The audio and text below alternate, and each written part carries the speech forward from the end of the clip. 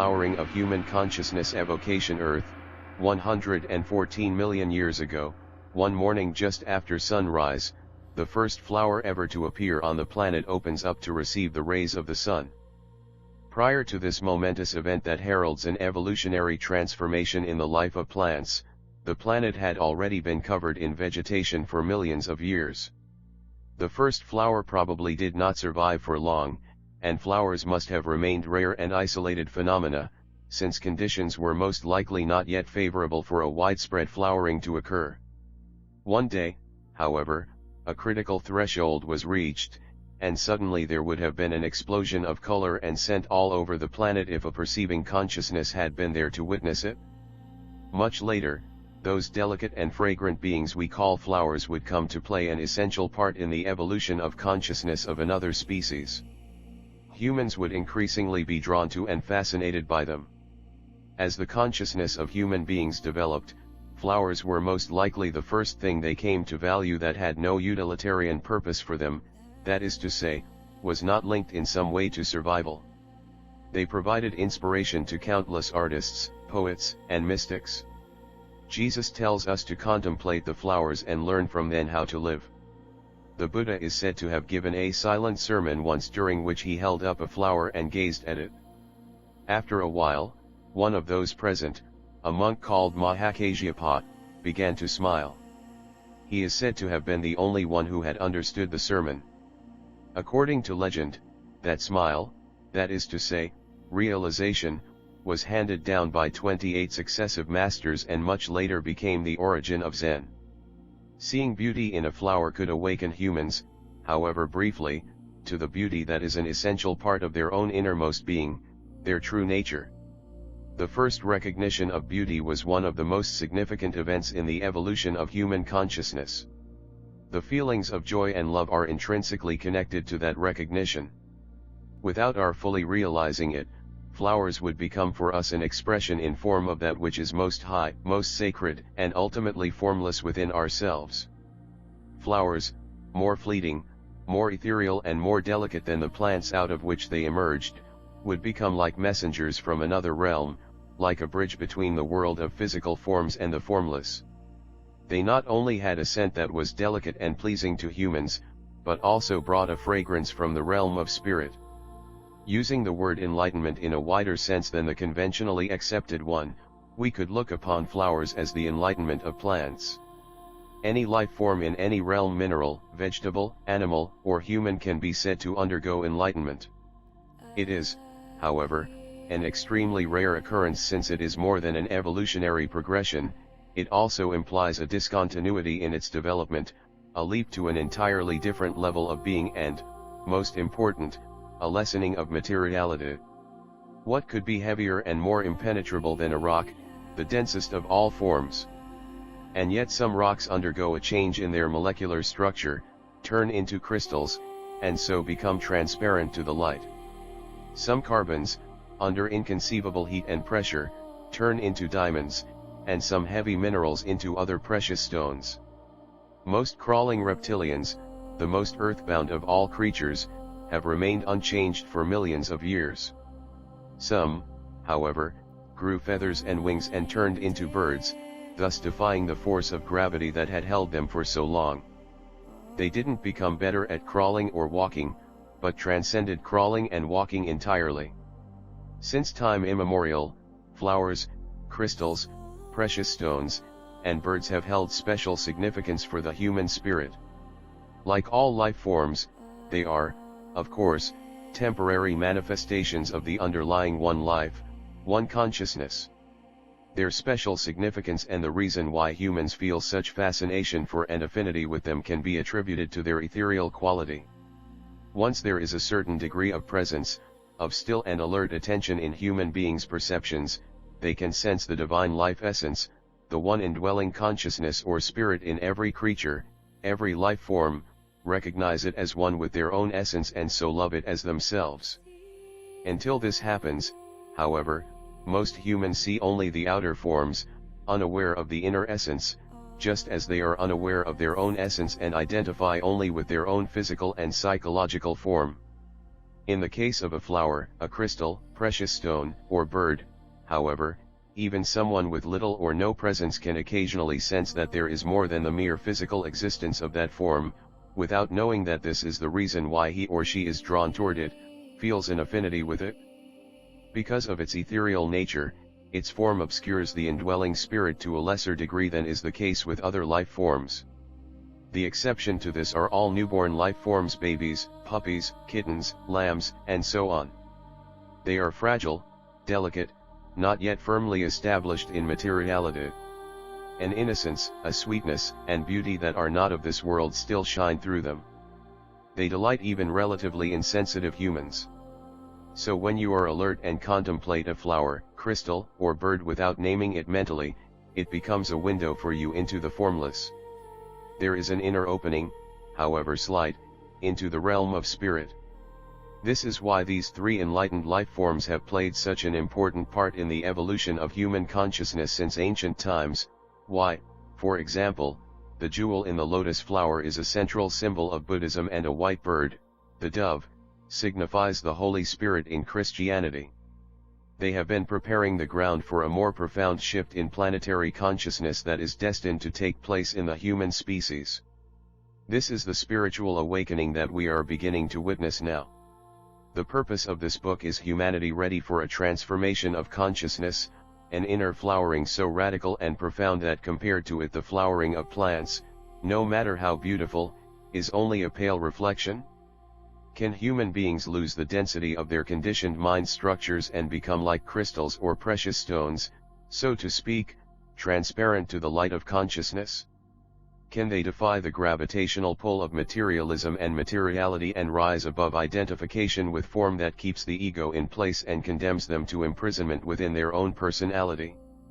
The possibility of such a transformation has been the central message of the great wisdom teachings of humankind. The messengers Buddha, Jesus, and others, not all of them known, were humanity's early flowers. They were precursors, rare and precious beings. A widespread flowering was not yet possible at that time, and their message became largely misunderstood and often greatly distorted. It certainly did not transform human behavior, except in a small minority of people. Is humanity more ready now than at the time of those early teachers? Why should this be so? What can you do, if anything, to bring about or accelerate this inner shift? What is it that characterizes the old egoic state of consciousness, and by what signs is the new emerging consciousness recognized? These and other essential questions will be addressed in this book. More important, this book itself is a transformational device that has come out of the arising new consciousness. The ideas and concepts presented here may be important, but they are secondary. They are no more than signposts pointing toward awakening. As you read, a shift takes place within you. This book's main purpose is not to add new information or beliefs to your mind or to try to convince you of anything, but to bring about a shift in consciousness, that is to say, to awaken. In that sense, this book is not interesting. Interesting means you can keep your distance, play around with ideas and concepts in your mind, agree or disagree. This book is about you. It will change your state of consciousness or it will be meaningless. It can only awaken those who are ready. Not everyone is ready yet, but many are, and with each person who awakens, the momentum in the collective consciousness grows, and it becomes easier for others. If you don't know what awakening means, read on. Only by awakening can you know the true meaning of that word. A glimpse is enough to initiate the awakening process, which is irreversible. For some, that glimpse will come while reading this book. For many others who may not even have realized it, the process has already begun. This book will help them recognize it. For some, it may have begun through loss or suffering; for others, through coming into contact with a spiritual teacher or teaching, through reading The Power of Now or some other spiritually alive and therefore transformational book, or any combination of the above. If the awakening process has begun in you, the reading of this book will accelerate and intensify it. An essential part of the awakening is the recognition of the unawakened you, the ego as it thinks, speaks, and acts, as well as the recognition of the collectively conditioned mental processes that perpetuate the unawakened state. That is why this book shows the main aspects of the ego and how they operate in the individual as well as in the collective. This is important for two related reasons. The first is that unless you know the basic mechanics behind the workings of the ego, you won't recognize it, and it will trick you into identifying with it again and again. This means it takes you over, an imposter pretending to be you. The second reason is that the act of recognition itself is one of the ways in which awakening happens. When you recognize the unconsciousness in you, that which makes the recognition possible is the arising consciousness, is awakening. You cannot fight against the ego and win, just as you cannot fight against darkness. The light of consciousness is all that is necessary. You are that light. Our inherited dysfunction, if we look more deeply into humanity's ancient religions and spiritual traditions, we will find that underneath the many surface differences there are two core insights that most of them agree on. The words they use to describe those insights differ, yet they all point to a twofold fundamental truth. The first part of this truth is the realization that the normal state of mind of most human beings contains a strong element of what we might call dysfunction or even madness. Certain teachings at the heart of Hinduism perhaps come closest to seeing this dysfunction as a form of collective mental illness. They call it Maya, the veil of delusion. Ramana Maharshi, one of the greatest Indian sages, bluntly states, "The mind is Maya." Buddhism uses different terms. According to the Buddha, the human mind in its normal state generates dukkha, which can be translated as suffering, unsatisfactoriness, or just plain misery. He sees it as a characteristic of the human condition. Wherever you go, whatever you do, says the Buddha, you will encounter dukkha, and it will manifest in every situation sooner or later. According to Christian teachings, the normal collective state of humanity is one of original sin. Sin is a word that has been greatly misunderstood and misinterpreted. Literally translated from the ancient Greek in which the New Testament was written, to sin means to miss the mark, as an archer who misses the target, so to sin means to miss the point of human existence. It means to live unskillfully, blindly, and thus to suffer and cause suffering. Again, the term, stripped of its cultural baggage and misinterpretations, points to the dysfunction inherent in the human condition. The achievements of humanity are impressive and undeniable. We have created sublime works of music, literature, painting, architecture, and sculpture.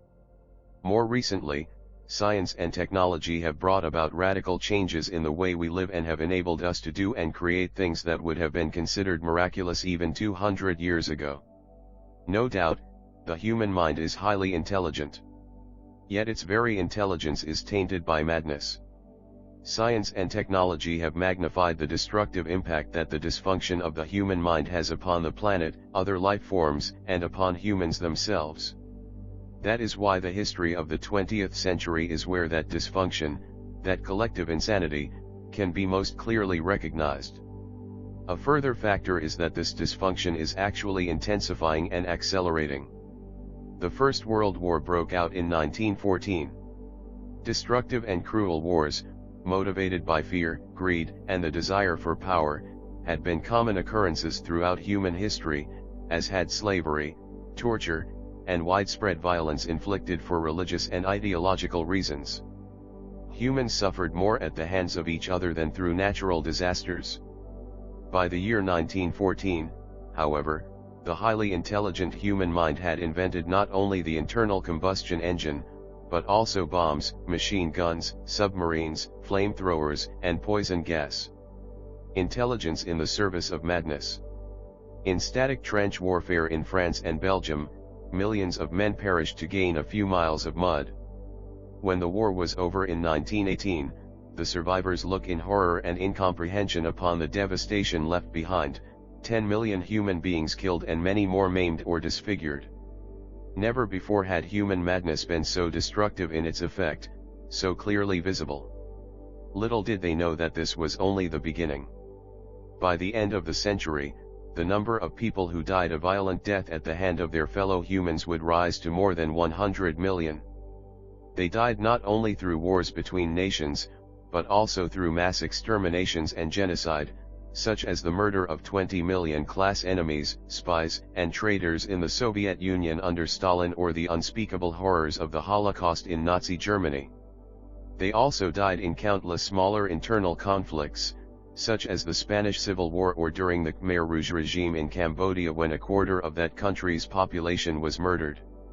We only need to watch the daily news on television to realize that the madness has not abated, that is continuing into the 21st century. Another aspect of the collective dysfunction of the human mind is the unprecedented violence that humans are inflicting on other life forms and the planet itself. The destruction of oxygen-producing forests and other plant and animal life, ill-treatment of animals in factory farms, and poisoning of rivers, oceans, and air. Driven by greed, ignorant of their connectedness to the whole, humans persist in behavior that, if continued unchecked, can only result in their own destruction. The collective manifestations of the insanity that lies at the heart of the human condition constitute the greater part of human history. It is to a large extent a history of madness. If the history of humanity were the clinical case history of a single human being, the diagnosis would have to be chronic paranoid delusions, a pathological propensity to commit murder and acts of extreme violence and cruelty against his perceived enemies, his own unconsciousness projected outward. Criminally insane, with a few brief lucid intervals. Fear, greed, and the desire for power are the psychological motivating forces not only behind warfare and violence between nations, tribes, religions, and ideologies, but also the cause of incessant conflict in personal relationships. They bring about a distortion in your perception of other people and yourself. Through them, you misinterpret every situation, leading to misguided action designed to rid you of fear and satisfy your need for more, a bottomless hole that can never be filled. It is important to realize, however, that fear, greed, and the desire for power are not the dysfunction that we are speaking of, but are themselves created by the dysfunction, which is a deep-seated collective delusion that lies within the mind of each human being. A number of spiritual teachings tell us to let go of fear and desire. But those spiritual practices are usually unsuccessful. They haven't gone to the root of the dysfunction. Fear, greed, and desire for power are not the ultimate causal factors. Trying to become a good or better human being sounds like a commendable and high-minded thing to do, yet it is an endeavor you cannot ultimately succeed in unless there is a shift in consciousness. This is because it is still part of the same dysfunction, a more subtle and rarefied form of self-enhancement, of desire for more and a strengthening of one's conceptual identity, one's self-image. You do not become good by trying to be good, but by finding the goodness that is already within you, and allowing that goodness to emerge. But it can only emerge if something fundamental changes in your state of consciousness. The history of communism, originally inspired by noble ideals, clearly illustrates what happens when people attempt to change external reality, create a new earth without any prior change in their inner reality, their state of consciousness. They make plans without taking into account the blueprint for dysfunction that every human being carries within, the ego. The arising new consciousness. Most ancient religions and spiritual traditions share the common insight that our normal state of mind is marred by a fundamental defect. However, out of this insight into the nature of the human condition, we may call it the bad news, arises a second insight, the good news of the possibility of a radical transformation of human consciousness. In Hindu teachings, and sometimes in Buddhism also, this transformation is called enlightenment. In the teachings of Jesus, it is salvation, and in Buddhism, it is the end of suffering. Liberation and awakening are other terms used to describe this transformation.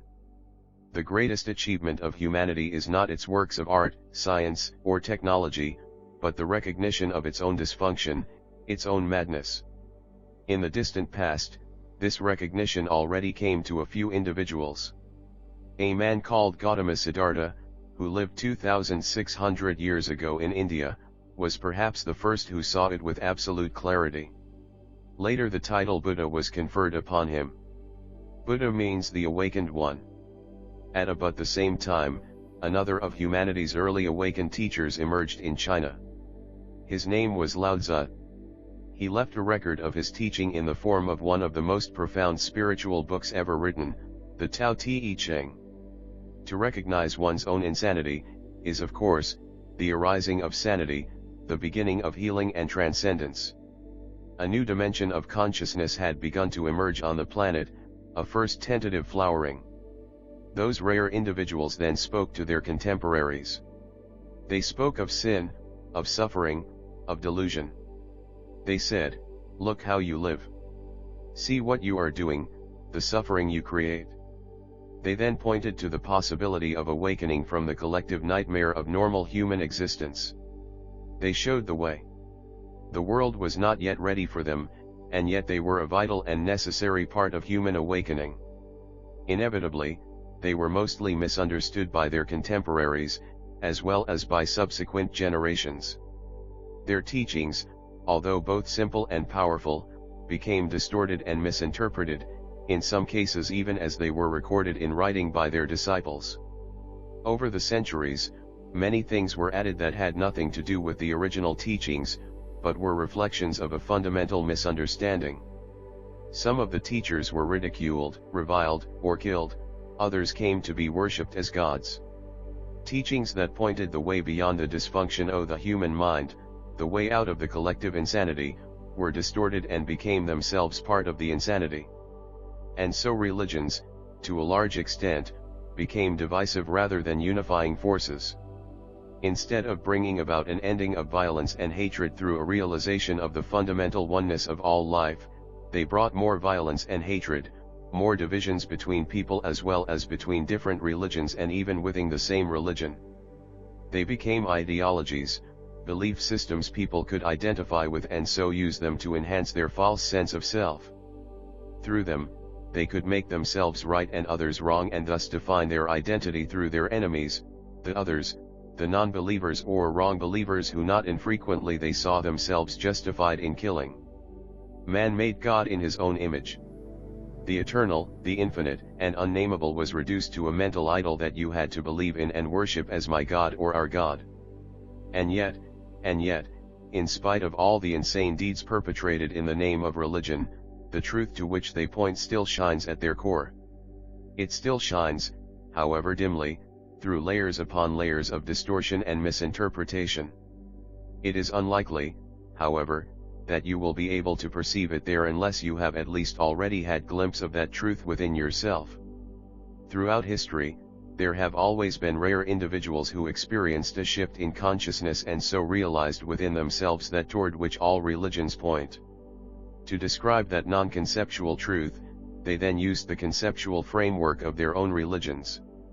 Through some of those men and women, schools, or movements developed within all major religions that represented not only a rediscovery, but in some cases an intensification of the light of the original teaching.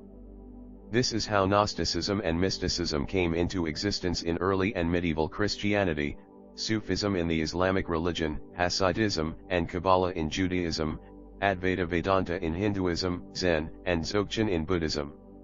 Most of these schools were iconoclastic. They did away with layers upon layers of deadening conceptualization and mental belief structures, and for this reason most of them were viewed with suspicion and often hostility by the established religious hierarchies. Unlike mainstream religion, their teachings emphasized realization and inner transformation.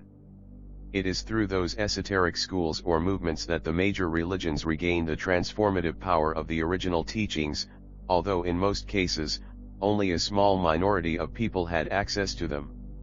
Their numbers were never large enough to have any significant impact on the deep collective unconsciousness of the majority. Over time, some of those schools themselves became too rigidly formalized or conceptualized to remain effective. Spirituality and religion. What is the role of the established religions in the arising of the new consciousness? Many people are already aware of the difference between spirituality and religion. They realize that having a belief system, a set of thoughts that you regard as the absolute truth, does not make you spiritual no matter what the nature of those beliefs is.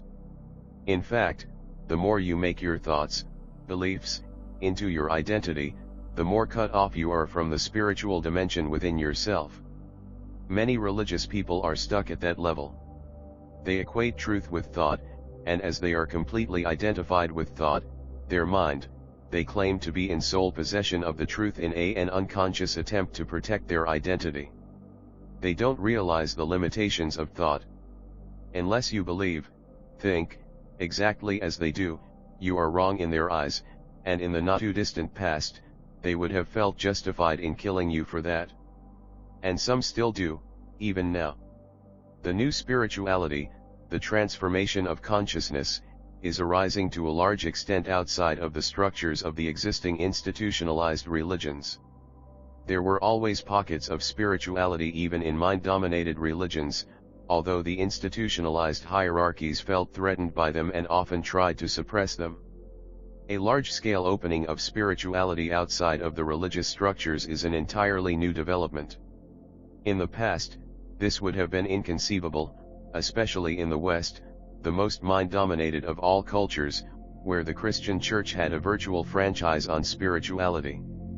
You couldn't just stand up and give a spiritual talk or publish a spiritual book unless you were sanctioned by the Church, and if you were not, they would quickly silence you. But now, even within certain churches and religions, there are signs of change. It is heartwarming, and one is grateful for even the slightest signs of openness, such as Pope John Paul II visiting a mosque as well as a synagogue. Partly as a result of the spiritual teachings that have arisen outside the established religions, but also due to an influx of the ancient Eastern wisdom teachings, a growing number of followers of traditional religions are able to let go of identification with form, dogma, and rigid belief systems and discover the original depth that is hidden within their own spiritual tradition at the same time as they discover the depth within themselves. They realize that how spiritual you are has nothing to do with what you believe but everything to do with your state of consciousness. This, in turn, determines how you act in the world and interact with others. Those unable to look beyond form become even more deeply entrenched in their beliefs, that is to say, in their mind. We are witnessing not only an unprecedented influx of consciousness at this time but also an entrenchment and intensification of the ego. Some religious institutions will be open to the new consciousness, others will harden their doctrinal positions and become part of all those other man-made structures through which the collective ego will defend itself and fight back. Some churches, sects, cults, or religious movements are basically collective ego entities, as rigidly identified with their mental positions as the followers of any political ideology that is closed to any alternative interpretation of reality. But the ego is destined to dissolve, and all its ossified structures, whether they be religious or other institutions, corporations, or governments, will disintegrate from within, no matter how deeply entrenched they appear to be. The most rigid structures, the most impervious to change, will collapse first. This has already happened in the case of Soviet communism. How deeply entrenched, how solid and monolithic it appeared, and yet within a few years, it disintegrated from within. No one foresaw this. All were taken by surprise. There are many more such surprises in store for us. The urgency of transformation when faced with a radical crisis, when the old way of being in the world, of interacting with each other and with the realm of nature doesn't work anymore, when survival is threatened by seemingly insurmountable problems, an individual life form or a species will either die or become extinct or rise above the limitations of its condition through an evolutionary leap. It is believed that the life forms on this planet first evolved in the sea. When there were no animals yet to be found on land, the sea was already teeming with life.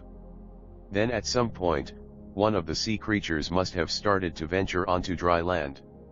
It would perhaps crawl a few inches at first, then exhausted by the enormous gravitational pull of the planet, it would return to the water, where gravity is almost non-existent and where it could live with much greater ease. And then it tried again and again and again, and much later would adapt to life on land, grow feet instead of fins, develop lungs instead of gills. It seems unlikely that a species would venture into such an alien environment and undergo an evolutionary transformation unless it was compelled to do so by some crisis situation. There may have been a large sea area that got cut off from the main ocean where the water gradually receded over thousands of years, forcing fish to leave their habitat and evolve. Responding to a radical crisis that threatens our very survival, this is humanity's challenge now. The dysfunction of the ego human mind, recognized already more than 2,500 years ago by the ancient wisdom teachers and now magnified through science and technology, is for the first time threatening the survival of the planet. Until very recently, the transformation of human consciousness also pointed to by the ancient teachers was no more than a possibility, realized by a few rare individuals here and there, irrespective of cultural or religious background. A widespread flowering of human consciousness did not happen because it was not yet imperative. A significant portion of the Earth's population will soon recognize, if they haven't already done so, that humanity is now faced with a stark choice: evolve or die. A still relatively small but rapidly growing percentage of humanity is already experiencing within themselves the breakup of the old ego mind patterns and the emergence of a new dimension of consciousness. What is arising now is not a new belief system, a new religion, spiritual ideology, or mythology. We are coming to the end not only of mythologies but also of ideologies and belief systems. The change goes deeper than the content of your mind, deeper than your thoughts. In fact, at the heart of the new consciousness is the transcendence of thought, the newfound ability of rising above thought, of realizing a dimension within yourself that is infinitely more vast than thought. You then no longer derive your identity, your sense of who you are, from the incessant stream of thinking that in the old consciousness you take to be yourself. What a liberation to realize that the voice in my head is not who I am. Who am I then? The one who sees that. The awareness that is prior to thought, the space in which the thought or the emotion or sense perception happens. Ego is no more than this: identification with form, which primarily means thought forms.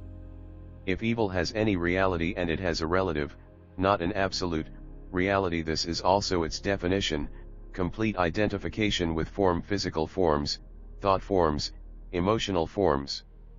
This results in a total unawareness of my connectedness with the whole, my intrinsic oneness with every other as well as with the source. This forgetfulness is original sin, suffering, delusion. When this delusion of utter separateness underlies and governs whatever I think, say, and do, what kind of world do I create? To find the answer to this, observe how humans relate to each other, read a history book, or watch the news on television tonight. If the structures of the human mind remain unchanged, we will always end up recreating fundamentally the same world, the same evils, the same dysfunction. A New Heaven and a New Earth. The inspiration for the title of this book came from a Bible prophecy that seems more applicable now than at any other time in human history. It occurs in both the Old and the New Testament and speaks of the collapse of the existing world order and the arising of a new heaven and a new earth. We need to understand here that heaven is not a location but refers to the inner realm of consciousness. This is the esoteric meaning of the word, and this is also its meaning in the teachings of Jesus. Earth, on the other hand, is the outer manifestation in form, which is always a reflection of the inner. Collective human consciousness and life on our planet are intrinsically connected. A new heaven is the emergence of a transformed state of human consciousness, and a new earth is its reflection in the physical realm. Since human life and human consciousness are intrinsically one with the life of the planet, as the old consciousness dissolves, there are bound to be synchronistic geographic and climatic natural upheavals in many parts of the planet, some of which we are already witnessing now. Chapter 2: Ego, the current state of humanity. Words, no matter whether they are vocalized and made into sounds or remain unspoken as thoughts, can cast an almost hypnotic spell upon you. You easily lose yourself in them, become hypnotized into implicitly believing that when you have attached a word to something, you know what it is. The fact is, you don't know what it is. You have only covered up the mystery with a label. Everything, a bird, a tree, even a simple stone, and certainly a human being, is ultimately unknowable. This is because it has unfathomable depth. All we can perceive, experience, think about, is the surface layer of reality, less than the tip of an iceberg. Underneath the surface appearance, everything is not only connected with everything else, but also with the source of all life out of which it came.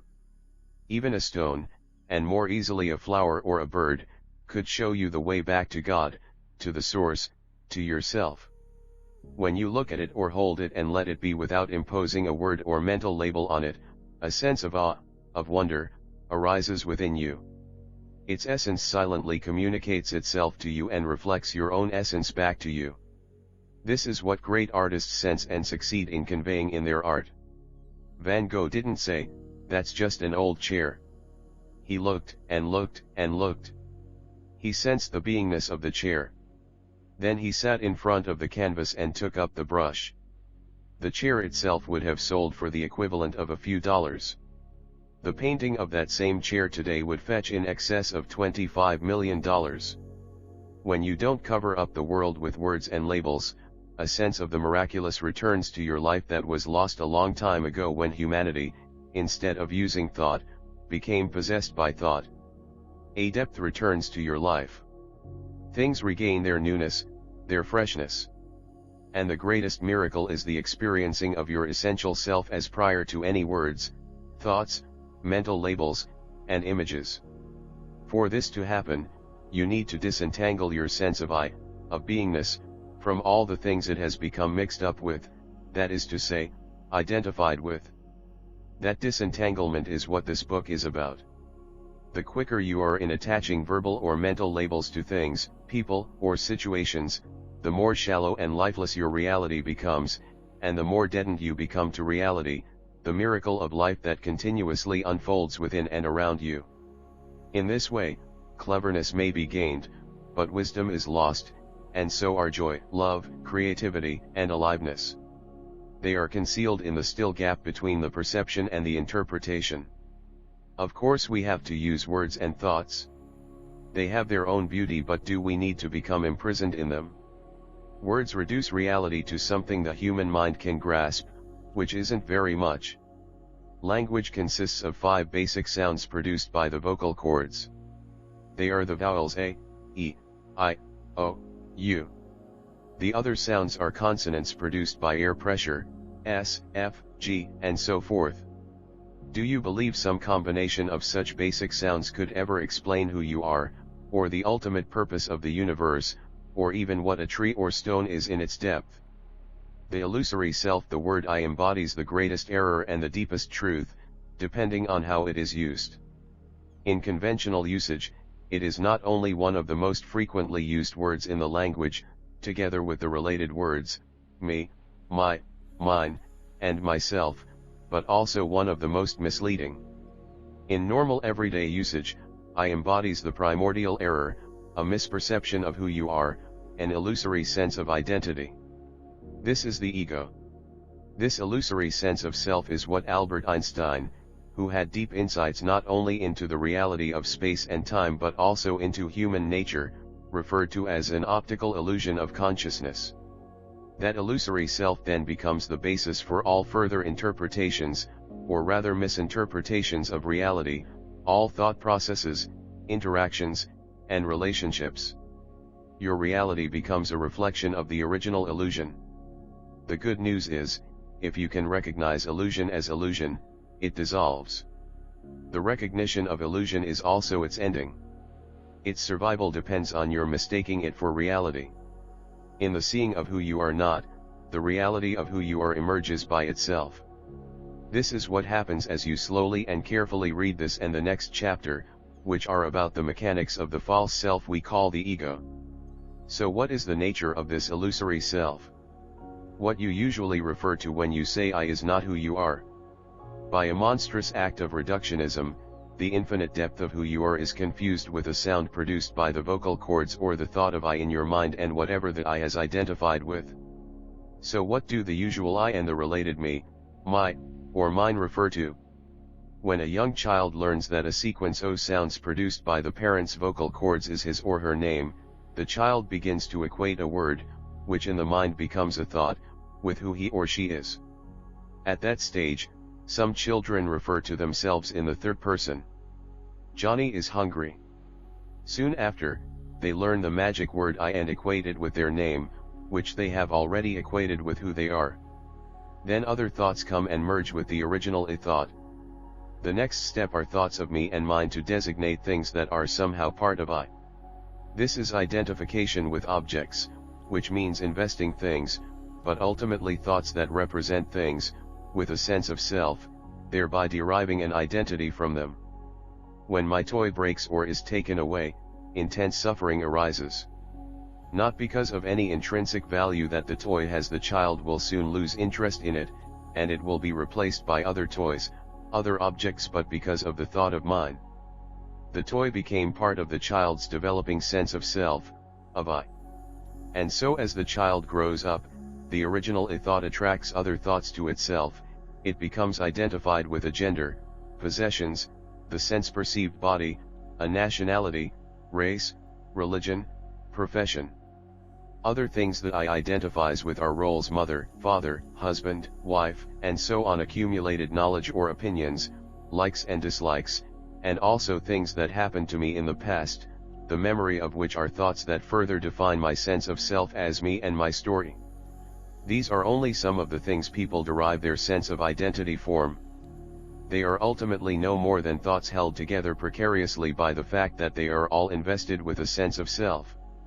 This mental construct is what you normally refer to when you say I. To be more precise, most of the time it is not you who speaks when you say or think I, but some aspect of that mental construct, the ego self. Once you awaken, you still use the word I, but it will come from a much deeper place within yourself. Most people are still completely identified with the incessant stream of mind, of compulsive thinking, most of it repetitive and pointless. There is no I apart from their thought processes and the emotions that go with them.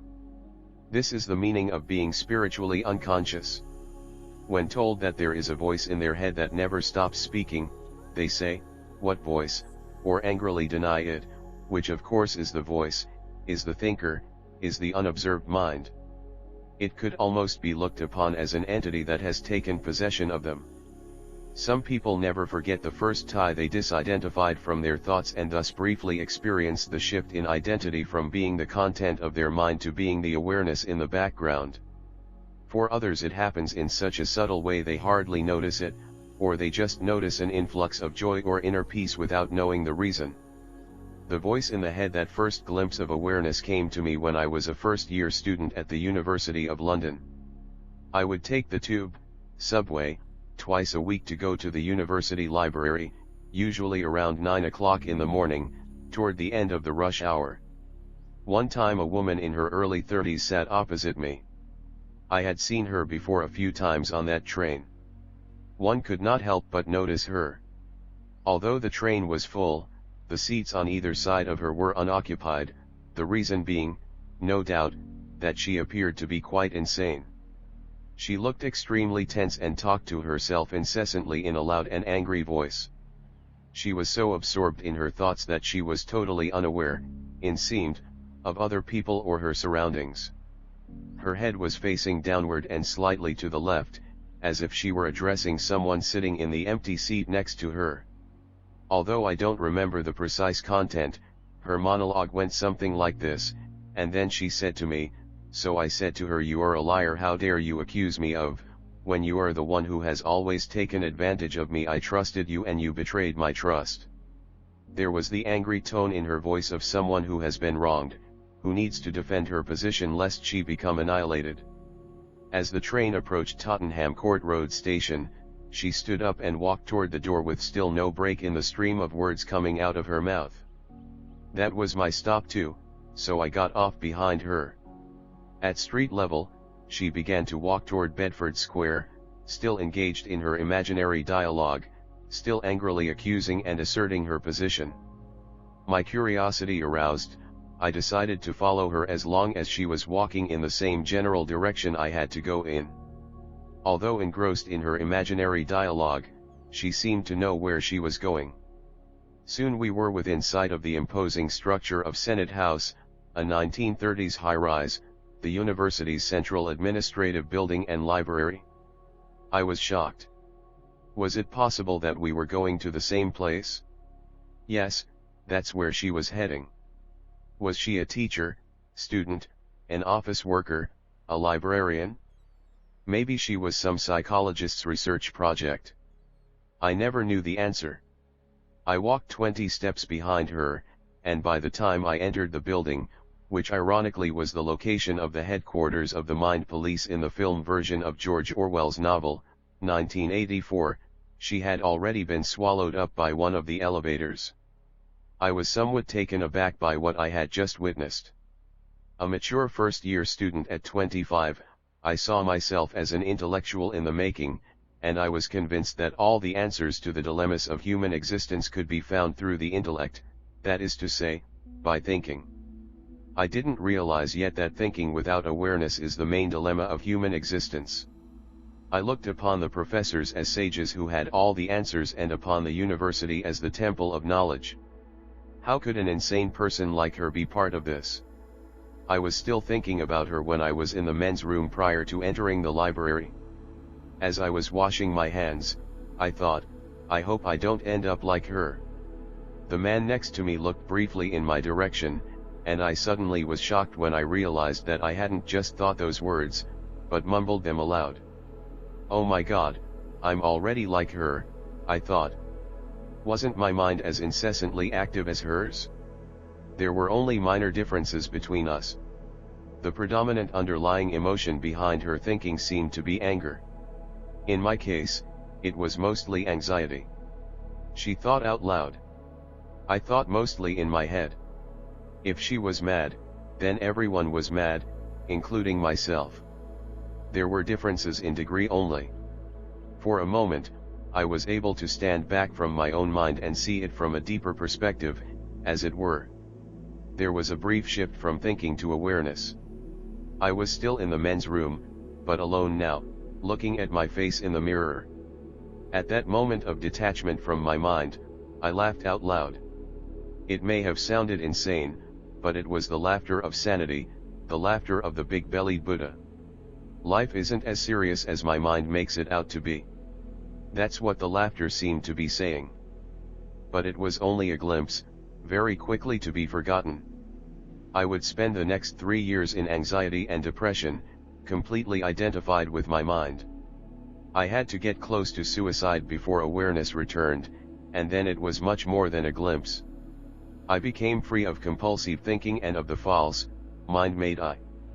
The above incident not only gave me a first glimpse of awareness, it also planted the first doubt as to the absolute validity of the human intellect. A few months later, something tragic happened that made my doubt grow.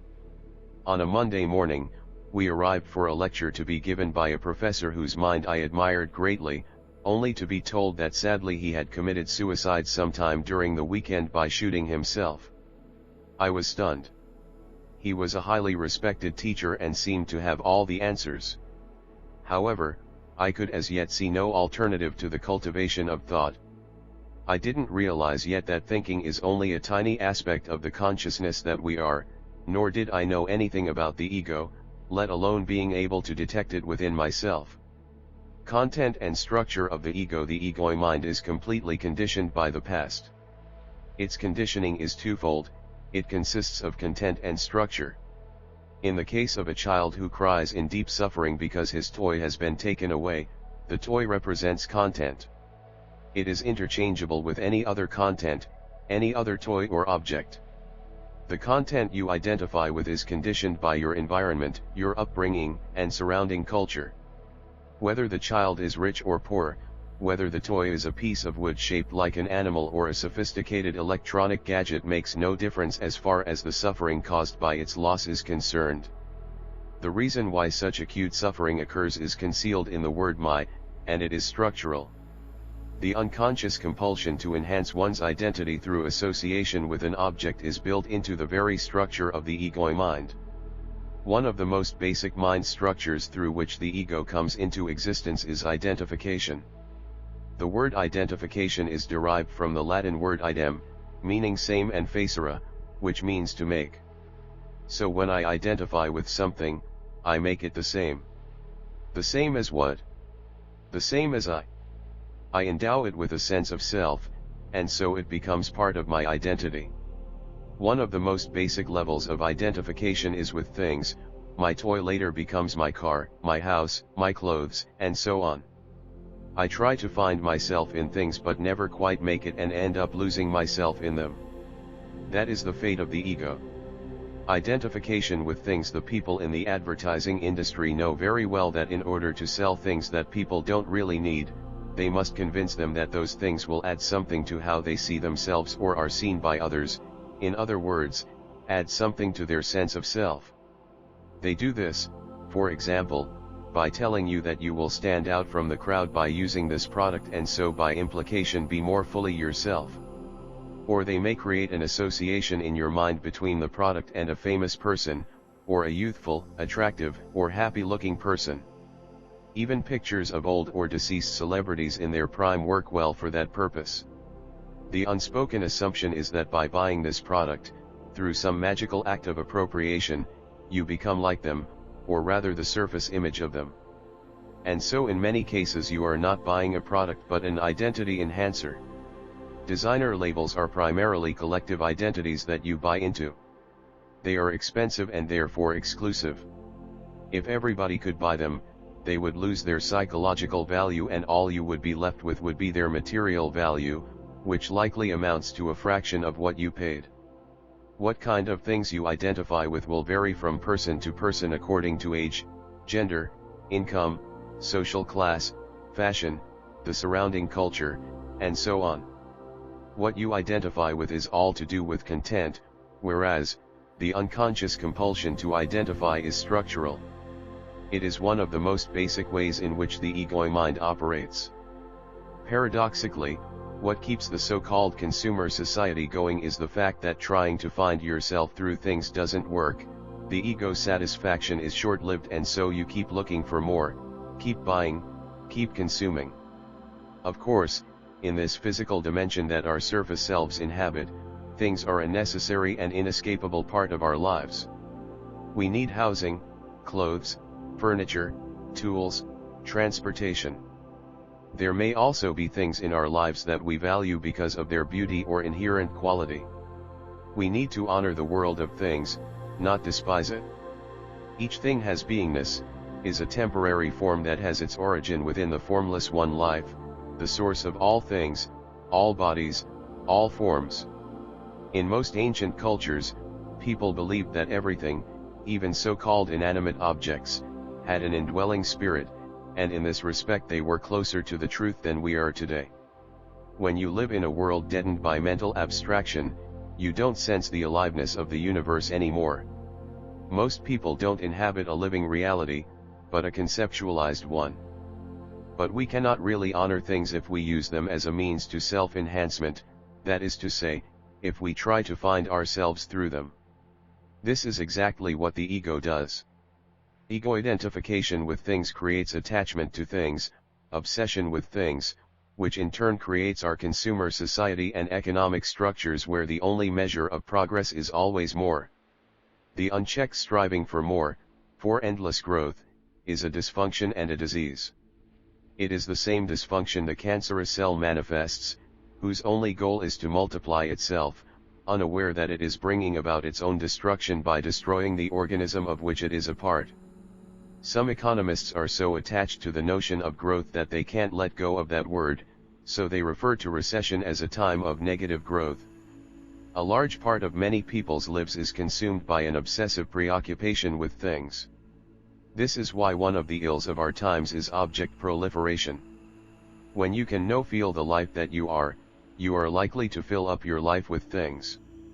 As a spiritual practice, I suggest that you investigate your relationship with the world of things through self-observation, and in particular, things that are designated with the word "my." You need to be alert and honest to find out, for example, whether your sense of self-worth is bound up with things you possess. Do certain things induce a subtle feeling of importance or superiority? Does the lack of them make you feel inferior to others who have more than you? Do you casually mention things you own or show them off to increase your sense of worth in someone else's eyes and through them in your own? Do you feel resentful or angry and somehow diminished in your sense of self when someone else has more than you or when you lose a prized possession? The lost ring. When I was seeing people as a counselor and spiritual teacher, I would visit a woman twice a week whose body was riddled with cancer. She was a schoolteacher in her mid-40s and had been given no more than a few months to live by her doctors. Sometimes a few words were spoken during those visits, but mostly we would sit together in silence, and as we did, she had her first glimpses of the stillness within herself that she never knew existed during her busy life as a schoolteacher. One day, however, I arrived to find her in a state of great distress and anger. "What happened?" I asked. Her diamond ring, of great monetary as well as sentimental value, had disappeared, and she said she was sure it had been stolen by the woman who came to look after her for a few hours every day. She said she didn't understand how anybody could be so callous and heartless as to do this to her.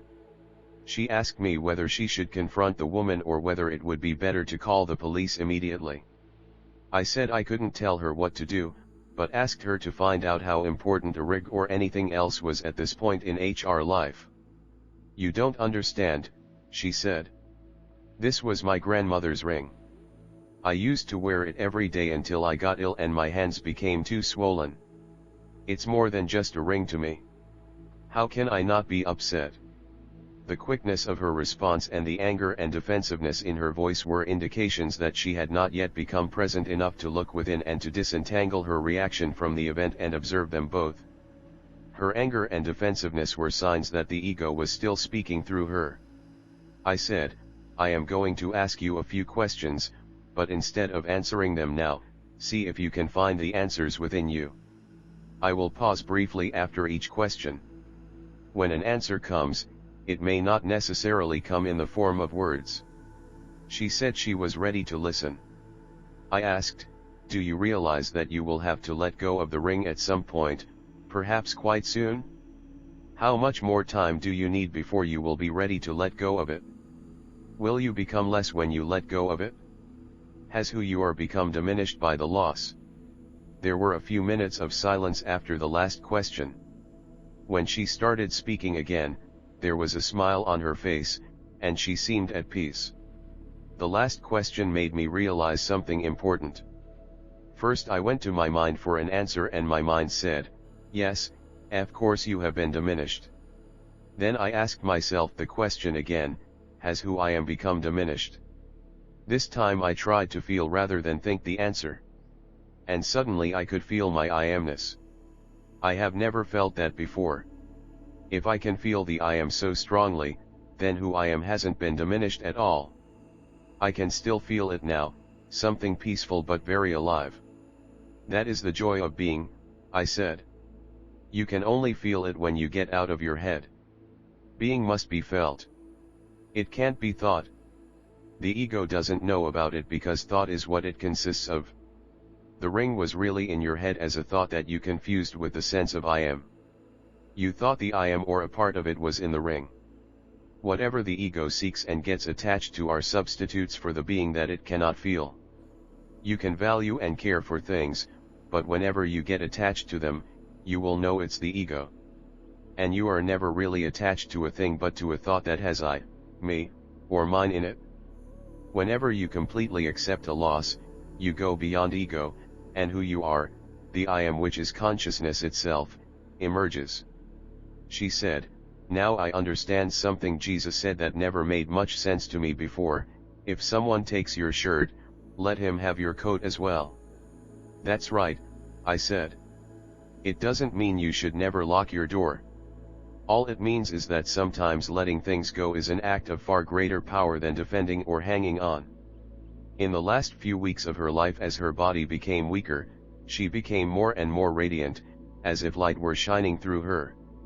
She gave many of her possessions away, some to the woman she thought had stolen the ring, and with each thing she gave away, her joy deepened. When her mother called me to let me know she had passed away, she also mentioned that after her death they found her ring in the medicine cabinet in the bathroom. Did the woman return the ring, or had it been there all the time? Nobody will ever know. One thing we do know, life will give you whatever experience is most helpful for the evolution of your consciousness. How do you know this is the experience you need? Because this is the experience you are having at this moment. Is it wrong then to be proud of one's possessions or to feel resentful toward people to have more than you? Not at all. That sense of pride, of needing to stand out, the apparent enhancement of oneself through more than and diminishment through less than is neither right nor wrong. It is the ego. The ego isn't wrong, it's just unconscious.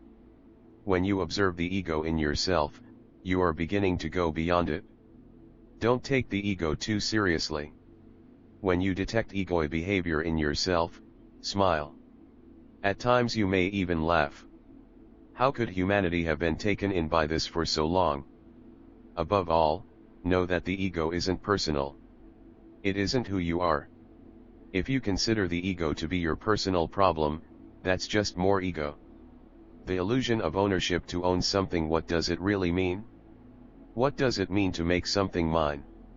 If you stand on a street in New York, point to a huge skyscraper and say, "That building is mine. I own it," you are either very wealthy or you are delusional or a liar. In any case, you are telling a story in which the thought form I and the thought form building merge into one. That's how the mental concept of ownership works. If everybody agrees with your story, there will be signed pieces of paper to certify their agreement with it. You are wealthy. If nobody agrees with the story, they will send you to a psychiatrist. You are delusional, or a compulsive liar. It is important to recognize here that the story and the thought forms that make up the story, whether people agree with it or not, have absolutely nothing to do with who you are. Even if people agree with it, it is ultimately a fiction. Many people don't realize until they are on their deathbed and everything external falls away that no thing ever had anything to do with who they are. In the proximity of death, the whole concept of ownership stands revealed as ultimately meaningless. In the last moments of their life, they then also realize that while they were looking throughout their lives for a more complete sense of self, what they were really looking for, their being, had actually always already been there, but had been largely obscured by their identification with things, which ultimately means identification with their mind. Blessed are the poor in spirit, Jesus said, for theirs will be the kingdom of heaven. 1. What does poor in spirit mean? No inner baggage, no identifications. Not with things, nor with any mental concepts that have a sense of self in them. And what is the kingdom of heaven? The simple but profound joy of being that is there when you let go of identifications and so become poor in spirit. This is why renouncing all possessions has been an ancient spiritual practice in both East and West. Renunciation of possessions, however, will not automatically free you of the ego. It will attempt to ensure its survival by finding something else to identify with, for example, a mental image of yourself as someone who has transcended all interest in material possessions and is therefore superior, is more spiritual than others. There are people who have renounced all possessions but have a bigger ego than some millionaires.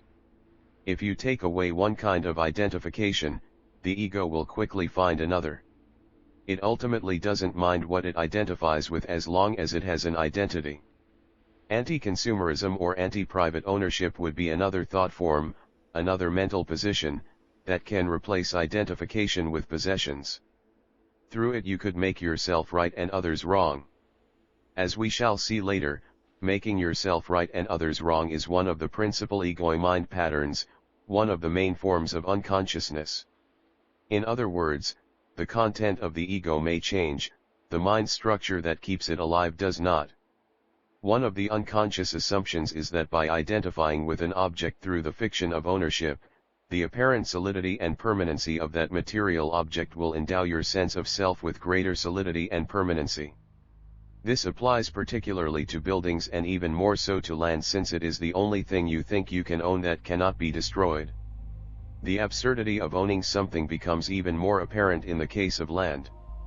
In the days of the white settlement, the natives of North America found ownership of land an incomprehensible concept. And so they lost it when the Europeans made them sign pieces of paper that were equally incomprehensible to them. They felt they belonged to the land, but the land did not belong to them. The ego tends to equate having with being. I have, therefore I am. And the more I have, the more I am. The ego lives through comparison. How you are seen by others turns into how you see yourself. If everyone lived in a mansion or everyone was wealthy, your mansion or your wealth would no longer serve to enhance your sense of self.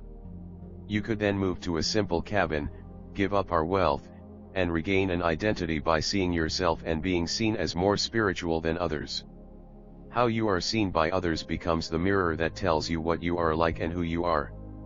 The ego's sense of self-worth is in most cases bound up with the worth you have in the eyes of others. You need others to give you a sense of self, and if you live in a culture that to a large extent equates self-worth with how much and what you have, if you cannot look through this collective delusion, you will be condemned to chasing after things for the rest of your life in the vain hope of finding your worth and completion of your sense of self there. How do you let go of attachment to things? Don't even try. It's impossible. Attachment to things drops away by itself when you no longer seek to find yourself in them. In the meantime, just be aware of your attachment to things. Sometimes you may not know that you are attached to something, which is to say, until you lose it or there is the threat of loss. If you then become upset, anxious, and so on, it means you are attached. If you are aware that you are identified with a thing, the identification is no longer total. I am the awareness that is aware that there is attachment. That's the beginning of the transformation of consciousness. Wanting, the need for more, the ego identifies with having, but its satisfaction in having is a relatively shallow and short-lived one. Concealed within it remains a deep-seated sense of dissatisfaction, of incompleteness, of not enough. I don't have enough yet, by which the ego really means, I am not enough yet.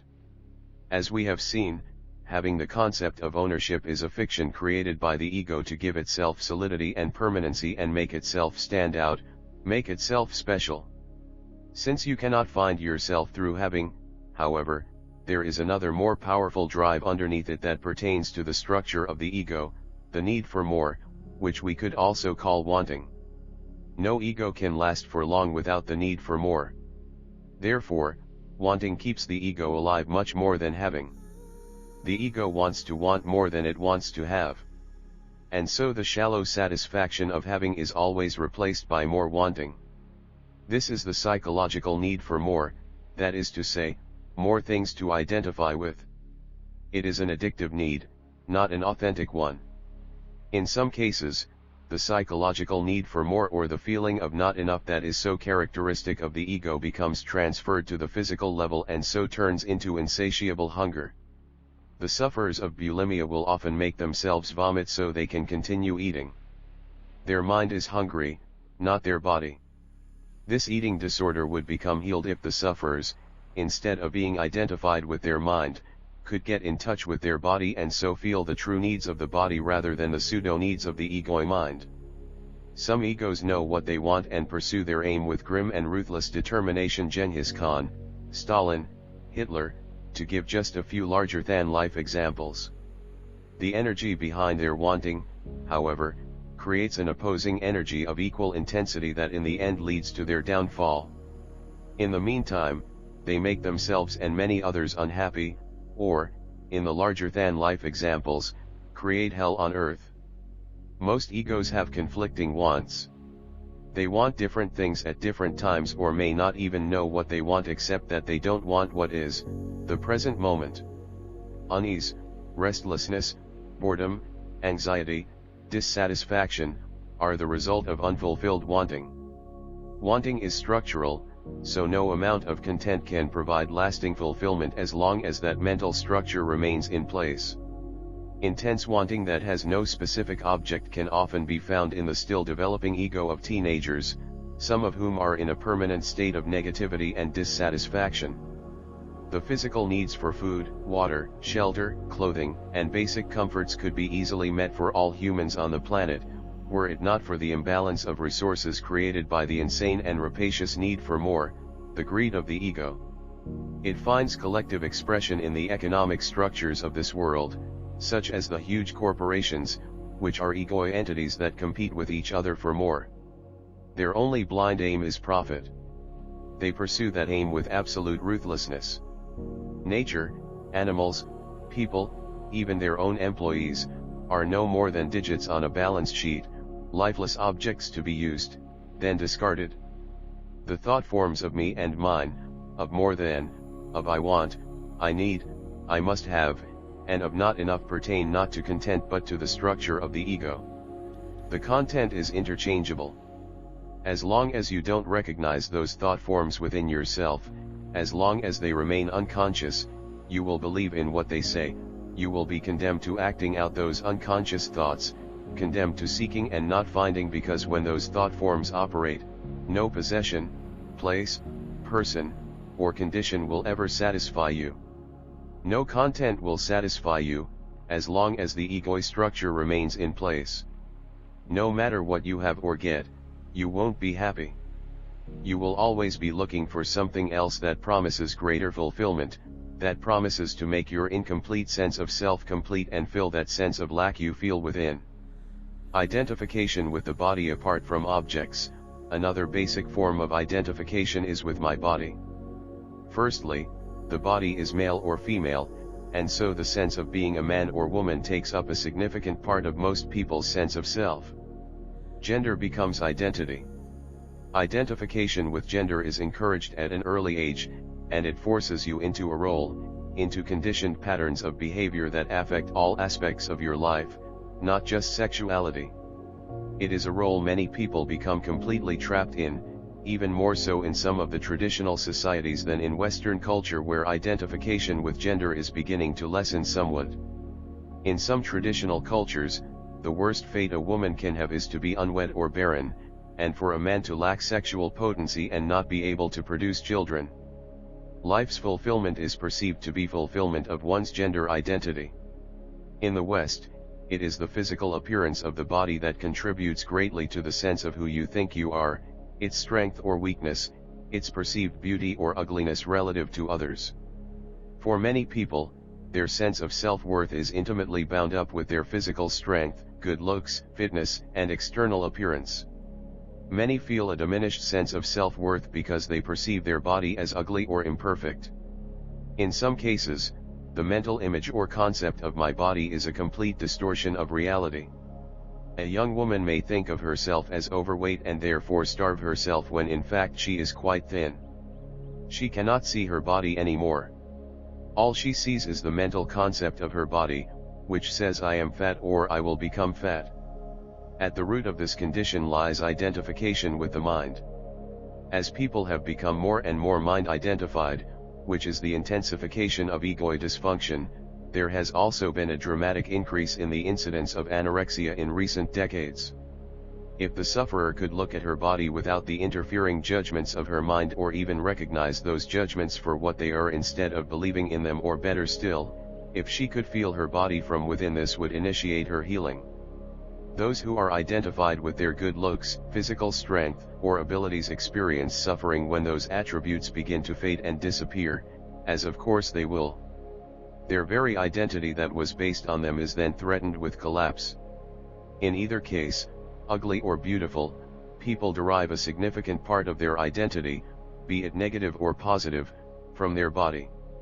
To be more precise, they derive their identity from the thought that they erroneously attach to the mental image or concept of their body, which after all is no more than a physical form that shares the destiny of all forms, impermanence and ultimately decay. Equating the physical sense-perceived body that is destined to grow old, wither, and die with I always leads to suffering sooner or later. To refrain from identifying with the body doesn't mean that you neglect, despise, or no longer care for it.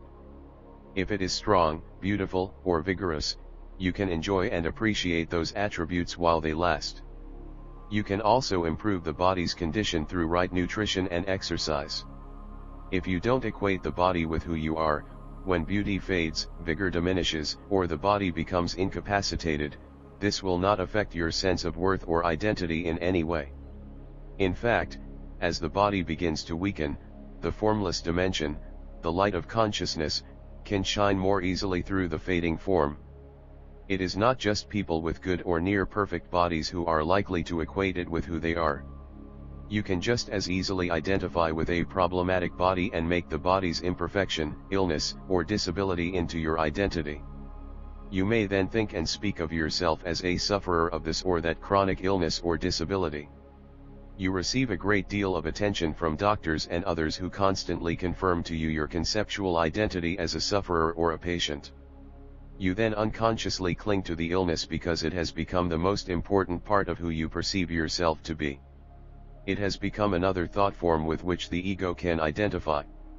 Once the ego has found an identity, it does not want to let go. Amazingly but not infrequently, the ego in search of a stronger identity and can and does create illnesses in order to strengthen itself through them. Feeling the inner body. Although body identification is one of the most basic forms of ego, the good news is that it is also the one that you can most easily go beyond. This is done not by trying to convince yourself that you are not your body, but by shifting your attention from the external form of your body and from thoughts about your body beautiful, ugly, strong, weak, too fat, too thin to the feeling of aliveness inside it. No matter what your body's appearance is on the outer level, beyond the outer form it is an intensely alive energy field. If you are not familiar with inner body awareness, close your eyes for a moment and find out if there is life inside your hands. Don't ask your mind. It will say, I can't feel anything. Probably it will also say, give me something more interesting to think about. So instead of asking your mind, go to the hands directly. By this I mean become aware of the subtle feeling of aliveness inside them. It is there. You just have to go there with your attention to notice it. You may get a slight tingling sensation at first, then a feeling of energy or aliveness. If you hold your attention in your hands for a while, the sense of aliveness will intensify. Some people won't even have to close their eyes. They will be able to feel their inner hands at the same times as they read this. Then go to your feet, keep your attention there for a minute or so, and begin to feel your hands and feet at the same time. Then incorporate other parts of the body, legs, arms, abdomen, chest, and so on into that feeling until you are aware of the inner body as a global sense of aliveness. What I call the inner body isn't really the body anymore but life energy, the bridge between form and formlessness. Make it a habit to feel the inner body as often as you can. After a while, you won't need to close your eyes anymore to feel it. For example, see if you can feel the inner body whenever you listen to someone. It almost seems like a paradox. When you are in touch with the inner body, you are not identified with your body anymore, nor are you identified with your mind. This is to say, you are no longer identified with form but moving away from form identification toward formlessness, which we may also call being. It is your essence identity. Body awareness not only anchors you in the present moment, it is a doorway out of the prison that is the ego. It also strengthens the immune system and the body's ability to heal itself. Forgetfulness of being ego is always identification with form, seeking yourself and thereby losing yourself in some form. Forms are not just material objects and physical bodies. More fundamental than the external forms, things and bodies are the thought forms that continuously arise in the field of consciousness. They are energy formations, finer and less dense than physical matter, but they are forms nonetheless. What you may be aware of as a voice in your head that never stops speaking is the stream of incessant and compulsive thinking. When every thought absorbs your attention completely, when you are so identified with the voice in your head and the motions that accompany it that you lose yourself in every thought and every emotion, then you are totally identified with form and therefore in the grip of ego. Ego is a conglomeration of recurring thought forms and conditioned mental emotional patterns that are invested with a sense of I, a sense of self.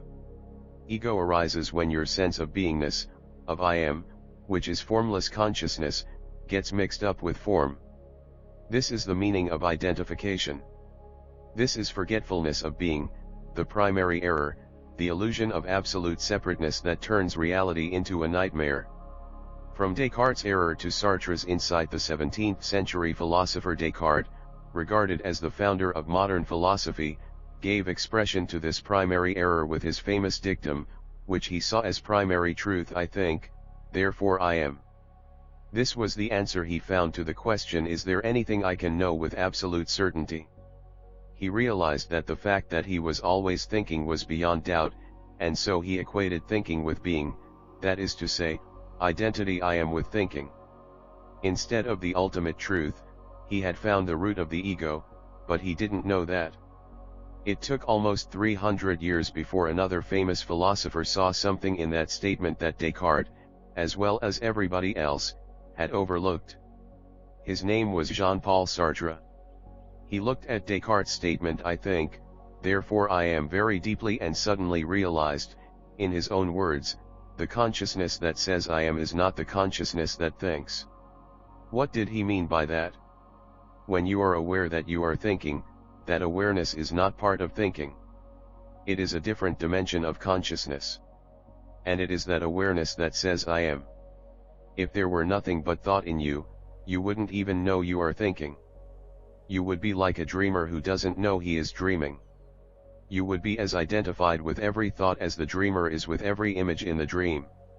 Many people still live like that, like sleepwalkers, trapped in old dysfunctional mindsets that continuously recreate the same nightmarish reality. When you know you are dreaming, you are awake within the dream. Another dimension of consciousness has come in. The implication of Sartre's insight is profound, but he himself was still too identified with thinking to realize the full significance of what he had discovered, an emerging new dimension of consciousness. The peace that passes all understanding. There are many accounts of people who experienced that emerging new dimension of consciousness as a result of tragic loss at some point in their lives. Some lost all of their possessions, others their children or spouse, their social position, reputation, or physical abilities. In some cases, through disaster or war, they lost all of these simultaneously and found themselves with nothing. We may call this a limit situation. Whatever they had identified with, whatever gave them their sense of self, had been taken away. Then suddenly and inexplicably, the anguish or intense fear they initially felt gave way to a scared sense of presence, a deep peace and serenity and complete freedom from fear. This phenomenon must have been familiar to St. Paul, who used the expression the peace of God which passeth all understanding. Too, it is indeed a peace that doesn't seem to make sense, and the people who experienced it asked themselves, in the face of this, how can it be that I feel such peace? The answer is simple, once you realize what the ego is and how it works. When forms that you had identified with, that gave you your sense of self, collapse or are taken away, it can lead to a collapse of the ego, since ego is identification with form. When there is nothing to identify with anymore, who are you? When forms around you die or death approaches, your sense of beingness, of I am, is freed from its entanglement with form, spirit is released from its imprisonment in matter. You realize your essential identity as formless, as an all-pervasive presence, of being prior to all forms, all identifications. You realize your true identity as consciousness itself, rather than what consciousness had identified with. That's the peace of God. The ultimate truth of who you are is not in I am this or I am that, but I am. Not everybody who experiences great loss also experiences this awakening, this disidentification from form. Some immediately create a strong mental image or thought form in which they see themselves as a victim, whether it be of circumstances, other people, an unjust fate, or God. This thought form and the emotions it creates, such as anger, resentment, self-pity, and so on, they strongly identify with, and it immediately takes the place of all the other identifications that have collapsed through the loss. In other words, the ego quickly finds a new form. The fact that this new form is a deeply unhappy one doesn't concern the ego too much, as long as it has an identity, good or bad. In fact, this new ego will be more contracted, more rigid and impenetrable than the old one. Whenever tragic loss occurs, you either resist or you yield. Some people become bitter or deeply resentful, others become compassionate, wise, and loving. Yielding means inner acceptance of what is. You are open to life. Resistance is an inner contraction, a hardening of the shell of the ego. You are closed. Whatever action you take in a state of inner resistance, which we could also call negativity, will create more outer resistance, and the universe will not be on your side, life will not be helpful. If the shutters are closed, the sunlight cannot come in. When you yield internally, when you surrender, a new dimension of consciousness opens up. If action is possible or necessary, your action will be in alignment with the whole and supported by creative intelligence, the unconditioned consciousness which in a state of inner openness you become one with. Circumstances and people then become helpful, cooperative. Coincidences happen. If no action is possible, you rest in the peace and inner stillness that come with surrender. You rest in God. Chapter 3 The core of ego. Most people are so completely identified with the voice in the head, the incessant stream of involuntary and compulsive thinking and the emotions that accompany it, that we may describe them as being possessed by their mind. As long as you are completely unaware of this, you take the thinker to be who you are. This is the ego mind. We call it ego because there is a sense of self, of I, ego, in every thought, every memory, every interpretation, opinion, viewpoint, reaction, emotion. This is unconsciousness, spiritually speaking. Your thinking, the content of your mind, is of course conditioned by the past, your upbringing, culture, family background, and so on. The central core of all your mind activity consists of certain repetitive and persistent thoughts, emotions, and reactive patterns that you identify with most strongly. This entity is the ego itself. In most cases, when you say I, it is the ego speaking, not you, as we have seen. It consists of thought and emotion, of a bundle of memories you identify with as me and my story, of habitual roles you play without knowing it, of collective identifications such as nationality, religion, race, social class, or political allegiance. It also contains personal identifications, not only with possessions, but also with opinions, external appearance, long-standing resentments, or concepts of yourself as better than or not as good as others, as a success or failure. The content of the ego varies from person to person, but in every ego the same structure operates. In other words, egos only differ on the surface. Deep down they are all the same. In what way are they the same? They live on identification and separation. When you live through the mind-made self comprised of thought and emotion, that is the ego, the basis for your identity is precarious because thought and emotion are by their very nature ephemeral, fleeting.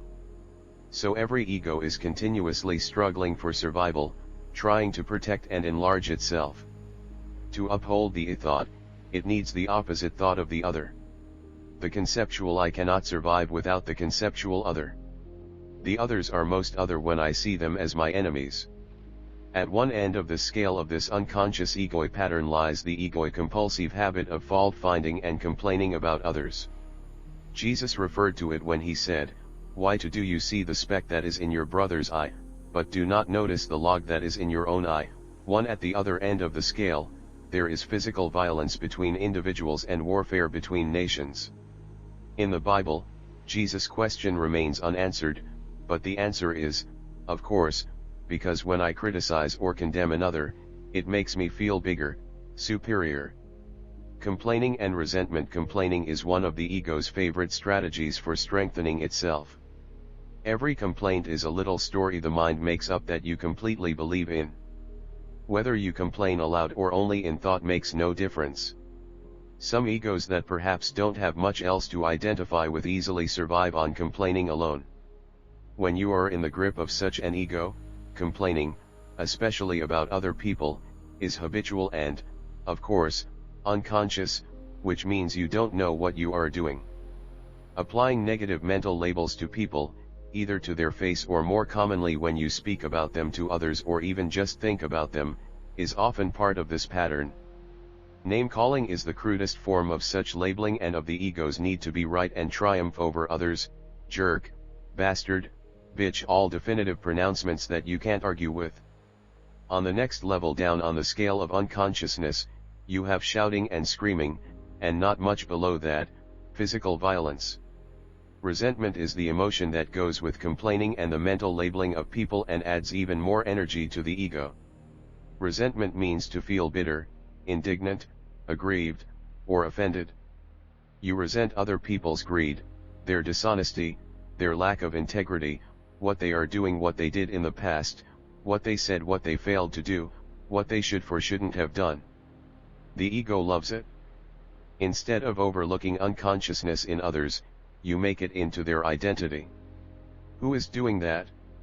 The unconsciousness in you, the ego. Sometimes the fault that you perceive in another isn't even there.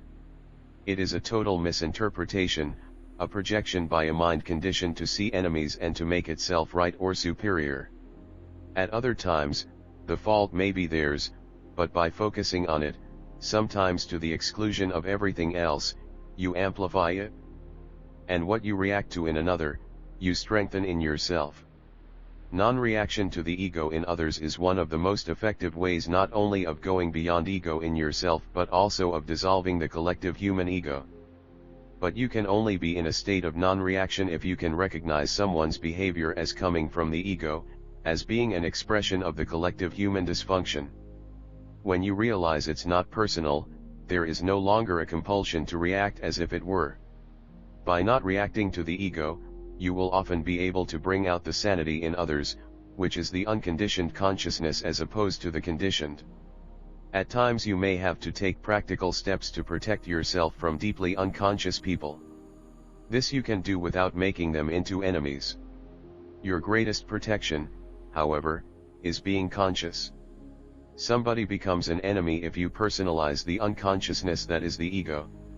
Non-reaction is not weakness but strength. Another word for non-reaction is forgiveness. To forgive is to overlook, or rather to look through. You look through the ego to the sanity that is in every human being as his or her essence.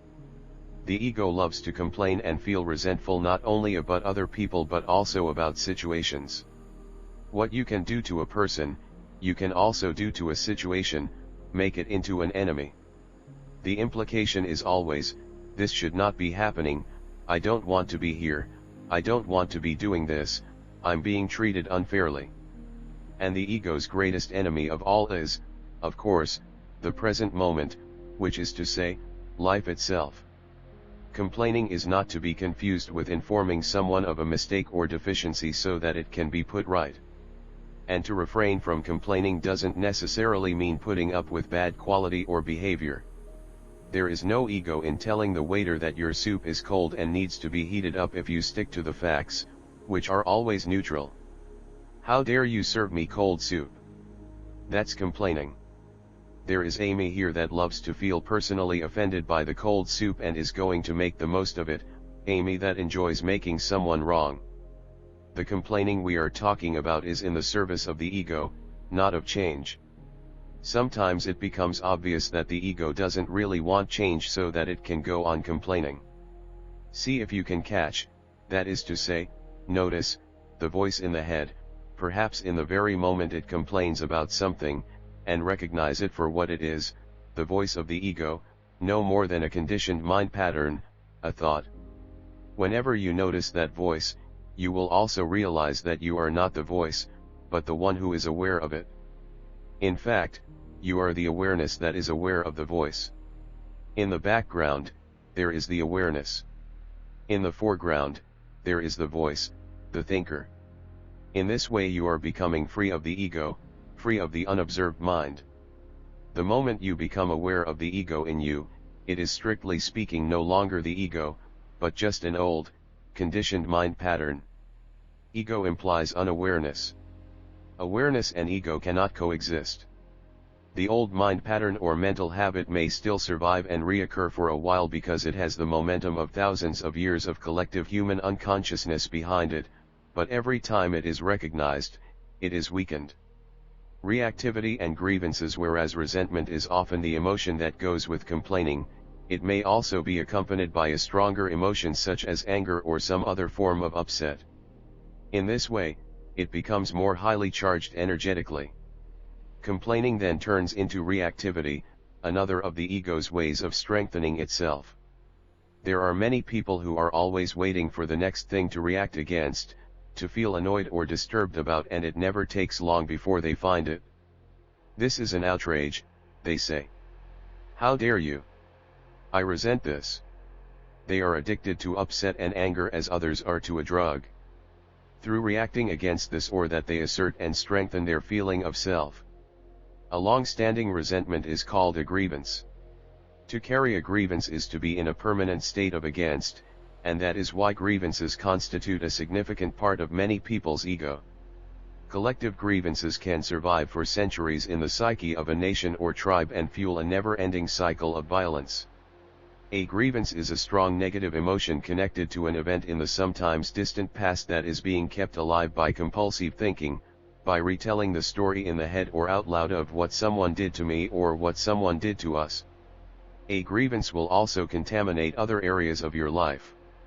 For example, while you think about and feel your grievance, its negative emotional energy can distort your perception of an event that is happening in the present or influence the way in which you speak or behave towards someone in the present.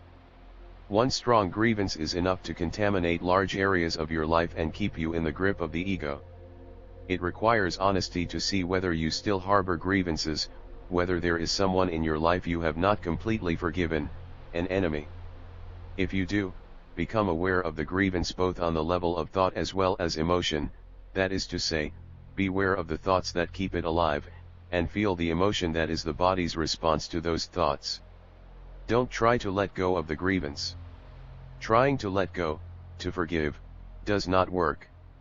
Forgiveness happens naturally when you see that it has no purpose other than to strengthen a false sense of self, to keep the ego in place. The seeing is freeing. Jesus' teaching to forgive your enemies is essentially about the undoing of one of the main egoist structures in the human mind. The past has no power to stop you from being present now. Only your grievance about the past can do that. And what is a grievance? The baggage of old thought and emotion. Being right, making wrong, complaining as well as fault-finding and reactivity strengthen the ego's sense of boundary and separateness on which its survival depends. But they also strengthen the ego in another way by giving it a feeling of superiority on which it thrives.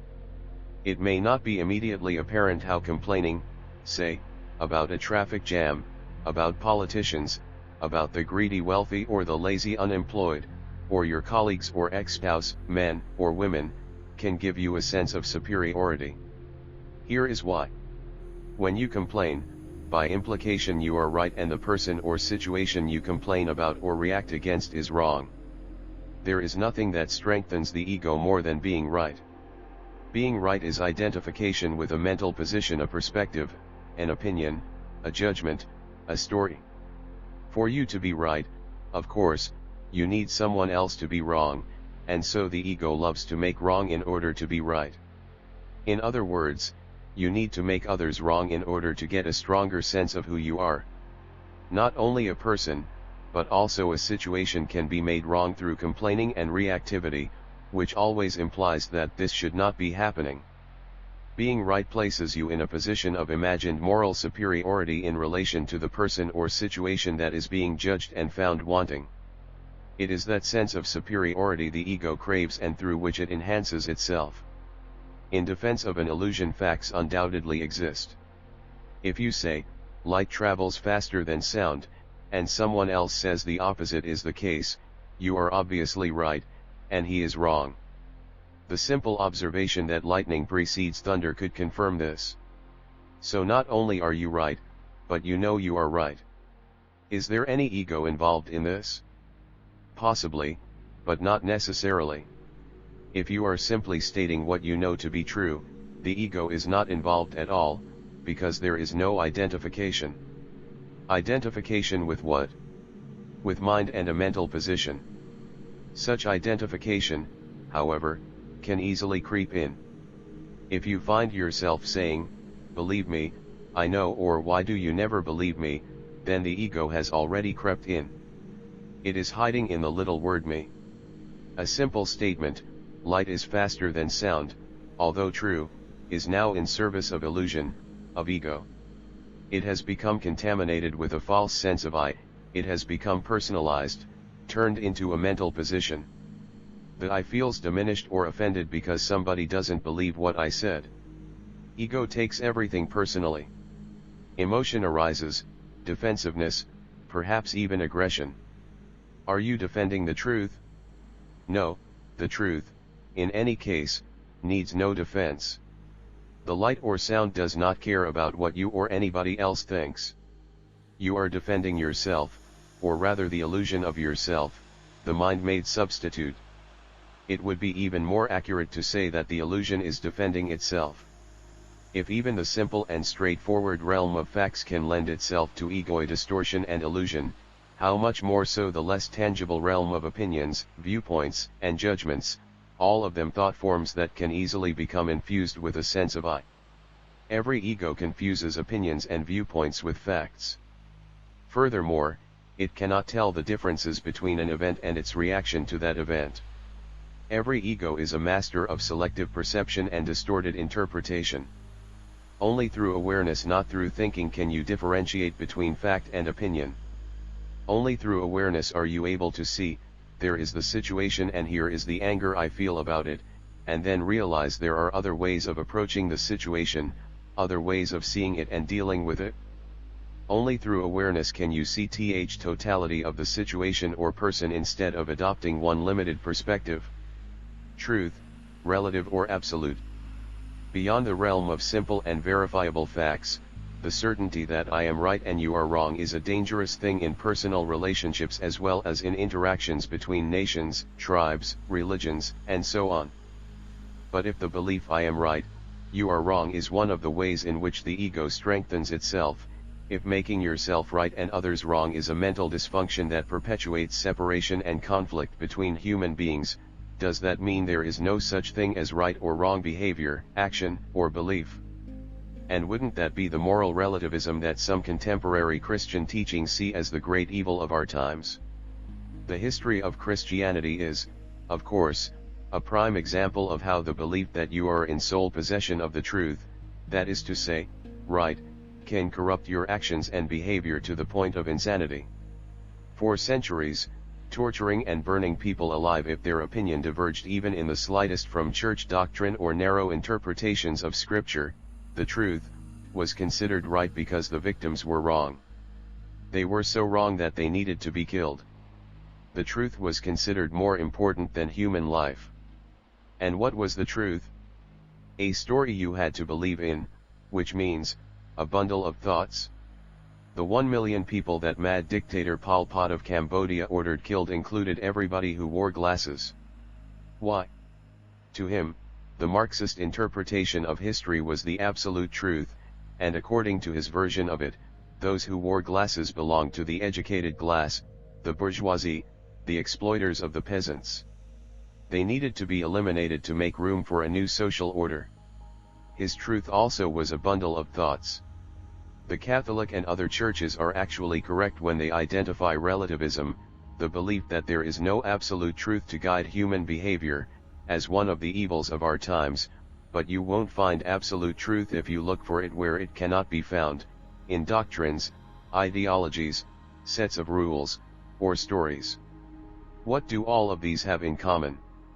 They are made up of thought. Thought can at best point to the truth, but it never is the truth. That's why Buddhists say the finger pointing to the moon is not the moon. All religions are equally false and equally true, depending on how you use them. You can use them in the service of the ego, or you can use them in the service of the truth. If you believe only your religion is the truth, you are using it in the service of the ego. Used in such a way, religion becomes ideology and creates an illusory sense of superiority as well as division and conflict between people. In the service of the truth, religious teachings represent signposts or maps left behind by awakened humans to assist you in spiritual awakening, that is to say, in becoming free of identification with form. There is only one absolute truth, and all other truths emanate from it. When you find that truth, your actions will be in alignment with it. Human action can reflect the truth, or it can reflect illusion. Can the truth be put into words? Yes, but the words are, of course, not it. They only point to it. The truth is inseparable from who you are. Yes, you are the truth. If you look for it elsewhere, you will be deceived every time. The very being that you are is truth.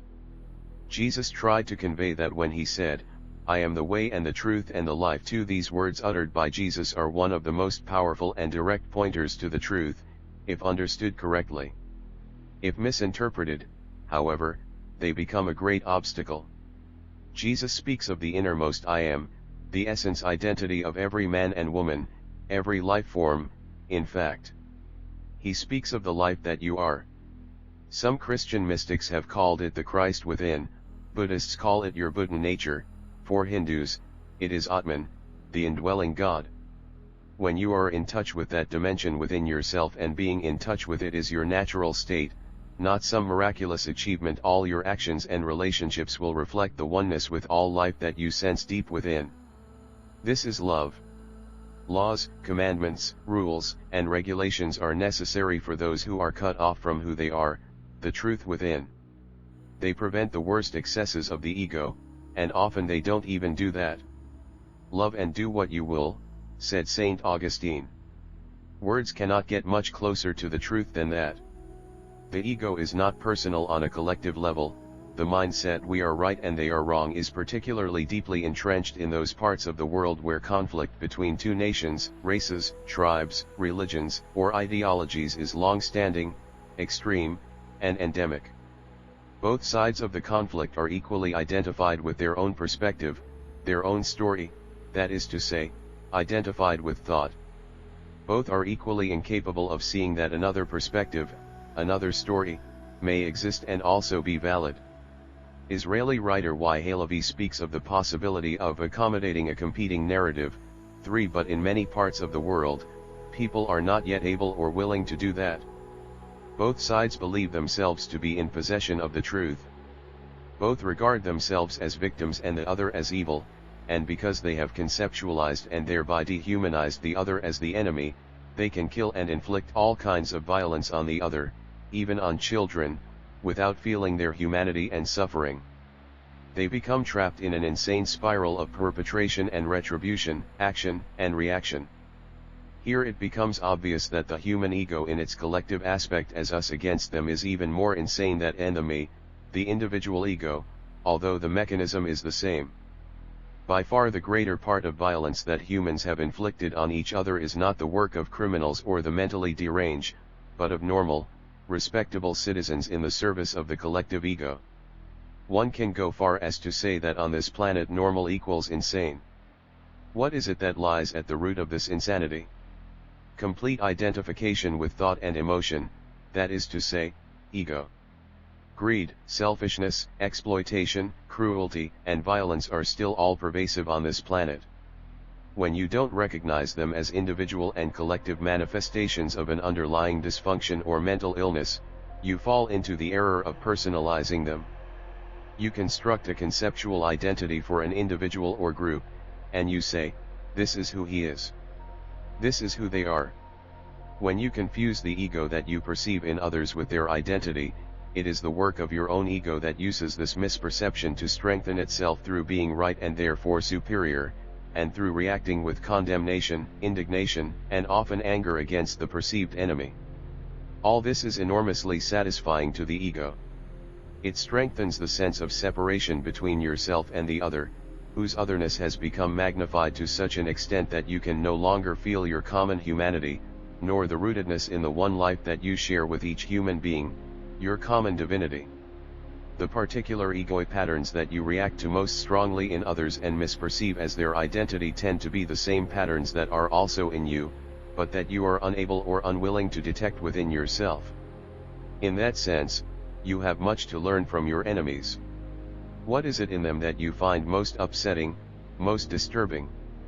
Their selfishness? Their greed? Their need for power and control? Their insincerity, dishonesty, propensity to violence, or whatever it may be. Anything that you resent and strongly react to in another is also in you. But it is no more than a form of ego, and as such, it is completely impersonal. It has nothing to do with who that person is, nor has it anything to do with who you are. Only if you mistake it for who you are can observing it within you be threatening to your sense of self.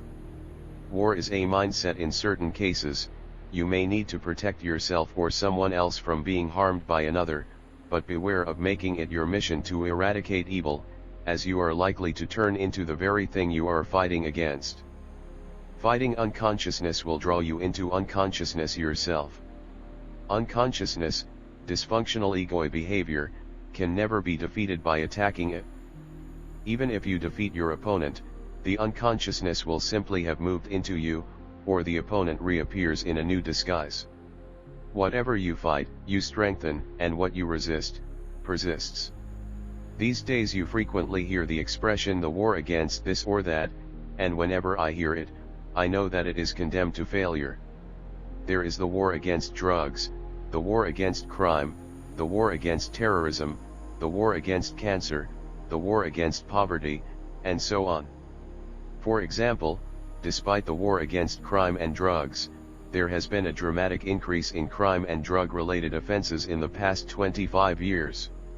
The prison population of the United States has gone up from just under 300,000 in 1980 to a staggering 2.1 million in 2004. The war against disease has given us, amongst other things, antibiotics.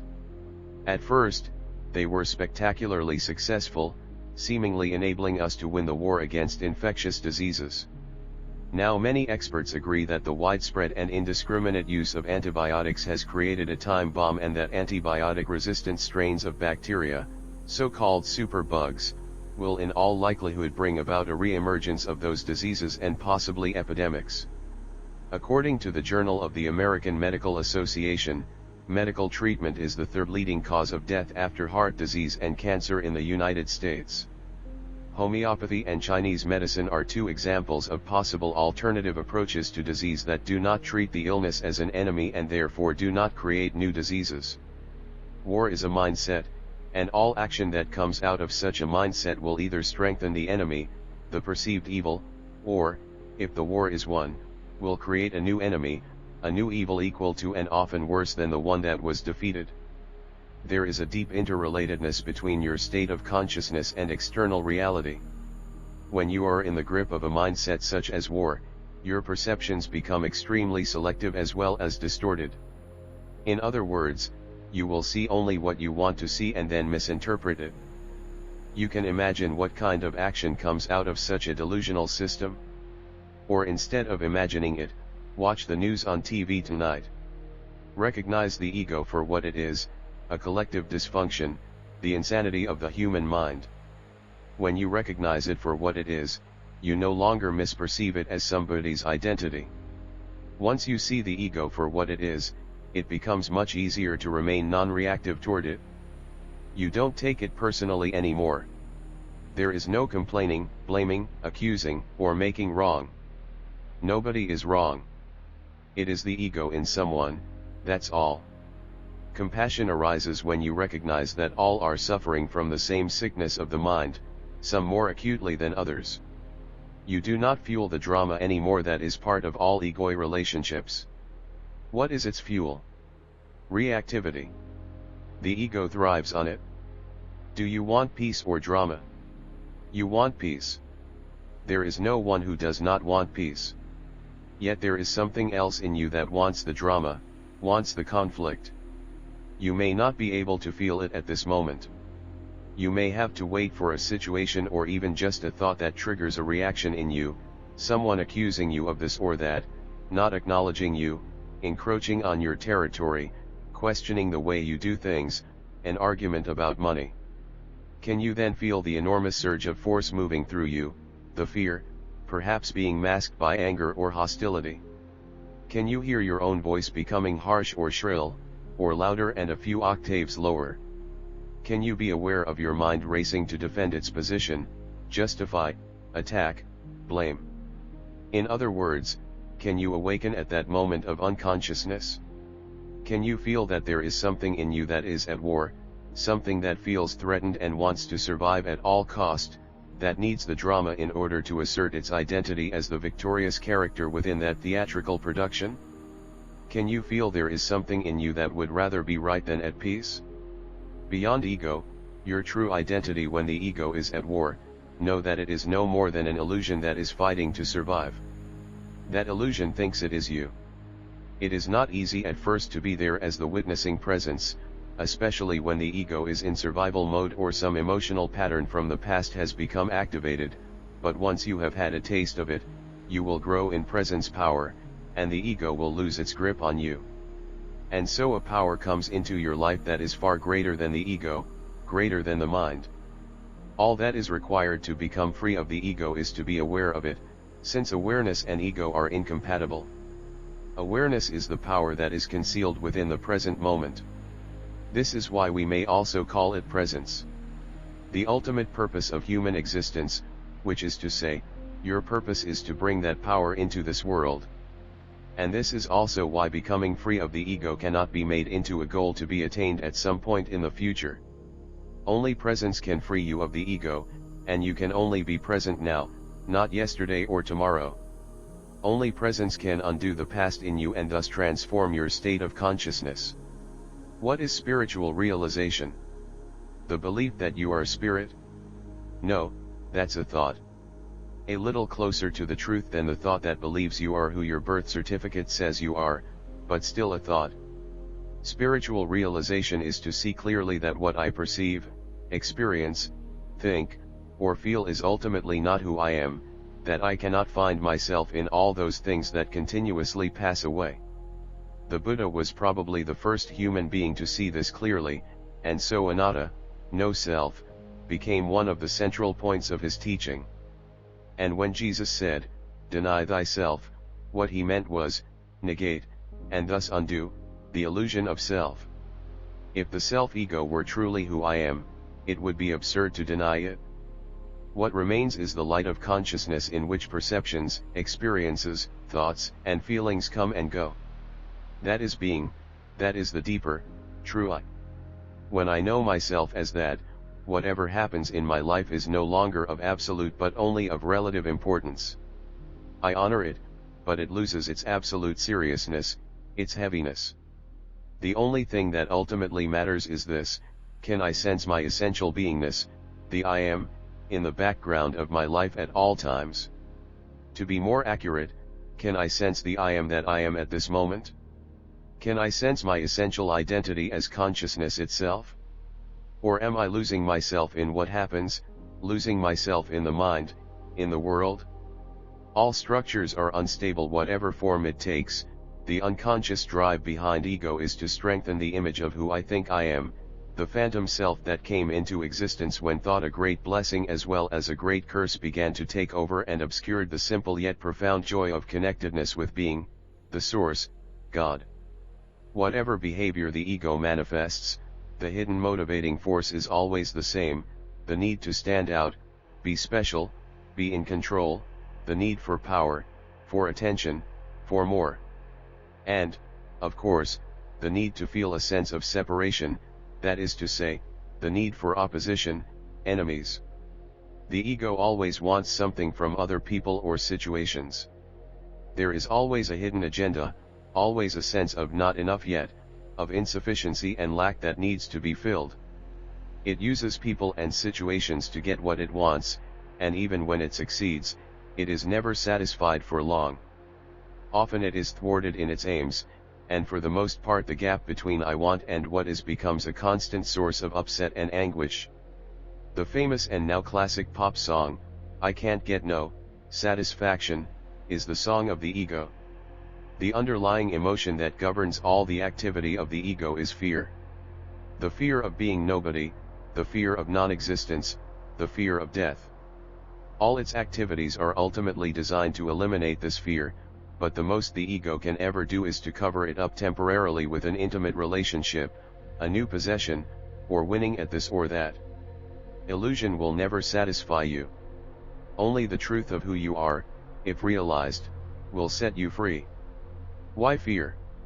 Because the ego arises by identification with form, and deep down it knows that no forms are permanent, that they are all fleeting. So there is always a sense of insecurity around the ego even if on the outside it appears confident. As I was walking with a friend through a beautiful nature reserve near Malibu in California, we came upon the ruins of what had been once a country house, destroyed by a fire several decades ago. As we approached the property, long overgrown with trees and all kinds of magnificent plants, there was a sign by the side of the trail put there by the park authorities. It read, "Danger. All structures are unstable."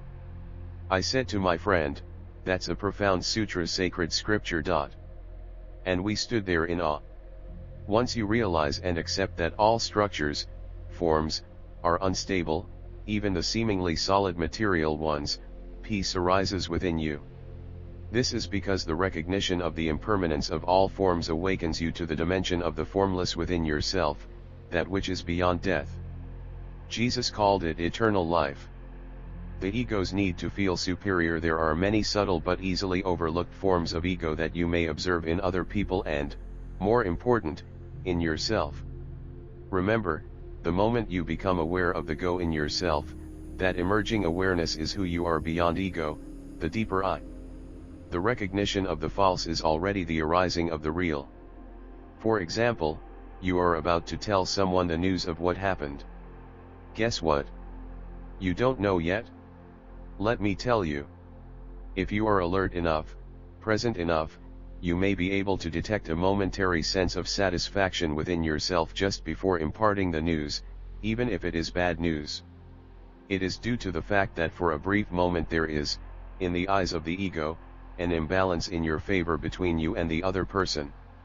For that brief moment, you know more than the other. The satisfaction that you feel is of the ego, and it is derived from feeling a stronger sense of self relative to the other person. Even if he or she is the president or the pope, you feel superior in that moment because you know more. Many people are addicted to gossiping partly for this reason. In addition, gossiping often carries an element of malicious criticism and judgment of others, and so it also strengthens the ego through the implied but imagined moral superiority that is there whenever you apply a negative judgment to anyone. If someone has more, knows more, or can do more than I, the ego feels threatened because the feeling of less diminishes its imagined sense of self relative to the other. It may then try to restore itself by somehow diminishing, criticizing, or belittling the value of the other person's possessions, knowledge, or abilities. Or the ego may shift its strategy, and instead of competing with the other person, it will enhance itself by association with that person, if he or she is important in the eyes of others. Ego and fame. The well-known phenomenon of name-dropping, the casual mention of who you know, is part of the ego's strategy of gaining a superior identity in the eyes of others and therefore in its own eyes through association with someone important. The bane of being famous in this world is that who you are becomes totally obscured by a collective mental image. Most people you meet want to enhance their identity, the mental image of who they are, through association with you. They themselves may not know that they are not interested in you at all, but only in strengthening their ultimately fictitious sense of self. They believe that through you they can be more. They are looking to complete themselves through you, or rather through the mental image they have of you as a famous person, a larger-than-life collective conceptual identity. The absurd overvaluation of fame is just one of the many manifestations of ego madness in our world. Some famous people fall into the same error and identify with the collective fiction, the image people and the media have created of them, and they begin to actually see themselves as superior to ordinary mortals. As a result, they become more and more alienated from themselves and others, more and more unhappy, more and more dependent on their continuing popularity. Surrounded only by people who feed their inflated self-image, they become incapable of genuine relationships. Albert Einstein, who was admired as almost superhuman and whose fate it was to become one of the most famous people on the planet, never identified with the image the collective mind had created of him. He remained humble, egoless. In fact, he spoke of a grotesque contradiction between what people consider to be my achievements and abilities and the reality of who I am and what I am capable of. 5. This is why it is hard for a famous person to be in a genuine relationship with others. A genuine relationship is one that is not dominated by the ego with its image-making and self-seeking. In a genuine relationship, there is an outward flow of open, alert attention toward the other person in which there is no wanting whatsoever. That alert attention is presence. It is the prerequisite of any authentic relationship. The ego always either wants something, or if it believes there is nothing to get from the other, it is in a state of utter indifference, it doesn't care about you. And so, the three predominant states of ego relationship are, wanting, thwarted wanting, anger, resentment, blaming, complaining, and indifference. Chapter 4 Role-playing, the many faces of the ego. An ego that wants something from another and what ego doesn't will usually play some kind of role to get its needs met, be they material gain, a sense of power, superiority, or specialness, or some kind of gratification, be it physical or psychological. Usually people are completely unaware of the roles they play. They are those roles. Some roles are subtle, others are blatantly obvious, except to the person playing it. Some roles are designed simply to get attention from others. The ego thrives on others' attention, which is after all a form of psychic energy.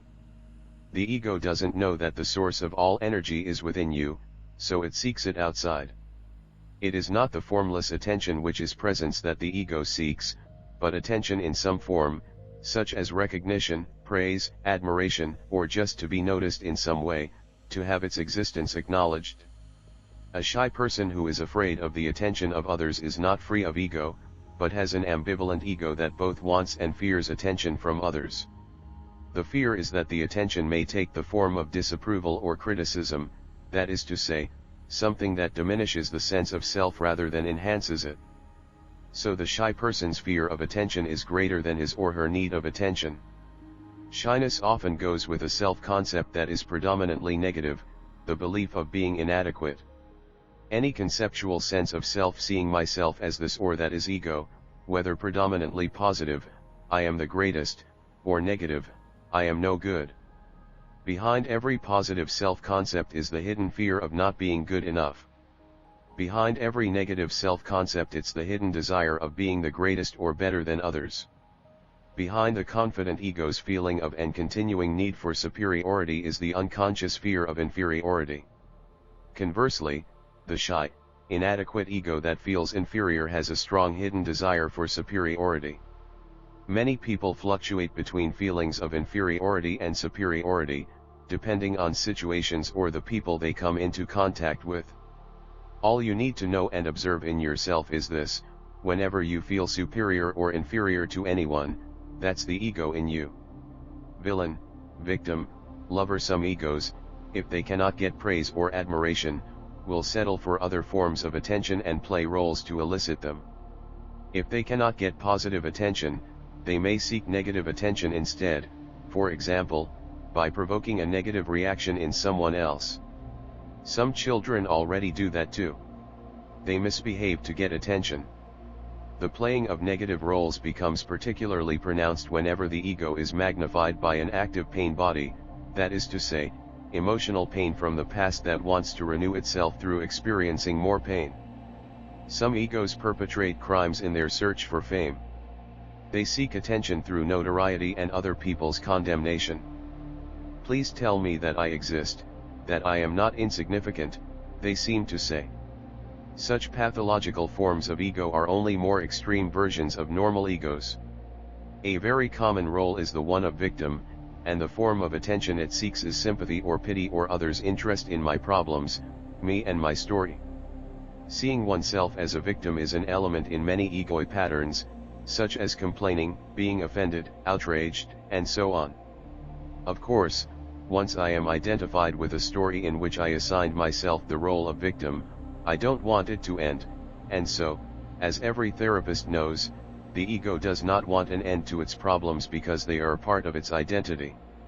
If no one will listen to my sad story, I can tell it to myself in my head, over and over, and feel sorry for myself, and so have an identity as someone who is being treated unfairly by life or other people, fate, or God. It gives definition to my self-image, makes me into someone, and that is all that matters to the ego.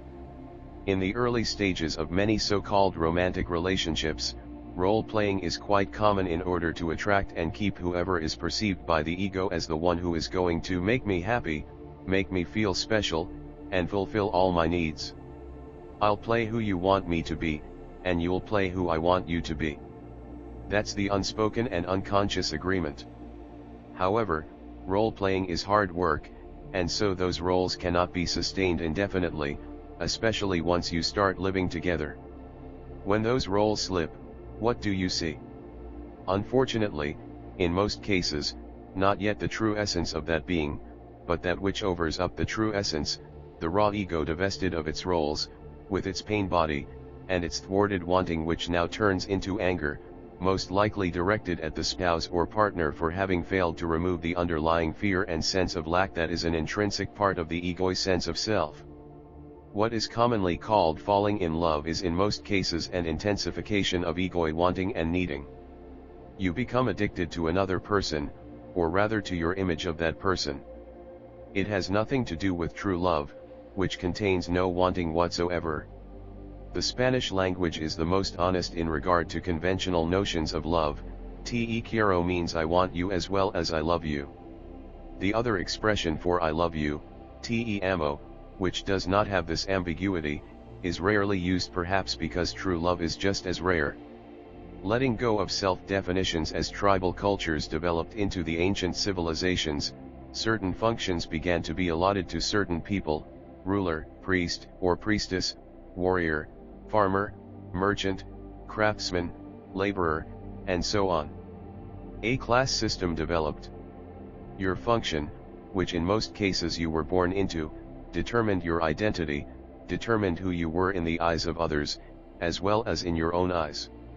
Your function became a role, but it wasn't recognized as a role, it was who you were, or thought you were. Only rare beings at the time, such as the Buddha or Jesus, saw the ultimate irrelevance of caste or social class, recognized it as identification with form, and saw that such identification with the conditioned and the temporal obscured the light of the unconditioned and eternal that shines in each human being. In our contemporary world, the social structures are less rigid, less clearly defined than they used to be. Although most people are, of course, still conditioned by their environment, they are no longer automatically assigned a function and with it an identity. In fact, in the modern world, more and more people are confused as to where they fit in, what their purpose is, and even who they are. I usually congratulate people when they tell me, "I don't know who I am anymore." Then they look perplexed and ask, "Are you saying it is a good thing to be confused?" I ask them to investigate. What does it mean to be confused? I don't know is not confusion. Confusion is, I don't know, but I should know, or I don't know, but I need to know. Is it possible to let go of the belief that you should or need to know who you are? In other words, can you cease looking to conceptual definitions to give you a sense of self? Can you cease looking to thought for an identity? When you let go of the belief that you should or need to know who you are, what happens to confusion? Suddenly it is gone. When you fully accept that you don't know, you actually enter a state of peace and clarity that is closer to who you truly are than thought could ever be. Defining yourself through thought is limiting yourself. Pre-established roles, of course, different people fulfill different functions in this world. It cannot be otherwise. As far as intellectual or physical abilities are concerned, knowledge, skills, talents, and energy levels, human beings differ widely. What really matters is not what function you fulfill in this world, but whether you identify with your function to such an extent that it takes you over and becomes a role that you play. When you play roles, you are unconscious. When you catch yourself playing a role, that recognition creates a space between you and the role. It is the beginning of freedom from the role. When you are completely identified with a role, you confuse a pattern of behavior with who you are, and you take yourself very seriously. You also automatically assign roles to others that corresponding to yours. For example, when you visit doctors who are totally identified with their role, to them you will not be a human being but a patient or a case history. Although the social structures in the contemporary world are less rigid than in ancient cultures, there are still many pre-established functions or roles that people readily identify with and which thus become part of the ego. This causes human interactions to become inauthentic, dehumanized, alienating. Those pre-established roles may give you a somewhat comforting sense of identity, but ultimately, you lose yourself in them. The functions people have in hierarchical organizations, such as the military, the church, a government institution, or large corporation, easily lend themselves to becoming role identities. Authentic human interactions become impossible when you lose yourself in a role. Some pre-established roles we could call social archetypes. To mention just a few, the middle-class housewife, not as prevalent as it used to be, but still widespread, the tough macho male, the female seductress, the nonconformist artist or performer, a person of culture, a role quite common in Europe, who displays a knowledge of literature, fine art, and music in the same way as others might display an expensive dress or car. And then there's the universal role of adult. When you play that role, you take yourself and life very seriously. Spontaneity, lightheartedness, and joy are not part of that role. The hippie movement that originated on the west coast of the United States in the 1960s and then spread throughout the Western world came out of many young people's rejection of social archetypes, of roles, of pre-established patterns of behavior as well as egoically based social and economic structures. They refused to play the roles their parents and society wanted to impose on them. Significantly, it coincided with the horrors of the Vietnam War, in which more than 57,000 young Americans and 3 million Vietnamese died and through which the insanity of the system and the underlying mindset was exposed for all to see. Whereas in the 1950s, most Americans were still extremely conformist in thought and behavior, in the 1960s, millions of people began to withdraw their identification with a collective conceptual identity because the insanity of the collective was so obvious. The hippie movement represented a loosening of the hitherto rigid ego structures in the psyche of humanity. The movement itself degenerated and came to an end, but it left behind an opening, and not just in those who were part of the movement. This made it possible for ancient Eastern wisdom and spirituality to move west and play an essential part in the awakening of global consciousness.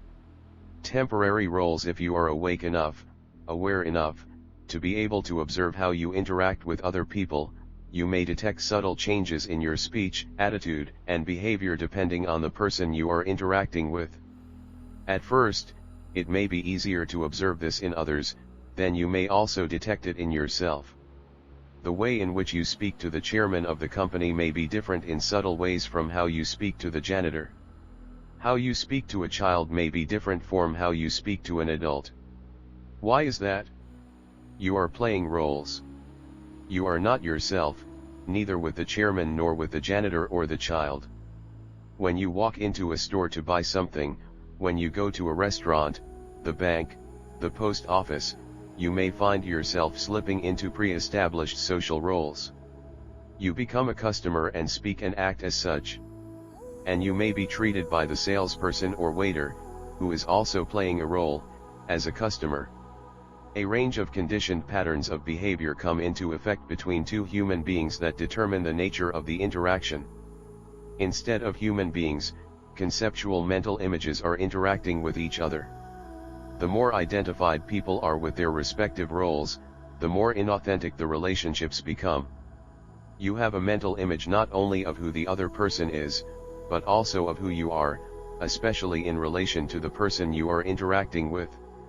So you are not relating with that person at all, but who you think you are is relating to who you think the other person is, and vice versa. The conceptual image your mind has made of yourself is relating to its own creation, which is the conceptual image it has made of the other person. The other person's mind has probably done the same, so very ego interaction between two people is in reality the interaction between four conceptual mind-made entities that are ultimately fictions. It is therefore not surprising there is so much conflict in relationships. There is no true relationship. The monk with sweaty palms, Kazan, a Zen teacher and monk, was to officiate at a funeral of a famous nobleman. As he stood there waiting for the governor of the province and other lords and ladies to arrive, he noticed that the palms of his hands were sweaty. The next day he called his disciples together and confessed he was not yet ready to be a true teacher. He explained to them that he still lacked the sameness of bearing before all human beings, whether beggar or king. he was still unable to look through social roles and conceptual identities and see the sameness of being in every human. He then left and became the pupil of another master. He returned to his former disciples 8 years later, enlightened.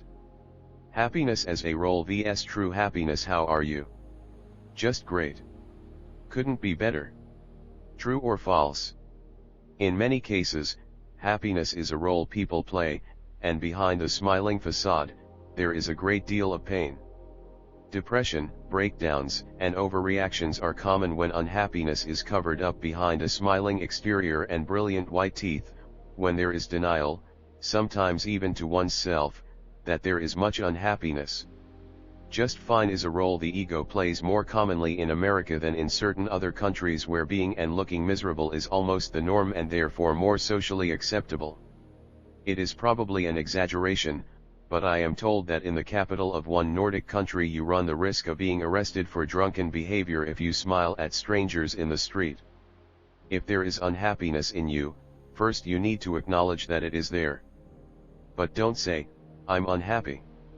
Unhappiness has nothing to do with who you are. Say, "There is unhappiness in me." Then investigate it. A situation you find yourself in may have something to do with it. Action may be required to change the situation or remove yourself from it. If there is nothing you can do, face what is and say, "Well, right now, this is how it is. I can either accept it, or make myself miserable." The primary cause of unhappiness is never the situation but your thoughts about it. Be aware of the thoughts you are thinking. Separate them from the situation, which is always neutral, which always is as it is. There is the situation or the fact, and here are my thoughts about it. Instead of making up stories, stay with the facts. For example, "I am ruined" is a story. It limits you and prevents you from taking effective action. "I have 50 cents left in my bank account" is a fact. Facing facts is always empowering. Be aware that what you think, to a large extent, creates the emotions that you feel. See the link between your thinking and your emotions. Rather than being your thoughts and emotions, be the awareness behind them. Don't seek happiness. If you seek it, you won't find it, because seeing is the antithesis of happiness. Happiness is ever elusive, but freedom from unhappiness is attainable now, by facing what is rather than making up stories about it. Unhappiness covers up your natural state of well-being and inner peace, the source of true happiness. Parenthood, role or function.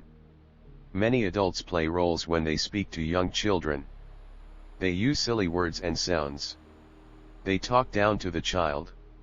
They don't treat the child as an equal. The fact that you temporarily know more or that you are bigger does not mean the child is not your equal. The majority of adults, at some point in their lives, find themselves being a parent, one of the most universal roles.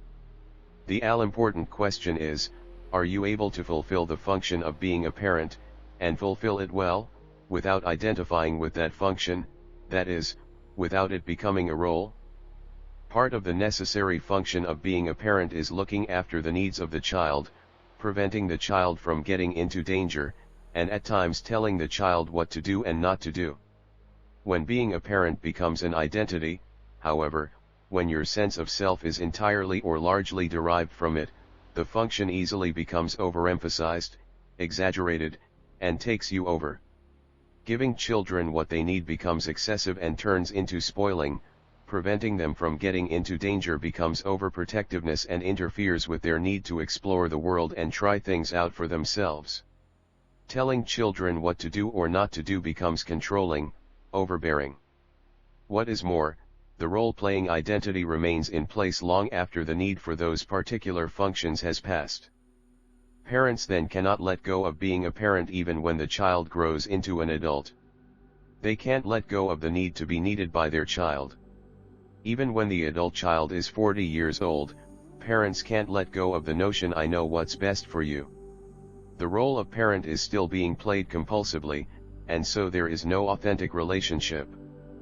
Parents define themselves by that role and are unconsciously afraid of loss of identity when they cease being parents. If their desire to control or influence the actions of their adult child is thwarted, as it usually is, they will start to criticize or show their disapproval, or try to make the child feel guilty, all in an unconscious attempt to preserve their role, their identity. On the surface it looks as if they were concerned about their child, and they themselves believe it, but they are only really concerned about preserving their role identity. All egoic motivations are self-enhancement and self-interest, sometimes cleverly disguised, even from the person in whom the ego operates. A mother or father who identifies with the parental role may also try to become more complete through their children. The ego's need to manipulate others into filling the sense of lack it continuously feels is then directed toward them.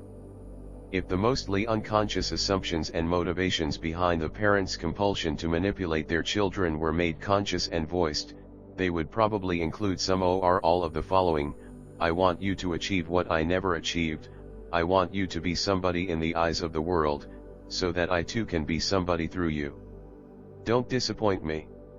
I sacrificed so much for you. My disapproval of you is intended to make you feel so guilty and uncomfortable that you finally conform to my wishes. And it goes without saying that I know what's best for you. I love you and I will continue to love you if you do what I know is right for you. When you make such unconscious motivations conscious, you immediately see how absurd they are. The ego that lies behind them becomes visible, as does its dysfunction. Some parents that I spoke to suddenly realized, my God, is this what I have been doing? Once you see what you are doing or have been doing, you also see its futility, and that unconscious pattern then comes to an end by itself. Awareness is the greatest agent for change. If your parents are doing this to you, do not tell them they are unconscious and in the grip of the ego. That will likely make them even more unconscious, because the ego will take up a defensive position. It is enough for you to recognize that it is the ego in them, that it is not who they are. Egoic patterns, even long-standing ones, sometimes dissolve almost miraculously when you don't oppose them internally. Opposition only gives them renewed strength. But even if they don't, you can then accept your parents' behavior with compassion, without needing to react to it, that is to say, without personalizing it. Be aware also of your own unconscious assumptions or expectations that lie behind your old, habitual reactions to them. My parents should approve of what I do. They should understand me and accept me for who I am. Really? Why should they? The fact is they don't, because they can't. Their evolving consciousness hasn't made the quantum leap to the level of awareness yet. They are not yet able to disidentify from their role. Yes, but I can't feel happy and comfortable with who I am unless I have their approval and understanding. Really? What difference does their approval or disapproval truly make to who you are? All such unexamined assumptions cause a great deal of negative emotion, much unnecessary unhappiness. Be alert. Are some of the thoughts that go through your mind the internalized voice of your father or mother, saying perhaps something like, "You are not good enough. You will never amount to anything," or some other judgment or mental position? If there is awareness in you, you will be able to recognize that voice in your head for what it is, an old thought, conditioned by the past. If there is awareness in you, you no longer need to believe in every thought you think. It's an old thought, no more. Awareness means presence, and only presence can dissolve the unconscious past in you. If you think you are so enlightened, Ram Dass said, go and spend a week with your parents. That is good advice.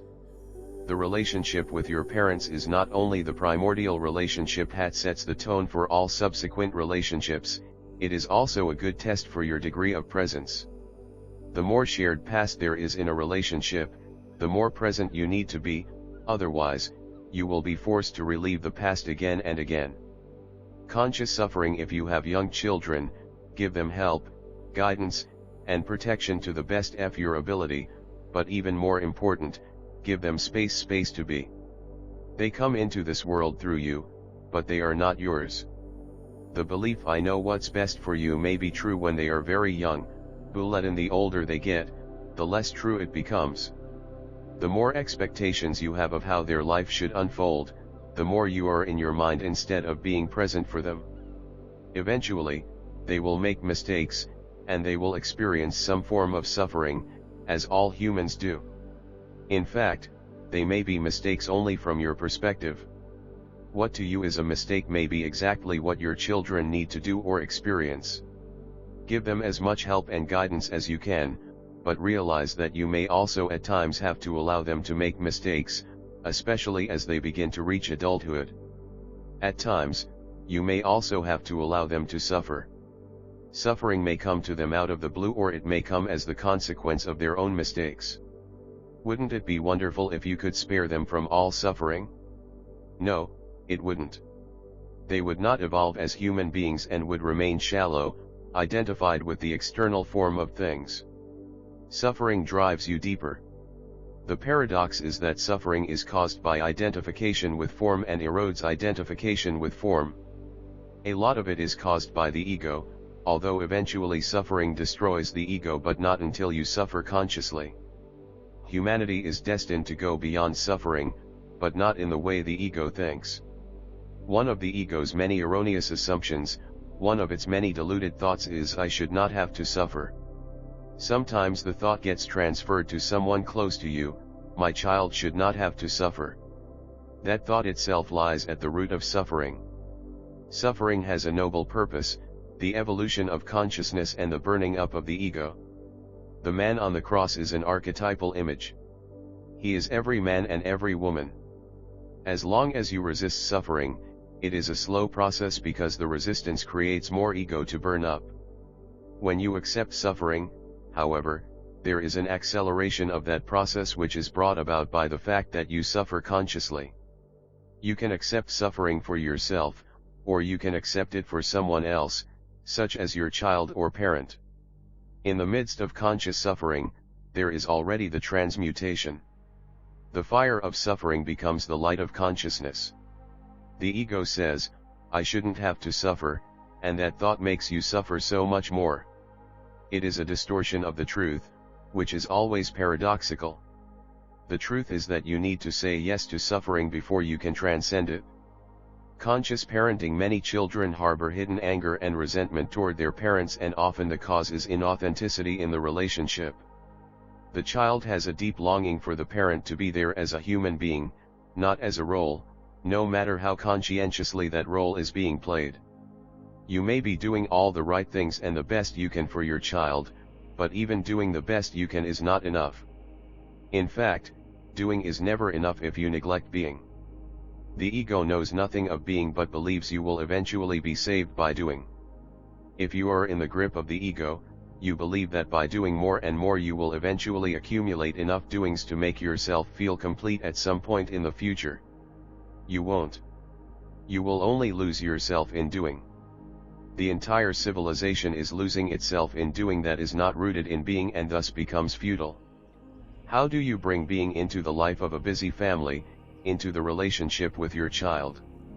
The key is to give your child attention. There are two kinds of attention. One we might call form-based attention. The other is formless attention. Form-based attention is always connected in some way with doing or evaluation. Have you done your homework? Eat your dinner. Tidy up your room. Brush your teeth. Do this. Stop doing that. Hurry up, get ready. What's the next thing we have to do? This question pretty much summarizes what family life is like in many homes. Form-based attention is of course necessary and has its place, but if that's all there is in the relationship with your child, then the most vital dimension is missing and being becomes completely obscured by doing, by the cares of the world, as Jesus puts it. Formless attention is inseparable from the dimension of being. How does it work? As you look at, listen to, touch, or help your child with this or that, you are alert, still, completely present, not wanting anything other than that moment as it is. In this way, you make room for being. In that moment, if you are present, you are not a father or mother. You are the alertness, the stillness, the presence that is listening, looking, touching, even speaking. You are the being behind the doing. Recognizing your child, you are a human being. What does that mean? Mastery of life is not a question of control, but of finding a balance between human and being. Mother, father, husband, wife, young, old, the roles you play, the functions you fulfill, whatever you do, all that belongs to the human dimension. It has its place and needs to be honored, but in itself it is not enough for a fulfilled, truly meaningful relationship or life. Human alone is never enough, no matter how hard you try or what you achieve. Then there is being. It is found in the still, alert presence of consciousness itself, the consciousness that you are. Human is form. Being is formless. Human and being are not separate but interwoven. In the human dimension, you are unquestionably superior to your child. You are bigger, stronger, know more, can do more. If that dimension is all you know, you will feel superior to your child, if only unconsciously. And you will make your child feel inferior, if only unconsciously. There is no equality between you and your child because there is only form in your relationship, and in form, you are of course not equal. You may love your child, but your love will be human only, that is to say, conditional, possessive, intermittent. Only beyond form, in being, are you equal, and only when you find the formless dimension in yourself can there be true love in that relationship. The presence that you are, the timeless I am, recognizes itself in another, and the other, the child in this case, feels loved, that is to say, recognized. To love is to recognize yourself in another. The other's otherness then stands revealed as an illusion pertaining to the purely human realm, the realm of form. The longing for love that is in every child is the longing to be recognized, not on the level of form, but on the level of being. If parents honor only the human dimension of the child but neglect being, the child will sense that the relationship is unfulfilled, that something absolutely vital is missing, and there will be a buildup of pain in the child and sometimes unconscious resentment toward the parents. Why don't you recognize me? This is what the pain or resentment seems to be saying. When another recognizes you, that recognition draws the dimension of being more fully into this world through both of you.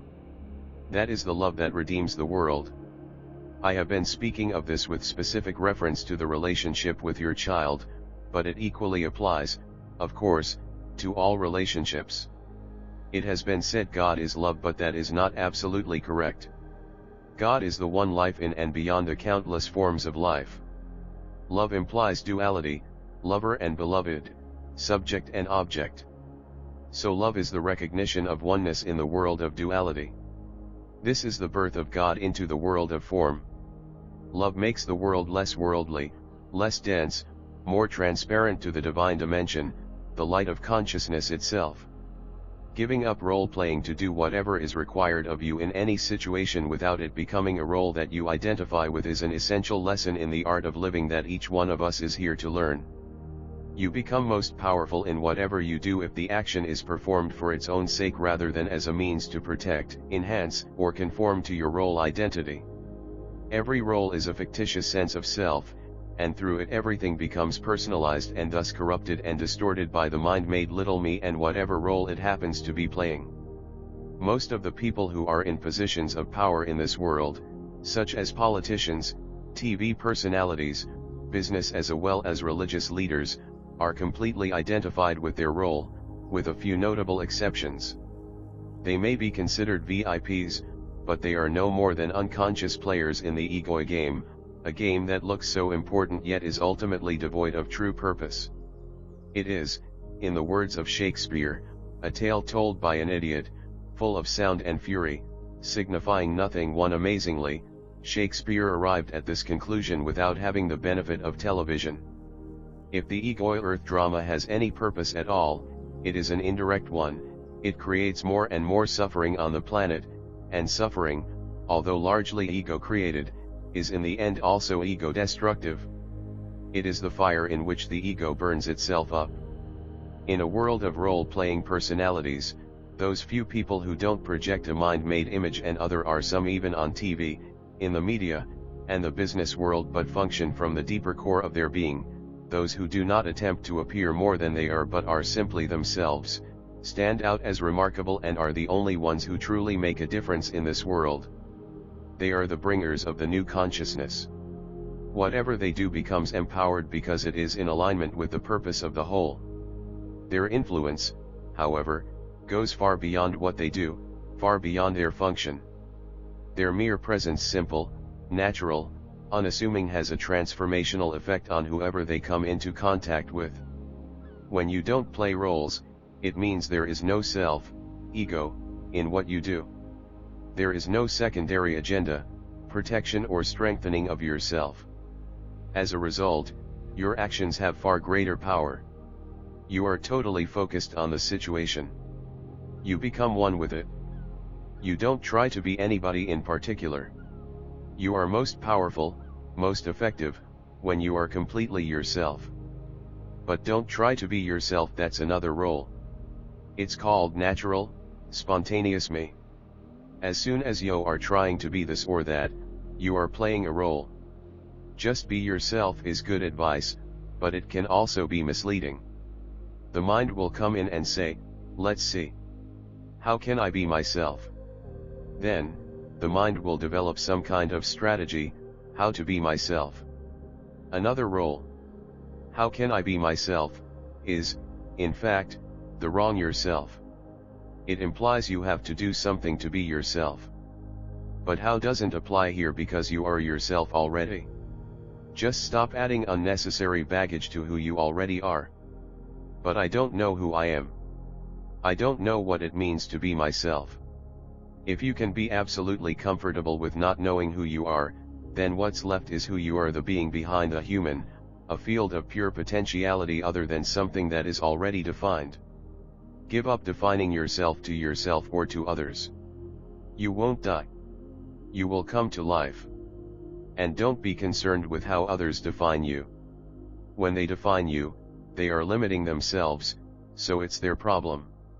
Whenever you interact with people, don't be there primarily as a function or a role, but as a field of conscious presence. Why does the ego play roles? Because of one unexamined assumption, one fundamental error, one unconscious thought. That thought is, I am not enough. Other unconscious thoughts follow, I need to play a role in order to get what I need to be fully myself, I need to get more so that I can be more. But you cannot be more than you are because underneath your physical and psychological form, you are one with life itself, one with being. In form, you are and will always be inferior to some, superior to others. In essence, you are neither inferior nor superior to anyone. True self-esteem and true humility arise out of that realization. In the eyes of the ego, self-esteem and humility are contradictory. In truth, they are one and the same. The pathological ego, in a wider sense of the word, the ego itself is pathological, no matter what form it takes. When we look at the ancient Greek root of the word pathological, we discover just how appropriate that term is when applied to the ego. Although the word is normally used to describe a condition of disease, it is derived from pathos, which means suffering. This is, of course, exactly what the Buddha already discovered 2,600 years ago as a characteristic of the human condition. A person in the grip of ego, however, does not recognize suffering as suffering, but will look upon it as the only appropriate response in any given situation. The ego in its blindness is incapable of seeing the suffering it inflicts on itself and on others. Unhappiness is an ego-created mental emotional disease that has reached epidemic proportions. It is the inner equivalent of the environmental pollution of our planet. Negative states, such as anger, anxiety, hatred, resentment, discontent, envy, jealousy, and so on, are not recognized as negative but as totally justified and are further misperceived not as self-created but as caused by someone else or some external factor. I am holding you responsible for my pain. This is what by implication the ego is saying. The ego cannot distinguish between a situation and its interpretation of and reaction to that situation. You might say, "What a dreadful day," without realizing that the cold, the wind, and the rain or whatever condition you react to are not dreadful. They are as they are. What is dreadful is your reaction, your inner resistance to it, and the emotion that is created by that resistance. In Shakespeare's words, there is nothing either good or bad, but thinking makes it so too. What is more, suffering or negativity is often misperceived by the ego as pleasure because up to the point the ego strengthens itself through it. For example, anger or resentment strengthen the ego enormously by increasing the sense of separateness, emphasizing the otherness of others and creating a seemingly unassailable fortress-like mental position of rightness. If you were able to observe the physiological changes that take place inside your body when possessed by such negative states, how they adversely affect the functioning of the heart, the digestive and immune systems, and countless other bodily functions, it would become abundantly clear that such states are indeed pathological, are forms of suffering and not pleasure.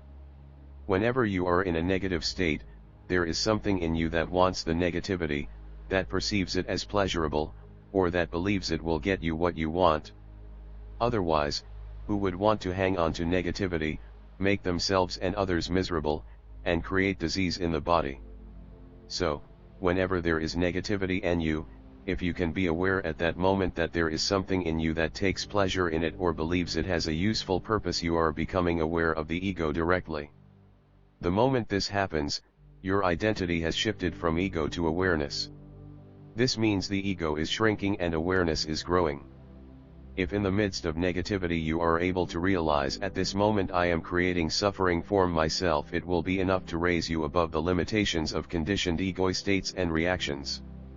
It will open up infinite possibilities which come to you when there is awareness, other vastly more intelligent ways of dealing with any situation. You will be free to let go of your unhappiness the moment you recognize it as unintelligent. Negativity is not intelligent. It is always of the ego. The ego may be clever, but it is not intelligent. Cleverness pursues its own little aims. Intelligence sees the larger whole in which all things are connected. Cleverness is motivated by self-interest, and it is extremely short-sighted. Most politicians and businesspeople are clever. Very few are intelligent. Whatever is attained through cleverness is short-lived and always turns out to be eventually self-defeating. Cleverness divides, intelligence unites.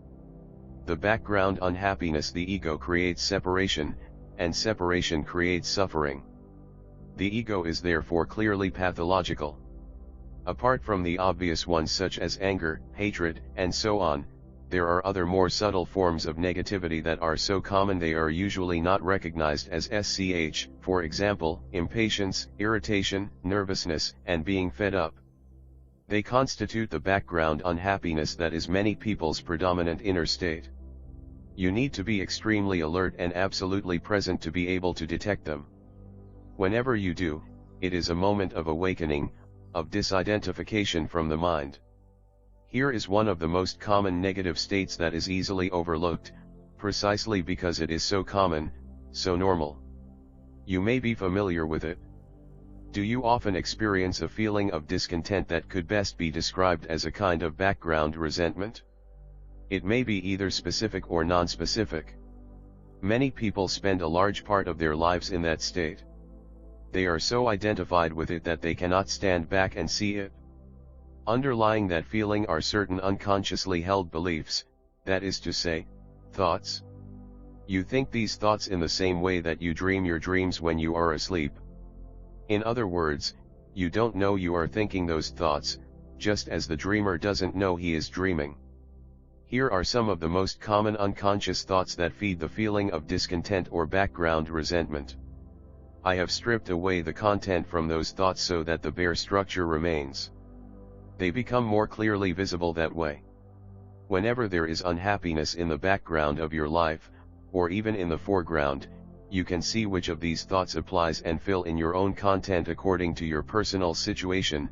There is something that needs to happen in my life before I can be at peace, happy, fulfilled, etc. And I resent that it hasn't happened yet. Maybe my resentment will finally make it happen. Something happened in the past that should not have happened, and I resent that.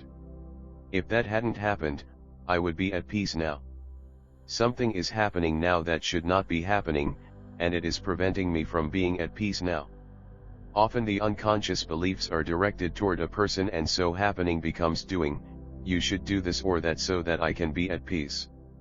And I resent that you haven't done it yet. Maybe my resentment will make you do it. Something you, or I, did, said, or failed to do in the past is preventing me from being at peace now.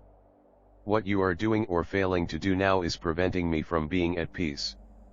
The secret of happiness. All of the above are assumptions, unexamined thoughts that are confused with reality. They are stories the ego creates to convince you that you cannot be at peace now or cannot be fully yourself now. Being at peace and being who you are, that is, being yourself, are one. The ego says, maybe at some point in the future, I can be at peace, and if this, that, or the other happens, or I obtain this or become that. Or it says, I can never be at peace because of something that happened in the past. Listen to people's stories and they could all be entitled Why I Cannot Be at Peace Now. The ego doesn't know that your only opportunity for being at peace is now. Or maybe it does know, and it is afraid that you may find this out. Peace, after all, is the end of the ego. How to be at peace now? By making peace with the present moment. The present moment is the field on which the game of life happens. It cannot happen anywhere else.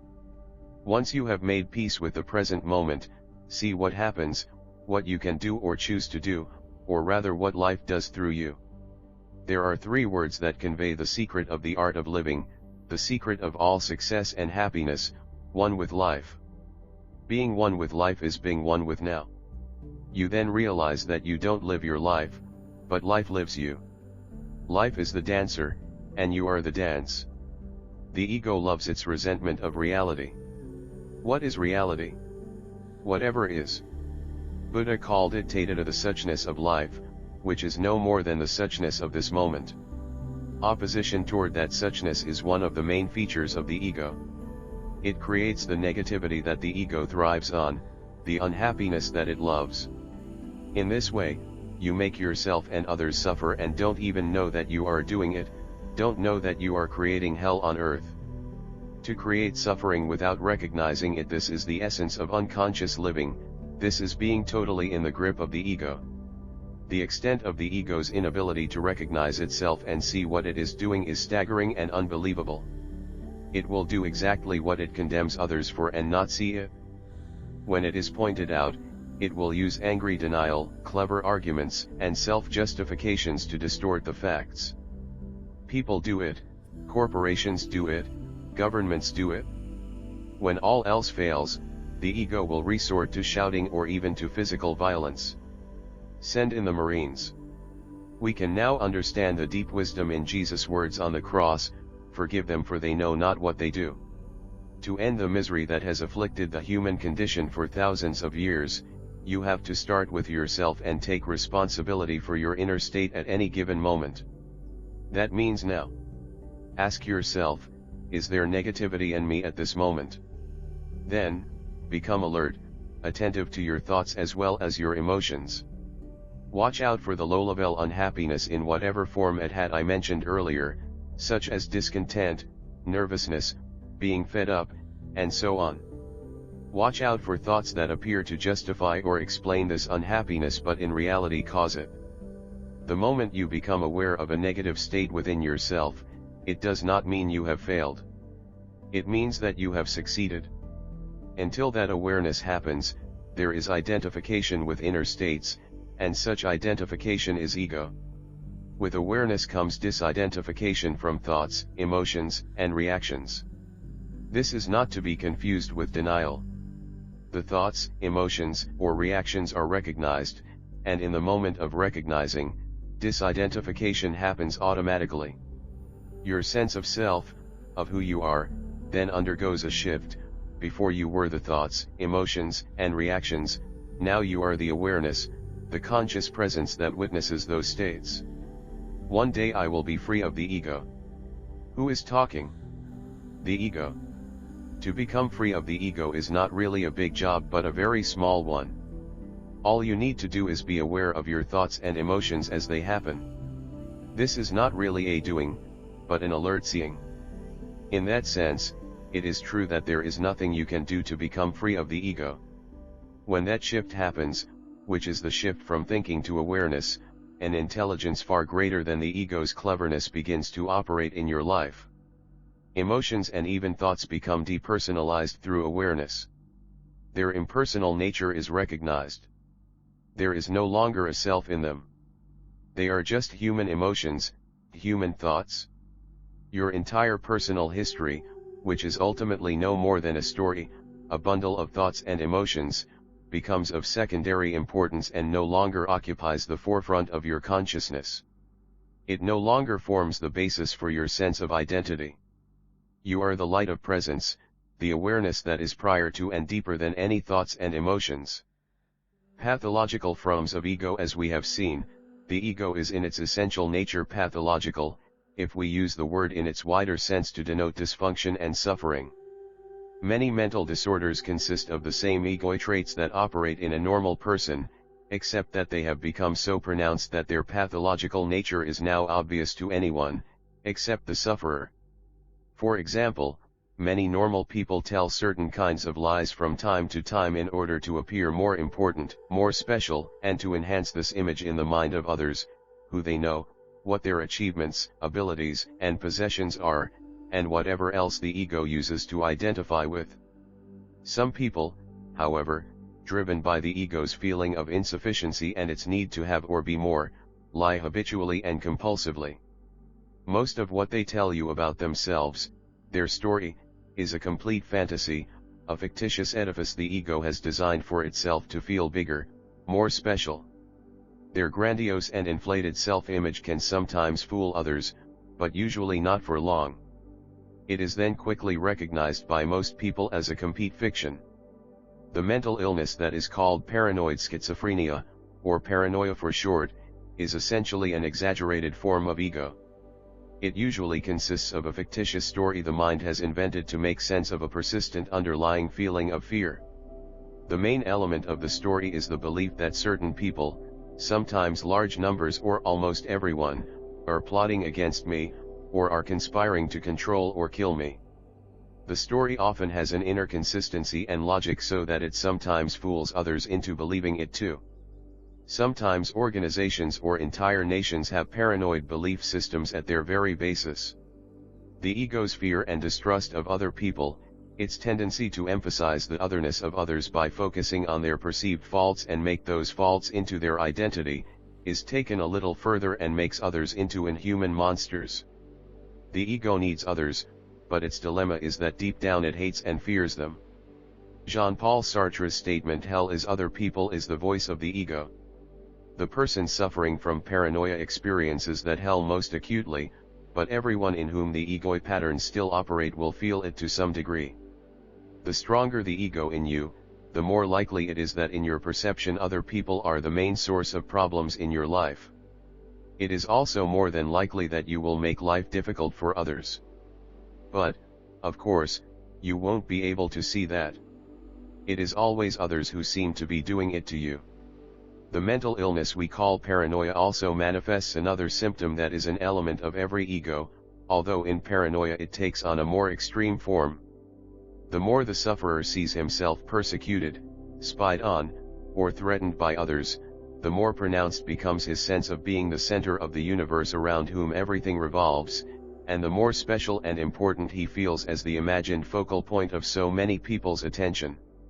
His sense of being a victim, of being wronged by so many people, makes him feel very special. In the story that forms the basis of his delusional system, he often assigns to himself the role of both victim and potential hero who is going to save the world or defeat the forces of evil. The collective ego of tribes, nations, and religious organizations also frequently contains a strong element of paranoia, us against the evil others. It is the cause of much human suffering. Spanish Inquisition, the persecution and burning of heretics and witches, the relations between nations leading up to the First and Second World Wars, communism throughout its history, the Cold War, McCarthyism in America in the 1950s, prolonged violent conflict in the Middle East are all painful episodes in human history dominated by extreme collective paranoia. The more unconscious individuals, groups, or nations are, the more likely it is that egopathology will assume the form of physical violence. Violence is a primitive but still very widespread way in which the ego attempts to assert itself, to prove itself right and another wrong. With very unconscious people, arguments can easily lead to physical violence. What is an argument? Two or more people express their opinions and those opinions differ. Each person is so identified with the thoughts that make up their opinion, that those thoughts harden into mental positions which are invested with a sense of self. In other words, identity and thought merge. Once this has happened, when I defend my opinions, thoughts, I feel and act as if I were defending my very self. Unconsciously, I feel and act as if I were fighting for survival, and so my emotions will reflect this unconscious belief.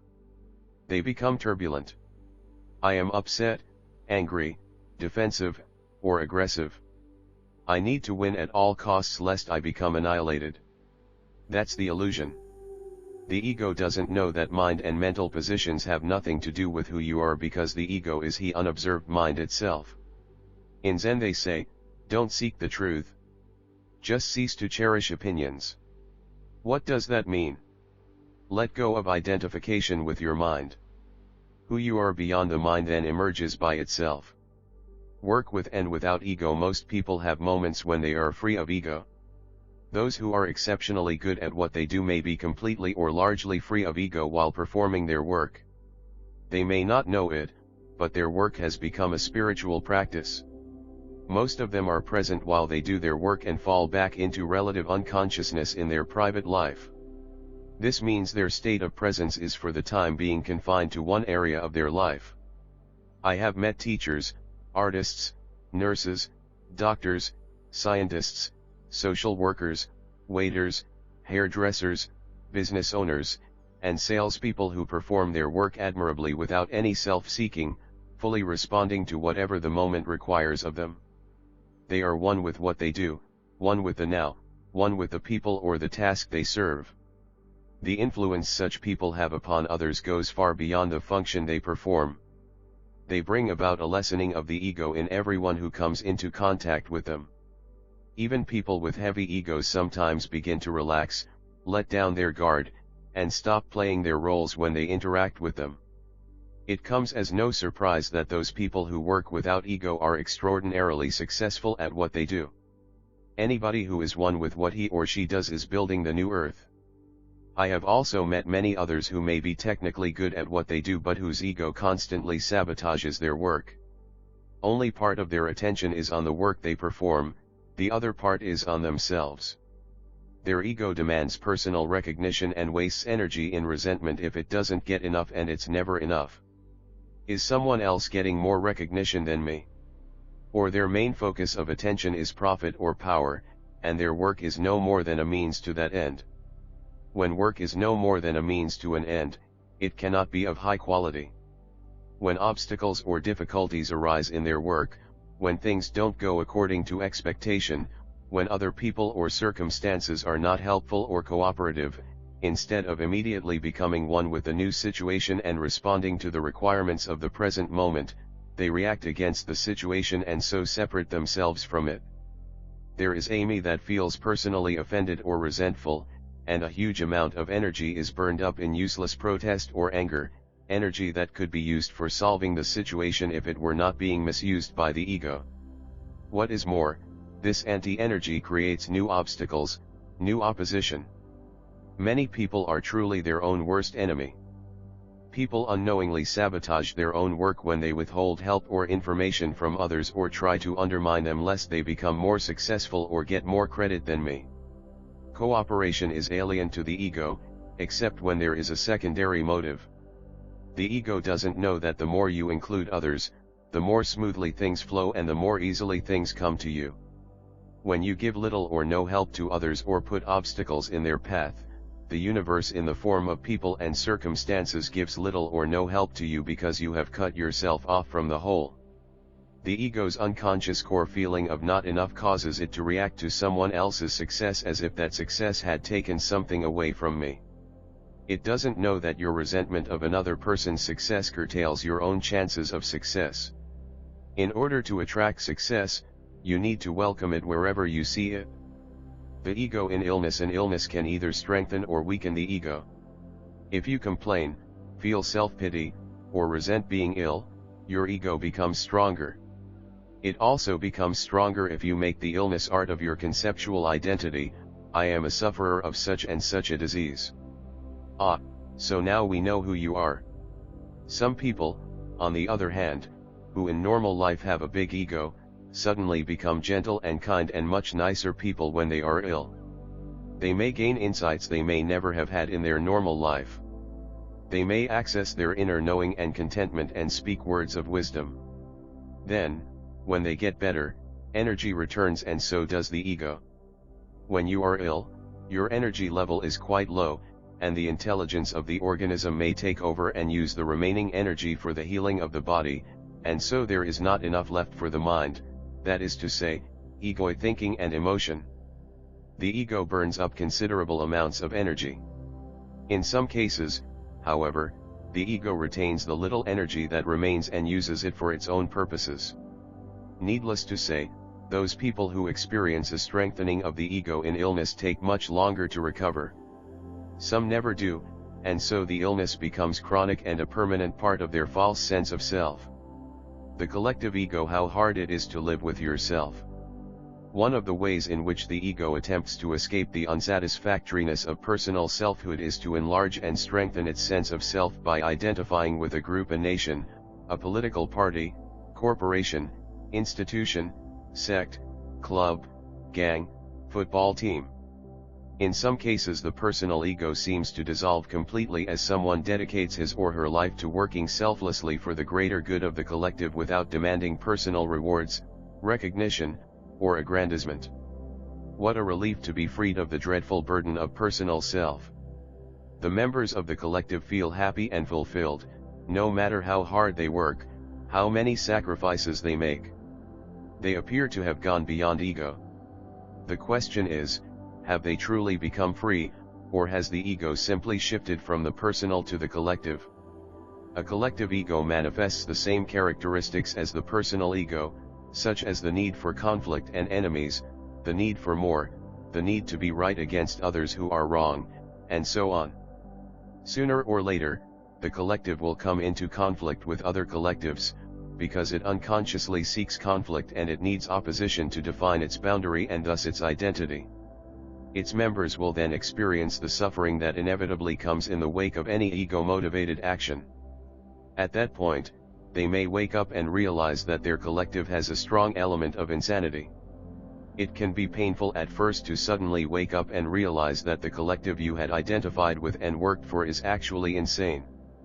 Some people at that point become cynical or bitter and henceforth deny all values, all worth. This means that they quickly adopted another belief system when the previous one was recognized as illusory and therefore collapsed. They didn't face the death of their ego but ran away and reincarnated into a new one. A collective ego is usually more unconscious than the individuals that make up that ego. For example, crowds, which are temporary collective ego entities, are capable of committing atrocities that the individual away from the crowd would not be. Nations not infrequently engage in behavior that would be immediately recognizable as psychopathic in an individual. As the new consciousness emerges, some people will feel called upon to form groups that reflect the enlightened consciousness. These groups will not be collective egos. The individuals who make up these groups will have no need to define their identity through them. They no longer look to any form to define who they are. Even if the members that make up those groups are not totally free of ego yet, there will be enough awareness in them to recognize the ego in themselves or in others as soon as it appears. However, constant alertness is required since the ego will try to take over and reassert itself in any way it can. Dissolving the human ego by bringing it into the light of awareness, this will be one of the main purposes of these groups, whether they be enlightened businesses, charitable organizations, schools, or communities of people living together. Enlightened collectives will fulfill an important function in the arising of the new consciousness. Just as egoic collectives pull you into unconsciousness and suffering, the enlightened collective can be a vortex for consciousness that will accelerate the planetary shift. Incontrovertible proof of immortality. Ego comes about through a split in the human psyche in which identity separates into two parts that we could call I and me or me and myself. Every ego is therefore schizophrenic, to use the word in its popular meaning of split personality. You live with a mental image of yourself, a conceptual self that you have a relationship with. Life itself becomes conceptualized and separated from who you are when you speak of my life. The moment you say or think my life and believe in what you are saying, rather than it just being a linguistic convention, you have entered the realm of delusion. If there is such a thing as my life, it follows that I and life are two separate things, and so I can also lose my life, my imaginary treasured possession. Death becomes a seeming reality and a threat. Words and concepts split life into separate segments that have no reality in themselves. We could even say that the notion my life is the original delusion of separateness, the source of ego. If I and life are two, if I am separate from life, then I am separate from all things, all beings, all people. But how could I be separate from life? What I could be there apart from life, apart from being? It is utterly impossible. So there is no such thing as my life, and I don't have a life. I am life. I and life are one. It cannot be otherwise. So how could I lose my life? How can I lose something that I don't have in the first place? How can I lose something that I am? It is impossible. Chapter 5. The pain body. The greater part of most people's thinking is involuntary, automatic, and repetitive. It is no more than a kind of mental static and fulfills no real purpose. Strictly speaking, you don't think, thinking happens to you. The statement I think implies volition. It implies that you have a say in the matter, that there is choice involved on your part. For most people, this is not yet the case. I think is just as false a statement as I digest or I circulate my blood. Digestion happens, circulation happens, thinking happens. The voice in the head has a life of its own. Most people are at the mercy of that voice, they are possessed by thought, by the mind. And since the mind is conditioned by the past, you are then forced to reenact the past again and again. The Eastern term for this is karma. When you are identified with that voice, you don't know this, of course. If you knew it, you would no longer be possessed because you are only truly possessed when you mistake the possessing entity for who you are, that is to say, when you become it. For thousands of years, humanity has been increasingly mind-possessed, failing to recognize the possessing entity as not self. Through complete identification with the mind, a false sense of self, the ego, came into existence. The density of the ego depends on the degree to which you, the consciousness, are identified with your mind, with thinking. Thinking is no more than a tiny aspect of the totality of consciousness, the totality of who you are. The degree of identification with the mind differs from person to person. Some people enjoy periods of freedom from it, however brief, and the peace, joy, and aliveness they experience in those moments make life worth living. These are also the moments when creativity, love, and compassion arise. Others are constantly trapped in the ego state. They are alienated from themselves, as well as from others and the world around them. When you look at them, you may see the tension in their face, perhaps the furrowed brow, or the absent or staring expression in their eyes. Most of their attention is absorbed by thinking, and so they don't really see you, and they are not really listening to you. They are not present in any situation, their attention being either in the past or future, which, of course, exist only in them and as thought forms. Or they relate to you through some kind of role they play and so are not themselves. Most people are alienated from who they are, and some are alienated to such a degree that the way they behave and interact is recognized as phony by almost everyone, except those who are equally phony, equally alienated from who they are. Alienation means you don't feel at ease in any situation, any place, or with any person, not even with yourself. You are always trying to get home but never feel at home. Some of the greatest writers of the 20th century, such as Franz Kafka, Albert Camus, T.S. Eliot, and James Joyce, recognized alienation as the universal dilemma of human existence, probably felt it deeply within themselves and so were able to express it brilliantly in their works. They don't offer a solution. Their contribution is to show us a reflection of the human predicament so that we can see it more clearly. To see one's predicament clearly is a first step toward going beyond it. The birth of emotion in addition to the movement of thought, although not entirely separate from it, there is another dimension to the ego, emotion. This is not to say that all thinking and all emotion are of the ego. They turn into ego only when you identify with them and they take you over completely, that is to say, when they become I.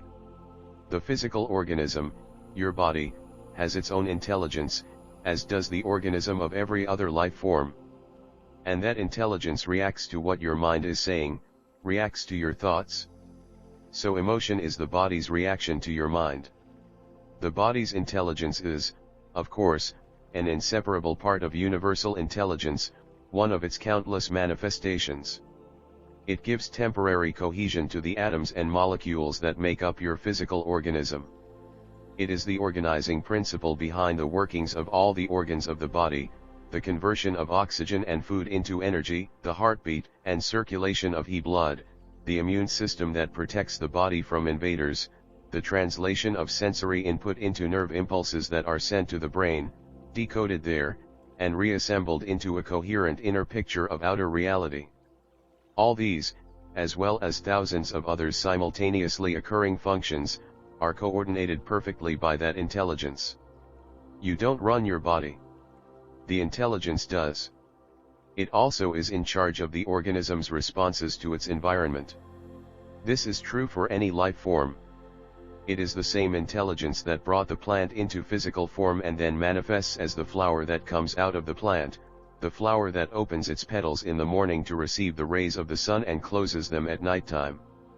It is the same intelligence that manifests as Gaia, the complex living being that is planet Earth.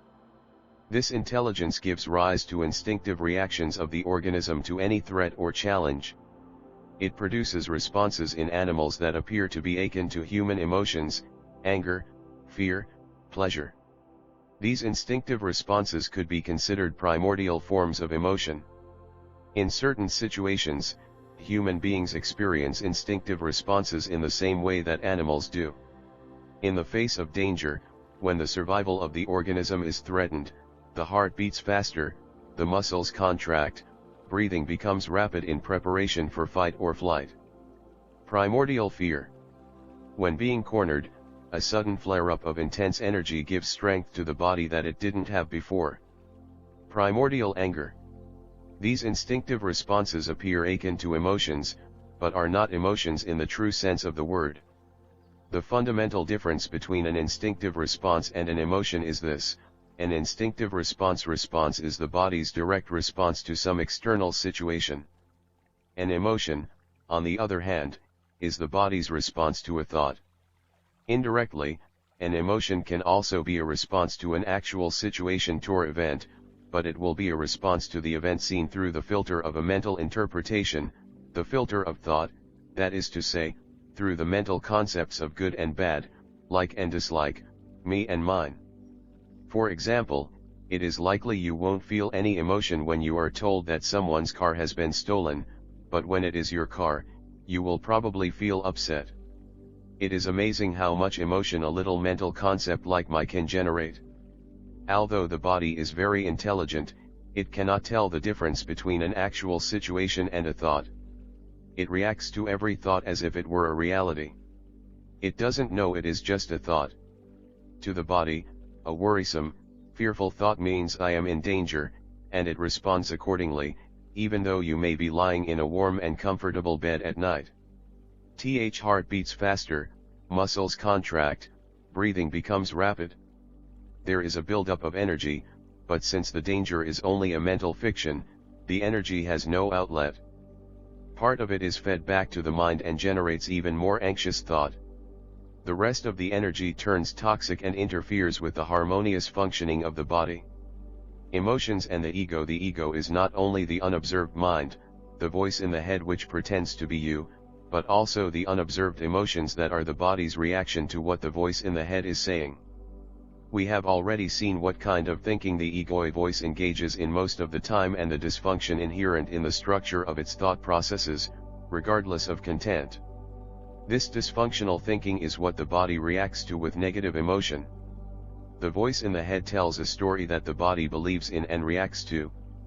Those reactions are the emotions. The emotions, in turn, feed energy back to the thoughts that created the emotion in the first place. This is the vicious circle between unexamined thoughts and emotions, giving rise to emotional thinking and emotional story making. The emotional component of ego differs from person to person. In some egos, it is greater than in others.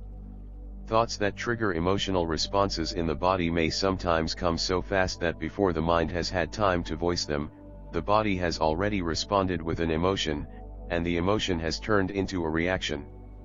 Those thoughts exist at a pre-verbal stage and could be called unspoken, unconscious assumptions. They have their origin in a person's past conditioning, usually from early childhood. People cannot be trusted would be an example of such an unconscious assumption in a person whose primordial relationships, that is to say, with parents or siblings, were not supportive and did not inspire trust. Here are a few more common unconscious assumptions. Nobody respects and appreciates me. I need to fight to survive. There is never enough money. Life always lets you down. I don't deserve abundance. I don't deserve love. Unconscious assumptions create emotions in the body which in turn generate mind activity and/or instant reactions. In this way, they create your personal reality.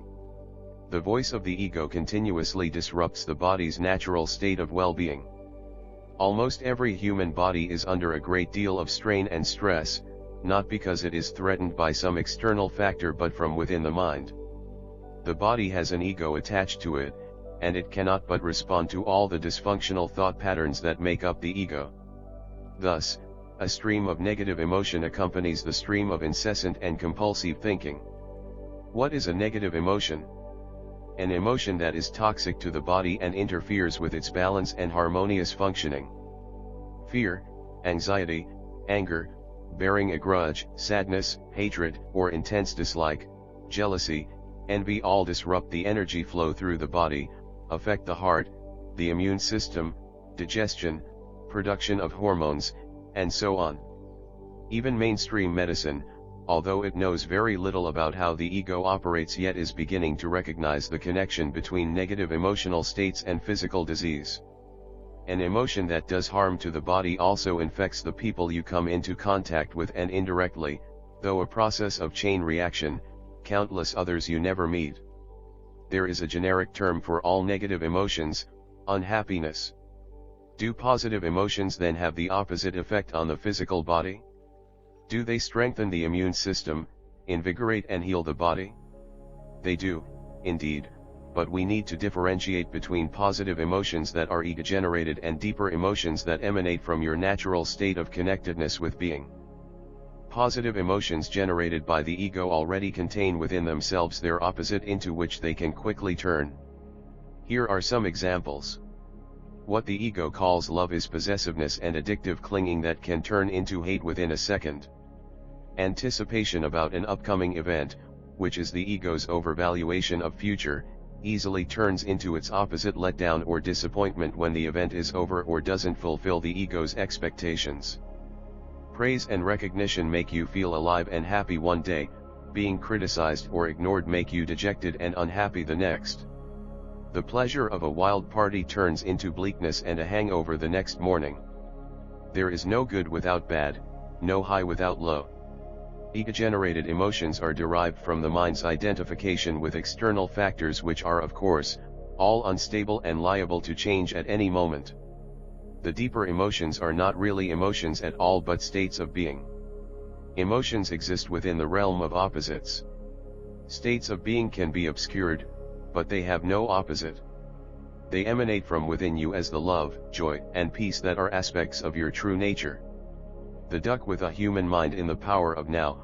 I mentioned my observation that after two ducks get into a fight, which never lasts long, they will separate and float off in opposite directions.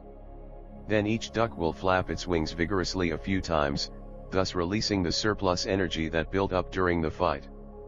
After they flap their wings, they float on peacefully, as if nothing had ever happened. If the duck had a human mind, it would keep the fight alive by thinking, by story making. This would probably be the duck's story. I don't believe what he just did. He came to within 5 inches of me. He thinks he owns this pond. He has no consideration for my private space. I'll never trust him again. Next time he'll try something else just to annoy me. I'm sure he's plotting something already. But I'm not going to stand for this. I'll teach him a lesson he won't forget. And on the mind spins its tales, still thinking and talking about it days, months, or years later. As far as the body is concerned, the fight is still continuing, and the energy it generates in response to all those thoughts is emotion, which in turn generates more thinking. This becomes the emotional thinking of the ego. You can see how problematic the duck's life would become if it had a human mind. But this is how most humans live all the time. No situation or event is ever really finished.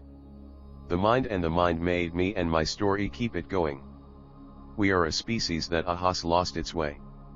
Everything natural, every flower or tree, and every animal have important lessons to teach us if we would only stop, look, and listen.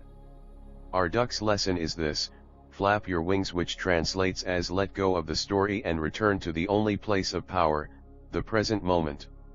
Carrying the past, the inability or rather unwillingness of the human mind to let go of the past, is beautifully illustrated in the story of two Zen monks, Tanzan and Aikido, who were walking along a country road that had become extremely muddy after heavy rains. Near a village, they came upon a young woman who was trying to cross the road, but the mud was so deep it would have ruined the silk kimono she was wearing. Tanzan at once picked her up and carried her to the other side. The monks walked on in silence. 5 hours later, as they were approaching the lodging temple, Aikido couldn't restrain himself any longer. "Why did you carry that girl across the road?" he asked. "We monks are not supposed to do things like that." "I put the girl down hours ago," said Tanzan. "Are you still carrying her?" Now imagine what life would be like for someone who lived like Aikido all the time, unable or unwilling to let go internally of situations, accumulating more and more stuff inside, and you get a sense of what life is like for the majority of people on our planet. What a heavy burden of past they carry around with them in their minds. The past lives in you as memories, but memories in themselves are not a problem. In fact, it is through memory that we learn from the past and from past mistakes. It is only when memories, that is to say, thoughts about the past, take you over completely that they turn into a burden, turn problematic, and become part of your sense of self. Your personality, which is conditioned by the past, then becomes your prison. Your memories are invested with a sense of self, and your story becomes who you perceive yourself to be. This little me is an illusion that obscures your true identity as timeless and formless presence. Your story, however, consists not only of mental but also of emotional memory, old emotion that is being revived continuously. As in the case of the monk who carried the burden of his resentment for 5 hours by feeding it with his thoughts, most people carry a large amount of unnecessary baggage, both mental and emotional, throughout their lives. They limit themselves through grievances, regret, hostility, guilt. Their emotional thinking has become their self, and so they hang on to the old emotion because it strengthens their identity. Because of the human tendency to perpetuate old emotion, almost everyone carries in his or her energy field an accumulation of old emotional pain, which I call the pain body. We can, however, stop adding to the pain body that we already have. We can learn to break the habit of accumulating and perpetuating old emotion by flapping our wings, metaphorically speaking, and refrain from mentally dwelling on the past, regardless of whether something happened yesterday or 30 years ago. We can learn not to keep situations or events alive in our minds, but to return our attention continuously to the pristine, timeless present moment rather than be caught up in mental movie making. Our very presence then becomes our identity, rather than our thoughts and emotions. Nothing ever happened in the past that can prevent you from being present now, and if the past cannot prevent you from being present now, what power does it have? Individual and collective, any negative emotion that is not fully faced and seen for what it is in the moment it arises does not completely dissolve. It leaves behind a remnant of pain. Children in particular find strong negative emotions too overwhelming to cope with and tend to try not to feel them. In the absence of a fully conscious adult who guides them with love and compassionate understanding into facing the emotion directly, choosing not to feel it is indeed the only option for the child at that time. Unfortunately, that early defense mechanism usually remains in place when the child becomes an adult. The emotion still lives in him or her unrecognized and manifests indirectly, for example, as anxiety, anger, outbursts of violence, a mood, or even as a physical illness. In some cases, it interferes with or sabotages every intimate relationship. Most psychotherapists have met patients who claimed initially to have had a totally happy childhood, and later the opposite turned out to be the case. Those may be the more extreme cases, but nobody can go through childhood without suffering emotional pain. Even if both of your parents were enlightened, you would still find yourself growing up in a largely unconscious world.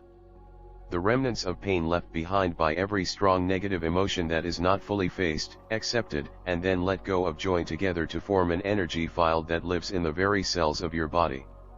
It consists not just of childhood pain, but also painful emotions that were added to it later in adolescence and during your adult life, much of it created by the voice of the ego. It is the emotional pain that is your unavoidable companion when a false sense of self is the basis of your life. This energy field of old but still very much alive emotion that lives in almost every human being is the pain body. The pain body, however, is not just individual in nature. It also partakes of the pain suffered by countless humans throughout the history of humanity, which is a history of continuous tribal warfare, of enslavement, pillage, rape, torture, and other forms of violence. This pain still lives in the collective psyche of humanity and is being added to on a daily basis, as you can verify when you watch the news tonight or look at the drama in people's relationships. The collective pain body is probably encoded within every human's DNA, although we haven't discovered it there yet. Every newborn who comes into this world already carries an emotional pain body. In some it is heavier, more dense than in others. Some babies are quite happy most of the time. Others seem to carry an enormous amount of unhappiness within them.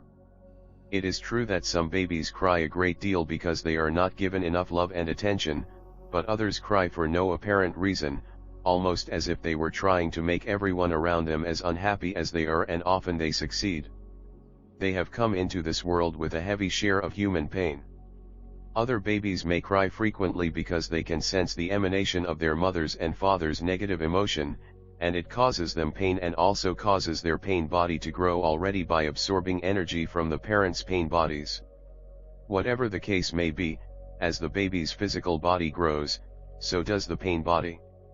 An infant with only a light pain body is not necessarily going to be a spiritually more advanced man or woman than somebody with a dense one. In fact, the opposite is often the case. People with heavy pain bodies usually have a better chance to awaken spiritually than those with a relatively light one. Whereas some of them do remain trapped in their heavy pain bodies, many others reach a point where they cannot live with their unhappiness any longer, and so their motivation to awaken becomes strong. Why is the suffering body of Christ, his face distorted in agony and his body bleeding from countless wounds, such a significant image in the collective consciousness of humanity? Millions of people, particularly in medieval times, would not have related to it as deeply as they did if something within themselves had not resonated with it, if they had not unconsciously recognized it as an outer representation of their own inner reality, the pain body. They were not yet conscious enough to recognize it directly within themselves, but it was the beginning of their becoming aware of it. Christ can be seen as the archetypal human, embodying both the pain and the possibility of transcendence. How the pain body renews itself. The pain body is a semi-autonomous energy form that lives within most human beings, an entity made up of emotion. It has its own primitive intelligence, not unlike a cunning animal, and its intelligence is directed primarily at survival. Like all life forms, it periodically needs to feed to take in new energy, and the food it requires to replenish itself consists of energy that is compatible with its own, which is to say, energy that vibrates at a similar frequency. Any emotionally painful experience can be used as food by the pain body. That's why it thrives on negative thinking as well as drama in relationships. The pain body is an addiction to unhappiness. It may be shocking when you realize for the first time that there is something within you that periodically seeks emotional negativity, seeks unhappiness.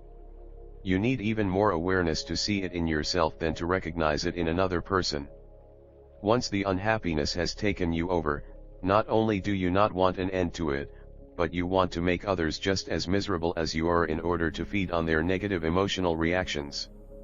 In most people, the pain body has a dormant and an active stage. When it is dormant, you easily forget that you carry a heavy dark cloud or a dormant volcano inside you, depending on the energy field of your particular pain body. How long it remains dormant varies from person to person. A few weeks is the most common, but it can be a few days or months. In rare cases, the pain body can lie in hibernation for years before it gets triggered by some event. How the pain body feeds on your thoughts. The pain body awakens from its dormancy when it gets hungry, when it is time to replenish itself. Alternatively, it may get triggered by an event at any time. The pain body that is ready to feed can use the most insignificant event as a trigger, something somebody says or does, or even a thought. If you live alone or there is nobody around at the time, the pain body will feed on your thoughts. Suddenly, your thinking becomes deeply negative. You were most likely unaware that just prior to the influx of negative thinking, a wave of emotion invaded your mind as a dark and heavy mood, as anxiety or fiery anger. All thought is energy, and the pain body is now feeding on the energy of your thoughts. But it cannot feed on any thought. You don't need to be particularly sensitive to notice that a positive thought has a totally different feeling tone than a negative one. It is the same energy, but it vibrates at a different frequency. A happy, positive thought is indigestible to the pain body. It can only feed on negative thoughts because only those thoughts are compatible with its own energy field. All things are vibrating energy fields in ceaseless motion. The chair you sit on, the book you are holding in your hands appear solid and motionless only because that is how your senses perceive their vibrational frequency, that is to say, the incessant movement of the molecules, atoms, electrons, and subatomic particles that together create what you perceive as a chair, a book, a tree, or a body. What we perceive as physical matter is energy vibrating, moving, at a particular range of frequencies. Thoughts consist of the same energy vibrating at a higher frequency than matter, which is why they cannot be seen or touched. Thoughts have their own range of frequencies, which negative thoughts at the lower end of the scale and positive thoughts at the higher. The vibrational frequency of the pain body resonates with that of negative thoughts, which is why only those thoughts can feed the pain body. The usual pattern of thought creating emotion is reversed in the case of the pain body, at least initially. Emotion from the pain body quickly gains control of your thinking, and once your mind has been taken over by the pain body, your thinking becomes negative. The voice in your head will be telling sad, anxious, or angry stories about yourself or your life, about other people, about past, future, or imaginary events. The voice will be blaming, accusing, complaining, imagining. And you are totally identified with whatever the voice says, believe all its distorted thoughts. At that point, the addiction to unhappiness has set in. It is not so much that you cannot stop your train of negative thoughts, but that you don't want to. This is because the pain body at that time is living through you, pretending to be you. And to the pain body, pain is pleasure. It eagerly devours every negative thought. In fact, the usual voice in your head has now become the voice of the pain body.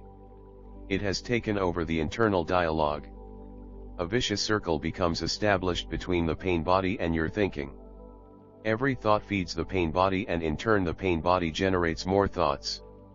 At some point, after a few hours or even a few days, it has replenished itself and returns to its dormant stage, leaving behind a depleted organism and a body that is much more susceptible to illness. If that sounds to you like a psychic parasite, you are right. That's exactly what it is. How the pain body feeds on drama: if there are other people around, preferably your partner or a close family member, the pain body will attempt to provoke them, push their buttons, as the expression goes, so it can feed on the ensuing drama. Pain bodies love intimate relationships and families because that is where they get most of their food. It is hard to resist another person's pain body that is determined to draw you into a reaction. Instinctively it knows your weakest, most vulnerable points. If it doesn't succeed the first time, it will try again and again. It is raw emotion looking for more emotion. The other person's pain body wants to awaken yours so that both pain bodies can mutually energize each other. Many relationships go through violent and destructive pain body episodes at regular intervals. It is almost unbearably painful for a young child to have to witness the emotional violence of their parents' pain bodies, and yet that is the fate of millions of children all over the world, the nightmare of their daily existence. That is also one of the main ways in which the human pain body is passed on from generation to generation. After each episode, the partners make up, and there is an interval of relative peace, to the limited extent that the ego allows it. Excessive consumption of alcohol will often activate the pain body, particularly in men, but also in some women. When a person becomes drunk, he goes through a complete personality change as the pain body takes him over. A deeply unconscious person whose pain body habitually replenishes itself through physical violence often directs it toward his spouse or children. When he becomes sober, he is truly sorry and may say he will never do this again, and he means it. The person who is talking and making promises, however, is not the entity that commits the violence, and so you can be sure that it will happen again and again unless he becomes present, recognizes the pain body within himself, and thus disidentifies from it. In some cases, counseling can help him do that. Most pain bodies want to both inflict and suffer pain, but some are predominantly either perpetrators or victims. In either case, they feed on violence, whether emotional or physical.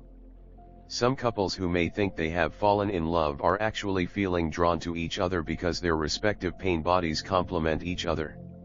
Sometimes the roles of perpetrator and victim are already clearly prescribed the time they meet. Some marriages that are thought to be made in heaven are actually made in hell. If you have ever lived with a cat, you will know that even when the cat seems to be asleep, it still knows what is going on, because at the slightest unusual noise, its ears will move toward it, and its eyes may open slightly. Dormant pain bodies are the same. On some level, they are still awake, ready to jump into action when an appropriate trigger presents itself. In intimate relationships, pain bodies are often clever enough to lie low until you start living together and preferably have signed a contract committing yourself to be with this person for the rest of your life. You don't just marry your wife or husband, you also marry her or his pain body, and your spouse marries yours. It can be quite a shock when, perhaps not long after moving in together after the honeymoon, you find suddenly one day there is a complete personality change in your partner. Her voice becomes harsh or shrill as she accuses you, blames you, or shouts at you, mostly likely over a relatively trivial matter. Or she becomes totally withdrawn. What's wrong, you ask? Nothing is wrong, she says. But the intensely hostile energy she emanates is saying, everything is wrong. When you look into her eyes, there is no light in them anymore. It is as if a heavy veil has descended, and the being you know and love, which before was able to shine through her ego, is now totally obscured. A complete stranger seems to be looking back at you, and in her eyes there is hatred, hostility, bitterness, or anger. When she speaks to you, it is not your spouse or partner who is speaking but the pain body speaking through them. Whatever she is saying is the pain body's version of reality, a reality completely distorted by fear, hostility, anger, and a desire to inflict and receive more pain.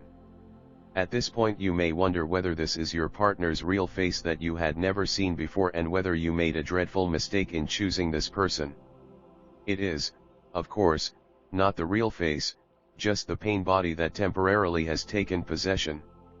It would be hard to find a partner who doesn't carry a pain body, but it would perhaps be wise to choose someone whose pain body is not excessively dense. Dense pain bodies. Some people carry dense pain bodies that are never completely dormant. They may be smiling and making polite conversation, but you do not need to be psychic to sense that seething ball of unhappy emotion in them just underneath the surface, waiting for the next event to react to, the next person to blame or confront, the next thing to be unhappy about. Their pain bodies can never get enough, are always hungry. They magnify the ego's need for enemies. Through their reactivity, relatively insignificant matters are blown up out of all proportion as they try to pull other people into their drama by getting them to react. Some get involved in protracted and ultimately pointless battles or court cases with organizations or individuals. Others are consumed by obsessive hatred toward an ex-spouse or partner. Unaware of the pain they carry inside, by their reaction, they project the pain into events and situations. Due to a complete lack of self-awareness, they cannot tell the difference between an event and their reaction to the event. To them, the unhappiness and even the pain itself is out there in the event or situation. Being unconscious of their inner state, they don't even know that they are deeply unhappy, that they are suffering. Sometimes people with such dense pain bodies become activists fighting for a cause. The cause may indeed be worthy, and they are sometimes successful at first in getting things done. However, the negative energy that flows into what they say and do and their unconscious need for enemies and conflict tend to generate increasing opposition to their cause. Usually they also end up creating enemies within their own organization, because wherever they go, they find reasons for feeling bad, and so their pain body continues to find exactly what it is looking for.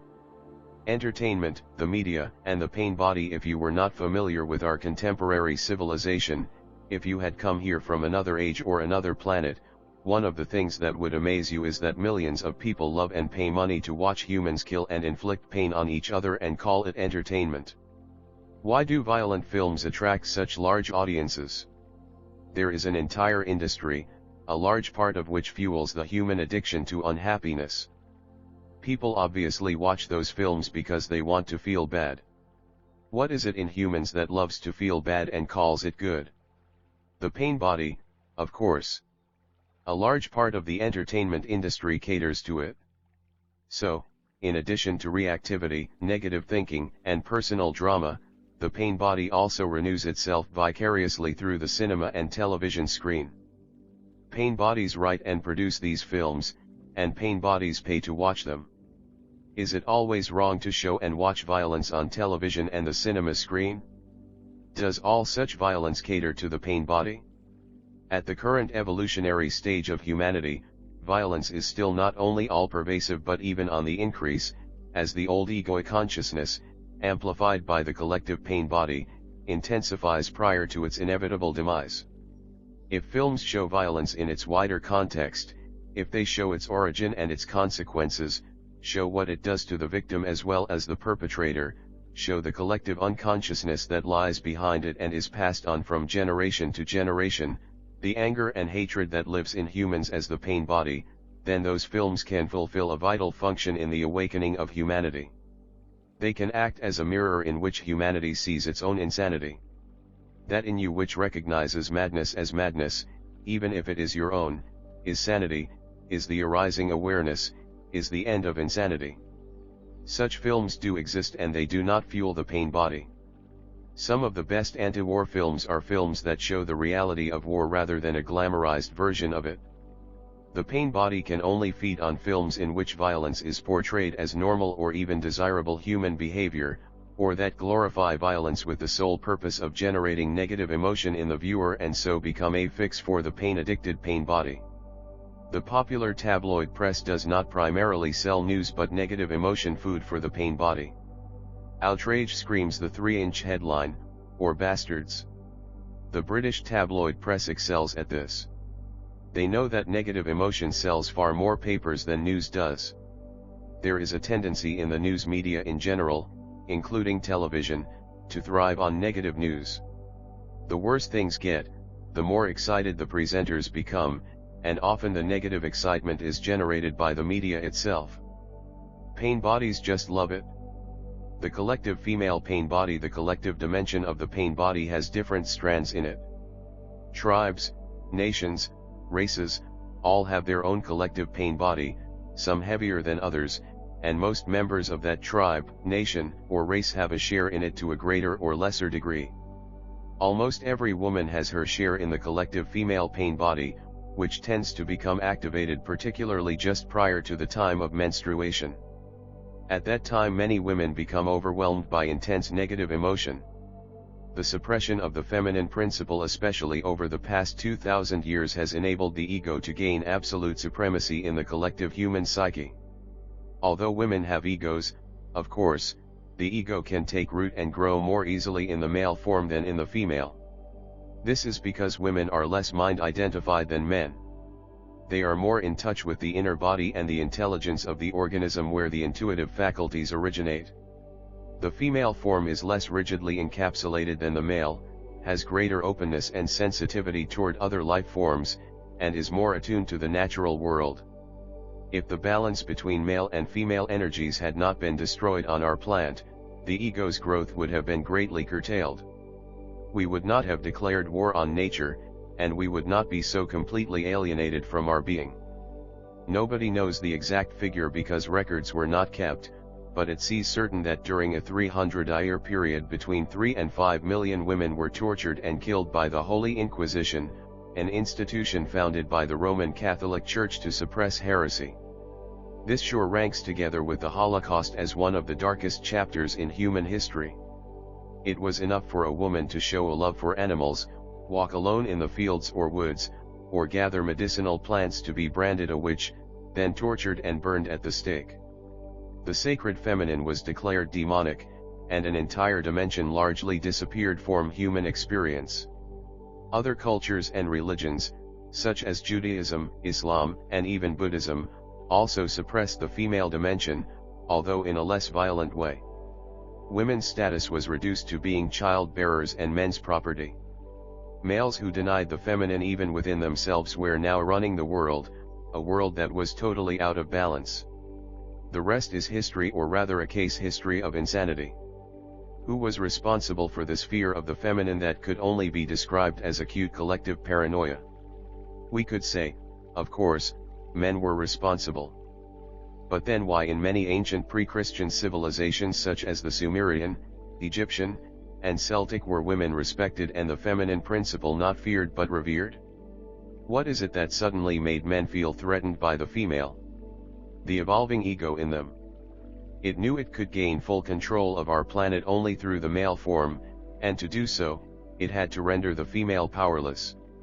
In time, the ego also took over most women, although it could never become as deeply entrenched in them as in men. We now have a situation in which the suppression of the feminine has become internalized, even in most women. The sacred feminine, because it is suppressed, is felt by many women as emotional pain. In fact, it has become part of their pain body, together with the accumulated pain suffered by women over millennia through childbirth, rape, slavery, torture and violent death. But things are changing rapidly now. With many people becoming more conscious, the ego is losing its hold on the human mind. Because the ego was never as deeply rooted in woman, it is losing its hold on women more quickly than on men. National and racial pain bodies. Certain countries in which many acts of collective violence were suffered or perpetrated have a heavier collective pain body than others. This is why older nations tend to have stronger pain bodies. It is also why younger countries, such as Canada or Australia, and those that have remained more sheltered from the surrounding madness, such as Switzerland, tend to have lighter collective pain bodies. Of course, in those countries, people still have their personal pain body to deal with. If you are sensitive enough, you can feel a heaviness in the energy field of certain countries as soon as you step off the plane. In other countries, one can sense an energy field of latent violence just underneath the surface of everyday life. In some nations, for example, in the Middle East, the collective pain body is so acute that a significant part of the population finds itself forced to act it out in an endless and insane cycle of perpetration and retribution through which the pain body renews itself continuously. In countries where the pain body is heavy but no longer acute, there has been a tendency for people to try and desensitize themselves to the collective emotional pain, in Germany and Japan through work, in some other countries through widespread indulgence in alcohol, which, however, can also have the opposite effect of stimulating the pain body, particularly if consumed in excess. China's heavy pain body is to some extent mitigated by the widespread practice of Tai Chi, which amazingly was not declared illegal by the communist government that otherwise feels threatened by anything it cannot control. Every day in the streets and city parks, millions practice this movement meditation that stills the mind. This makes a considerable difference to the collective energy field and goes some way toward diminishing the pain body by reducing thinking and generating presence. Spiritual practices that involve the physical body, such as Tai Chi, Qigong, and Yoga, are also increasingly being embraced in the Western world. These practices do not create a separation between body and spirit and are helpful in weakening the pain body. They will play an important role in the global awakening. The collective racial pain body is pronounced in Jewish people, who have suffered persecution over many centuries. Not surprisingly, it is strong as well in Native Americans, whose numbers were decimated and whose culture all but destroyed by the European settlers. In Black Americans too the collective pain body is pronounced. Their ancestors were violently uprooted, beaten into submission, and sold into slavery. The foundation of American economic prosperity rested on the labor of 4 to 5 million black slaves. In fact, the suffering inflicted on Native and Black Americans has not remained confined to those two races, but has become part of the collective American pain body. It is always the case that both victim and perpetrator suffer the consequences of any acts of violence, oppression, or brutality. For what you do to others, you do to yourself.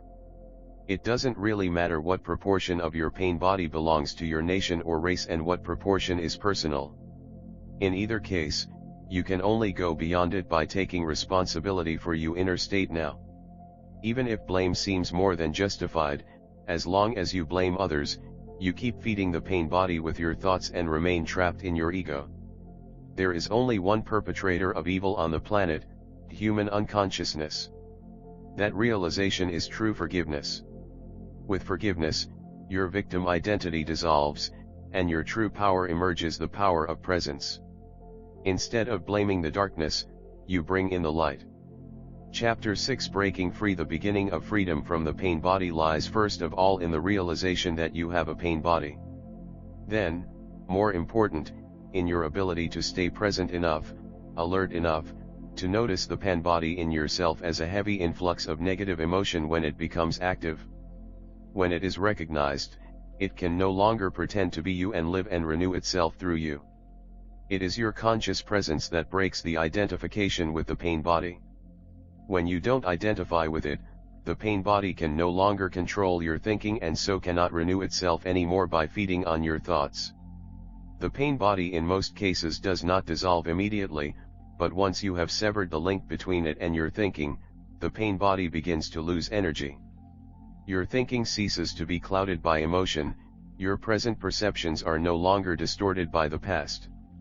The energy that was trapped in the pain body then changes into vibrational frequency and is transmuted into presence. In this way, the pain body becomes fuel for consciousness. This is why many of the wisest, most enlightened men and women on our planet once had a heavy pain body. Regardless of what you say or do or what face you show to the world, your mental emotional state cannot be concealed. Every human being emanates an energy field that corresponds to his or her inner state, and most people can sense it, although they may feel someone else's energy emanation only subliminally. That is to say, they don't know that they sense it, yet it determines to a large extent how they feel about and react to that person. Some people are most clearly aware of it when they first meet someone, even before any words are exchanged. A little later, however, words take over the relationship, and with words come the roles that most people play. Attention then moves to the realm of mind, and the ability to sense the other person's energy field becomes greatly diminished. Nevertheless, it is still felt on an unconscious level. When you realize that pain bodies unconsciously seek more pain, that is to say that they want something bad to happen, you will understand that many traffic accidents are caused by drivers whose pain bodies are active at the time. When two drivers with active pain bodies arrive at an intersection at the same time, the likelihood of an accident is many times greater than under normal circumstances. Unconsciously they both want the accident to happen. The role of pain bodies in traffic accidents is most obvious in the phenomenon called road rage, when drivers become physically violent often over a trivial matter such as someone in front of them driving too slowly. Acts of violence are committed by normal people who temporarily turn into maniacs. All over the world at court proceedings you hear the defense lawyers say, "This is totally out of character," and the accused, "I don't know what came over me."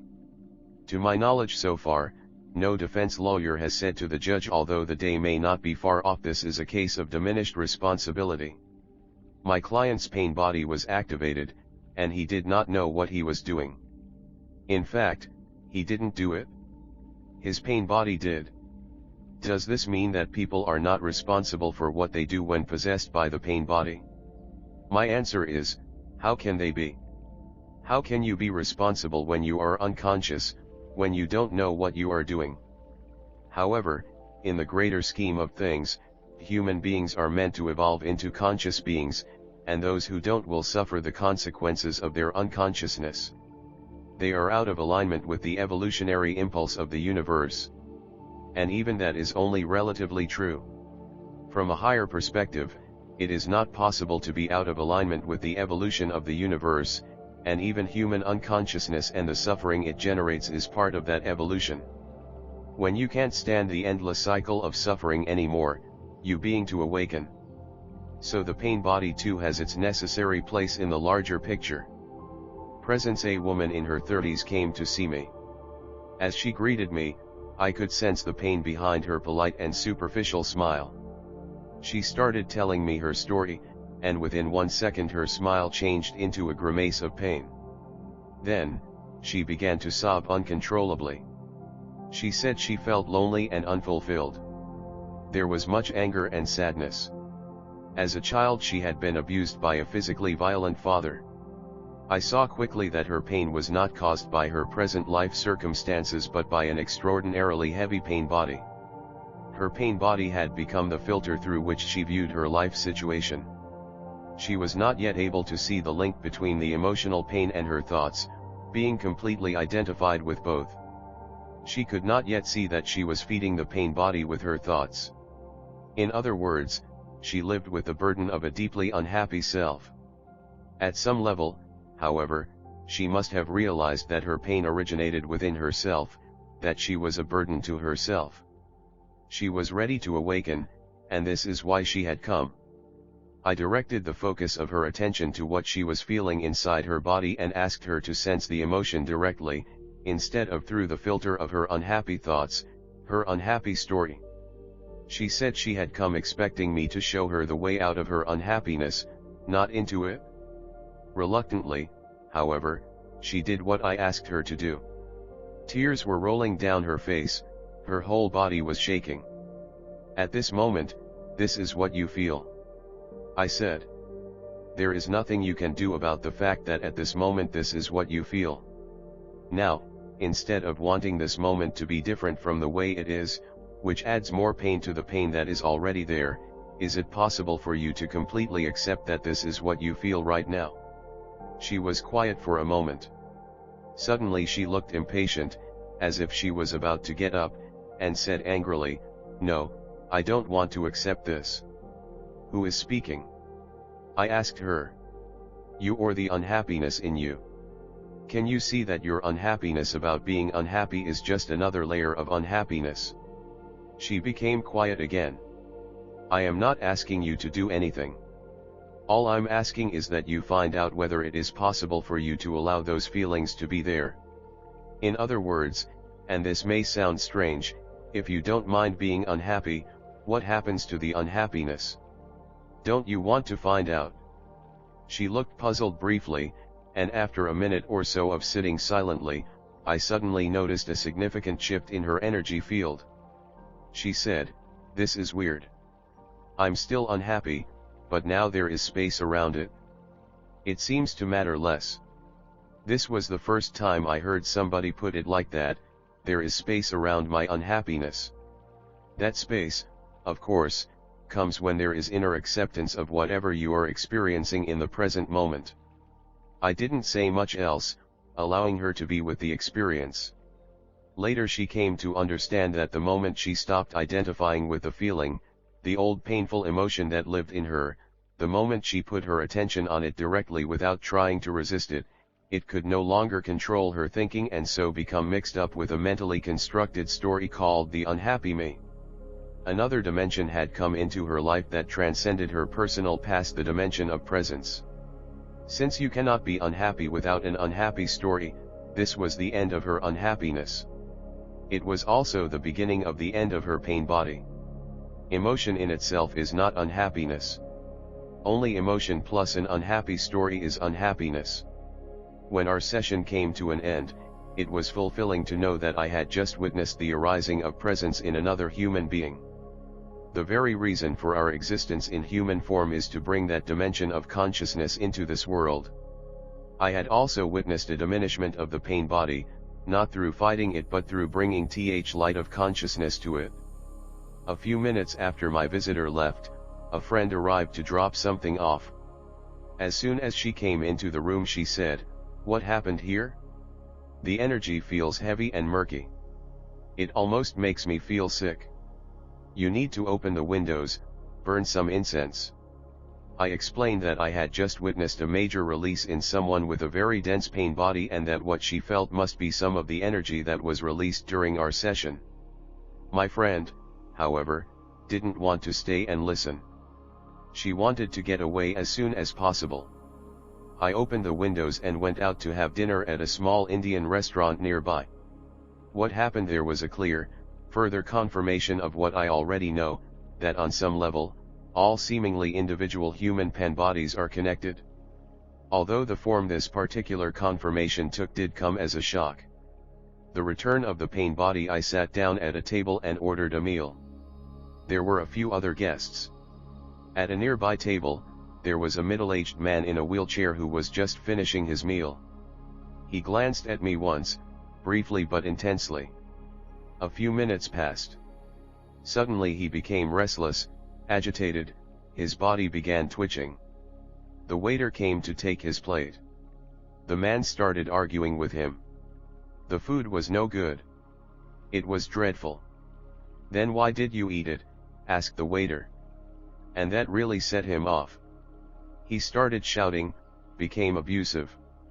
Vile words were coming out of his mouth, intense, violent hatred filled the room. One could feel that energy entering the cells of one's body looking for something to latch onto. Now he was shouting at the other guests too, but for some strange reason ignoring me completely as I sat in intense presence. I suspected that the universal human pain body had come back to tell me, "You thought you defeated me. Look, I'm still here." I also considered the possibility that the released energy field left behind after our session followed me to the restaurant and attached itself to the one person in whom it found a compatible vibrational frequency, that is to say, a heavy pain body. The manager opened the door. "Just leave. Just leave." The man zoomed out in his electric wheelchair, leaving everyone stunned. 1 minute later he returned. His pain body wasn't finished yet. It needed more. He pushed open the door with his wheelchair, shouting obscenities. A waitress tried to stop him from coming in. He put his chair in fast forward and pinned her against the wall. Other guests jumped up and tried to pull him away. Shouting, screaming, pandemonium. A little later a policeman arrived, the man became quiet, was asked to leave and not return. The waitress fortunately was not hurt, except for bruises on her legs. When it was all over, the manager came to my table and asked me, half joking but perhaps feeling intuitively that there was some connection, "Did you cause all this?" The pain body in children's pain bodies sometimes manifest as moodiness or withdrawal. The child becomes sullen, refuses to interact, and may sit in a corner, hugging a doll or sucking a thumb. They can also manifest as weeping fits or temper tantrums. The child screams, may throw him or herself on the floor, or become destructive. Thwarted wanting can easily trigger the pain body, and in a developing ego, the force of wanting can be intense. Parents may watch helplessly in incomprehension and disbelief as their little angel becomes transformed within a few seconds into a little monster. Where does all that unhappiness come from, they wonder? To a greater or lesser extent, it is the child's share of the collective pain body of humanity which goes back to the very origin of the human ego. But the child may also already have taken on pain from his or her parents' pain bodies, and so the parents may see in the child a reflection of what is also in them. Highly sensitive children are particularly affected by their parents' pain bodies. Having to witness their parents' insane drama causes almost unbearable emotional pain, and so it is often these sensitive children who grow into adults with heavy pain bodies. Children are not fooled by parents who try to hide their pain body from them, who say to each other, "We mustn't fight in front of the children." This usually means while the parents make polite conversation, the home is pervaded with negative energy. Suppressed pain bodies are extremely toxic, even more so than openly active ones, and that psychic toxicity is absorbed by the children and contributes to the development of their own pain body. Some children learn subliminally about ego and pain bodies simply by living with very unconscious parents. A woman whose parents both had strong egos and heavy pain bodies told me that often when her parents were shouting and screaming at each other, she would look at them and although she loved them, would say to herself, "These people are nuts. How did I ever end up here?" There was already an awareness in her of the insanity of living in such a way. That awareness helped reduce the amount of pain she absorbed from her parents. Parents often wonder who to deal with their child's pain body. The primary question is, of course, are they dealing with their own? Do they recognize it within themselves? Are they able to stay present enough when it becomes activated so that they can be aware of the emotion on the feeling level before it gets a chance to turn into thinking and thus into an unhappy person? While the child is having a pain body attack, there isn't much you can do except to stay present so that you are not drawn into an emotional reaction. The child's pain body would only feed on it. Pain bodies can be extremely dramatic. Don't buy into the drama. Don't take it too seriously. If the pain body was triggered by thwarted wanting, don't give in now to its demands. Otherwise, the child will learn, the more unhappy I become, the more likely I am to get what I want. This is a recipe for dysfunction in later life. The pain body will be frustrated by your non-reaction and may briefly act up even more before it subsides. Fortunately, pain body episodes in children are usually more short-lived than in adults. A little while after it has subsided, or perhaps the next day, you can talk to the child about what happened. But don't tell the child about what happened. Ask questions instead. For example, what was it that came over you yesterday when you wouldn't stop screaming? Do you remember? What did it feel like? Was it a good feeling? That thing that came over you, does it have a name? No. If it had a name, what would it be called? If you could see it, what would it look like? Can you paint a picture of what it would look like? What happened to it when it went away? Did it go to sleep? Do you think it may come back? These are just a few suggested questions. All these questions are designed to awaken the witnessing faculty in the child, which is presence. They will help the child to disidentify from the pain body. You may also want to talk to the child about your own pain body using the child's terminology. The next time the child gets taken over by the pain body, you can say, "It's come back, hasn't it?" Use whatever words the child used when you talk about it. Direct the child's attention to what it feels like. Let your attitude be one of interest or curiosity rather than one of criticism or condemnation. It is unlikely that this will stop the pain body in its tracks, and it may appear that the child will not even be hearing you, yet some awareness will remain in the background of the child's consciousness even while the pain body is active. After a few times, the awareness will have gotten stronger and the pain body will have weakened. The child is growing in presence. One day you may find that the child is the one to point out to you that your own pain body has taken control of you. Unhappiness. Not all unhappiness is of the pain body. Some of it is new unhappiness, created whenever you are out of alignment with the present moment, when the now is denied in one way or another.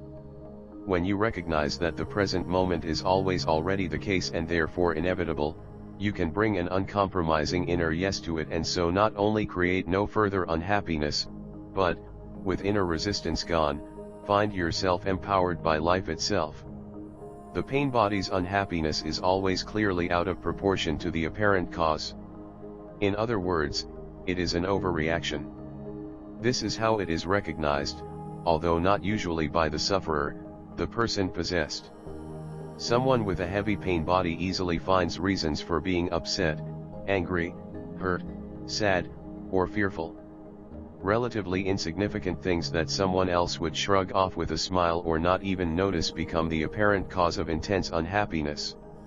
They are, of course, not the true cause but only act as a trigger. They bring back to life the old accumulated emotion. The emotion then moves into the head and amplifies and energizes the ego mind structures. Pain body and ego are close relatives. They need each other. The triggering event or situation is then interpreted and reacted to through the screen of a heavily emotional ego. This is to say, its significance becomes completely distorted. You look at the present through the eyes of the emotional past within you. In other words, what you see and experience is not in the event or situation but in you. Or in some cases, it may be there in the event or situation, but you amplify it through your reaction. This reaction, this amplification, is what the pain body wants and needs, what it feeds on. For someone possessed by a heavy pain body, it is often impossible to step outside his or her distorted interpretation, the heavily emotional story. The more negative emotion there is in a story, the heavier and more impenetrable it becomes. And so the story is not recognized as such but is taken to be reality. When you are completely trapped in the movement of thought and the accompanying emotion, stepping outside is not possible because you don't even know that there is an outside. You are trapped in your own movie or dream, trapped in your own hell. To you it is reality and no other reality is possible. And as far as you are concerned, your reaction is the only possible reaction. Breaking identification with the pain body. A person with a strong, active pain body has a particular energy emanation that other people perceive as extremely unpleasant. When they meet a person, some people will immediately want to remove themselves or reduce interaction with him or her to a minimum. They feel repulsed by the person's energy field. Others will feel a wave of aggression toward this person, and they will be rude or attack him or her verbally and in some cases, even physically. This means there is something within them that resonates with the other person's pain body. What they react to so strongly is also in them. It is their own pain body. Not surprisingly, people with heavy and frequently active pain bodies often find themselves in conflict situations. Sometimes, of course, they actively provoke them.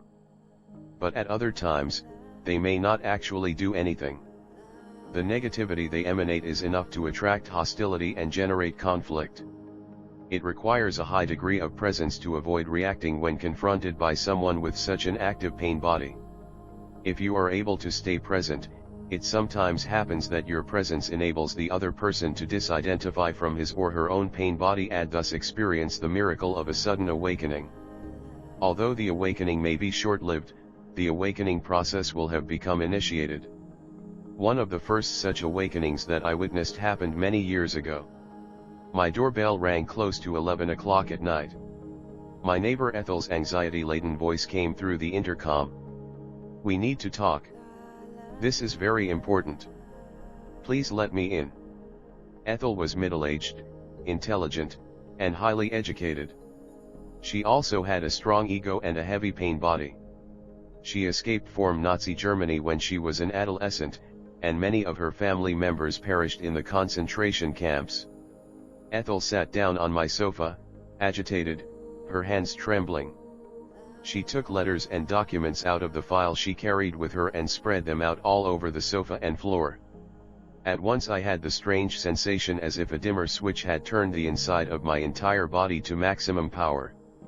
There was nothing to do other than remain open, alert, intensely present with every cell of the body. I looked at her with no thought and no judgment and listened in stillness without any mental commentary. A torrent of words came out of her mouth. "They sent me another disturbing letter today. They are conducting a vendetta against me. You must help.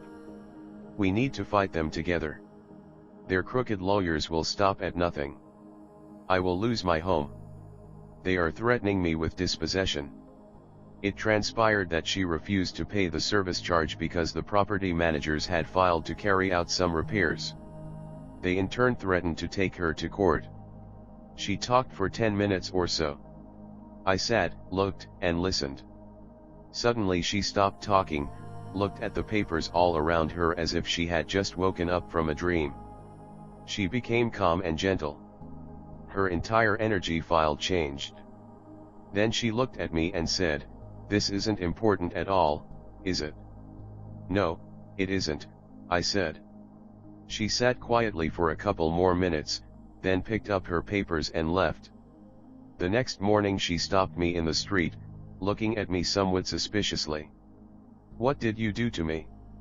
Last night was the first night in years that I slept well. In fact, I slept like a baby." She believed I had done something to her, but I had done nothing. Instead of asking what I had done to her, perhaps she should have asked what I had not done. I had to reacted, not confirmed the reality of her story, not fed her mind with more thought and her pain body with more emotion. I had allowed her to experience whatever she was experiencing at that moment, and the power of allowing lies in non-interference, non-doing. Being present is always infinitely more powerful than anything one could say or do, although sometimes being present can give rise to words or actions. What happened to her was not yet a permanent shift, but a glimpse of what is possible, a glimpse of what was already within her. In Zen, such a glimpse is called Satori. Satori is a moment of presence, a brief stepping out of the voice in your head, the thought processes, and their reflection in the body as emotion. It is the arising of inner spaciousness where before there was the clutter of thought and the turmoil of emotion. The thinking mind cannot understand presence and so will often misinterpret it. It will say that you are uncaring, distant, have no compassion, are not relating. The truth is, you are relating but at a level deeper than thought and emotion. In fact, at that level there is a true coming together, a true joining that goes far beyond relating. In the stillness of presence, you can sense the formless essence in yourself and in the other as one. Knowing the oneness of yourself and the other is true love, true care, true compassion.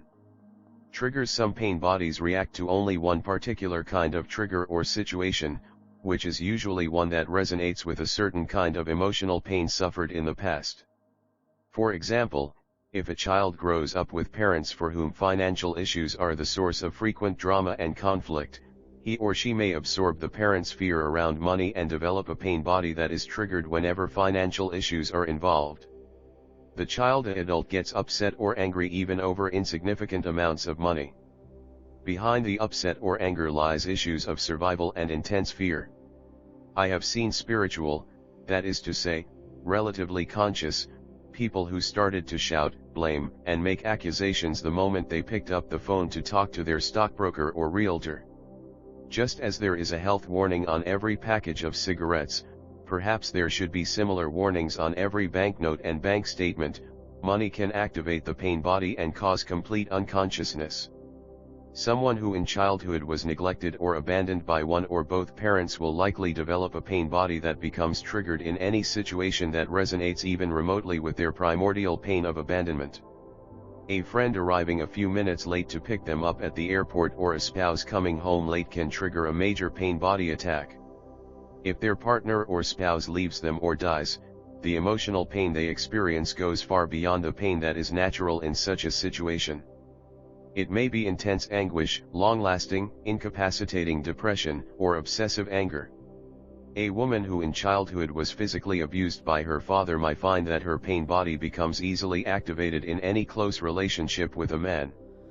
Alternatively, the emotion that makes up her pain body may draw her to a man whose pain body is similar to that of her father. Her pain body may feel a magnetic pull to someone who it senses will give it more of the same pain. That pain is sometimes misinterpreted as falling in love. A man who had been an unwanted child and was given no love and a minimum of care and attention by his mother developed a heavy ambivalent pain body that consisted of unfulfilled intense longing for his mother's love and attention and at the same time intense hatred toward her for withholding what he so desperately needed. When he became an adult, almost every woman would trigger his pain body's neediness, a form of emotional pain, and this would manifest as an addictive compulsion to conquer and seduce almost every woman he met and in this way get the female love and attention that the pain body craved. He became quite an expert on seduction, but as soon as a relationship turned intimate or his advances were rejected, the pain body's anger toward his mother would come up and sabotage the relationship. When you recognize your own pain body as it arises, you will also quickly learn what the most common triggers are that activate it, whether it be situations or certain things other people do or say. When those triggers occur, you will immediately see them for what they are and enter a heightened state of alertness. Within a second or two, you will also notice the emotional reaction that is the arising pain body, but in that state of alert presence, you won't identify with it, which means the pain body cannot take you over and become the voice in your head. If you are with your partner at the time, you may tell him or her, "What you just said, or did, triggered my pain body." Have an agreement with your partner that whenever either of you says or does something that triggers the other person's pain body, you will immediately mention it. In this way, the pain body can no longer renew itself through drama in the relationship and instead of pulling you into unconsciousness, will help you become fully present. Every time you are present when the pain body arises, some of the pain body's negative emotional energy will burn up, as it were, and become transmuted into presence. The rest of the pain body will quickly withdraw and wait for a better opportunity to rise again, that is to say, when you are less conscious. A better opportunity for the pain body to arise may come whenever you lose presence, perhaps after you have had a few drinks or while watching a violent film. The tiniest negative motion, such as being irritated or anxious, can also serve as a doorway through which the pain body can return. The pain body needs your unconsciousness. It cannot tolerate the light of presence. The pain body as an awakener at first sight, it may seem that the pain body is the greatest obstacle to the arising of a new consciousness in humanity. It occupies your mind, controls and distorts your thinking, disrupts your relationships, and feels like a dark cloud that occupies your entire energy field. It tends to make you unconscious, spiritually speaking, which means totally identified with mind and emotion. It makes you reactive, makes you say and do things that are designed to increase the unhappiness within yourself and the world. As unhappiness increases, however, it also causes increasing disruption in your life. Perhaps the body can't take the stress anymore and develops an illness or some dysfunction. Perhaps you have become involved in an accident, some huge conflict situation or drama that was caused by the pain body's desire for something bad to happen, or you become the perpetrator of physical violence. Or it all becomes too much and you cannot live with your unhappy self anymore. The pain body, of course, is part of that false self. Whenever you get taken over by the pain body, whenever you don't recognize it or what it is, it becomes part of your ego. Whatever you identify with turns into ego. The pain body is one of the most powerful things the ego can identify with, just as the pain body needs the ego to renew itself through it. That unholy alliance, however, eventually breaks down in those cases where the pain body is so heavy that the ego mind structures, instead of being strengthened by it, are becoming eroded by the continuous onslaught of the pain body's energy charge, in the same way that an electronic device can be empowered by an electric current but also destroyed by it if the voltage is too high. People with strong pain bodies often reach a point where they feel their life is becoming unbearable, where they can't take any more pain, any more drama. One person expressed this by saying plainly and simply that she was fed up with being unhappy. Some people may feel, as I did, that they cannot live with themselves anymore. Inner peace then becomes their first priority. Their acute emotional pain forces them to disidentify from the content of their minds and the mental emotional structures that give birth to and perpetuate the unhappy me. They then know that neither their unhappy story nor the emotion they feel is who they are. They realize they are the knowing, not the known. Rather than pulling them into unconsciousness, the pain body becomes their awakener, the decisive factor that forces them into a state of presence. However, due to the unprecedented influx of consciousness we are witnessing on the planet now, many people no longer need to go through the depth of acute suffering to be able to disidentify from the pain body. Whenever they notice they have slipped back into a dysfunctional state, they are able to choose to step out of identification with thinking and emotion and enter the state of presence. They relinquish resistance, become still and alert, one with what is, within and without. The next step in human evolution is not inevitable, but for the first time in the history of our planet, it can be a conscious choice. Who is making that choice? You are. And who are you? Consciousness that has become conscious of itself. Breaking free of the pain body. A question people frequently ask is, how long does it take to become free of the pain body? The answer is, of course, that it depends both on the density of an individual's pain body as well as the degree or intensity of that individual's arising presence. But it is not the pain body, but identification with it that causes the suffering that you inflict on yourself and others. It is not the pain body but identification with the pain body that forces you to relive the past again and again and keeps you in a state of unconsciousness. So a more important question to ask would be this: how long does it take to become free of identification with the pain body? And the answer to that question, it takes no time at all. When the pain body is activated, know that what you are feeling is pain body in you. This knowing is all that is needed to break your identification with it. And when identification with it ceases, the transmutation begins. The knowing prevents the old emotion from rising up in your head and taking over not only the internal dialogue, but also your actions as well as interactions with other people. This means the pain body cannot use you anymore and renew itself through you. The old emotion may then still live in you for a while and come up periodically. It may also still occasionally trick you into identifying with it again and thus obscure the knowing, but not for long. Not projecting the old emotion into situations means facing it directly within yourself. It may not be pleasant, but it won't kill you. Your presence is more than capable of containing it. The emotion is not who you are. When you feel the pain body, don't fall into the error of thinking there is something wrong with you. Making yourself into a problem, the ego loves that. The knowing needs to be followed by accepting. Anything else will obscure it again.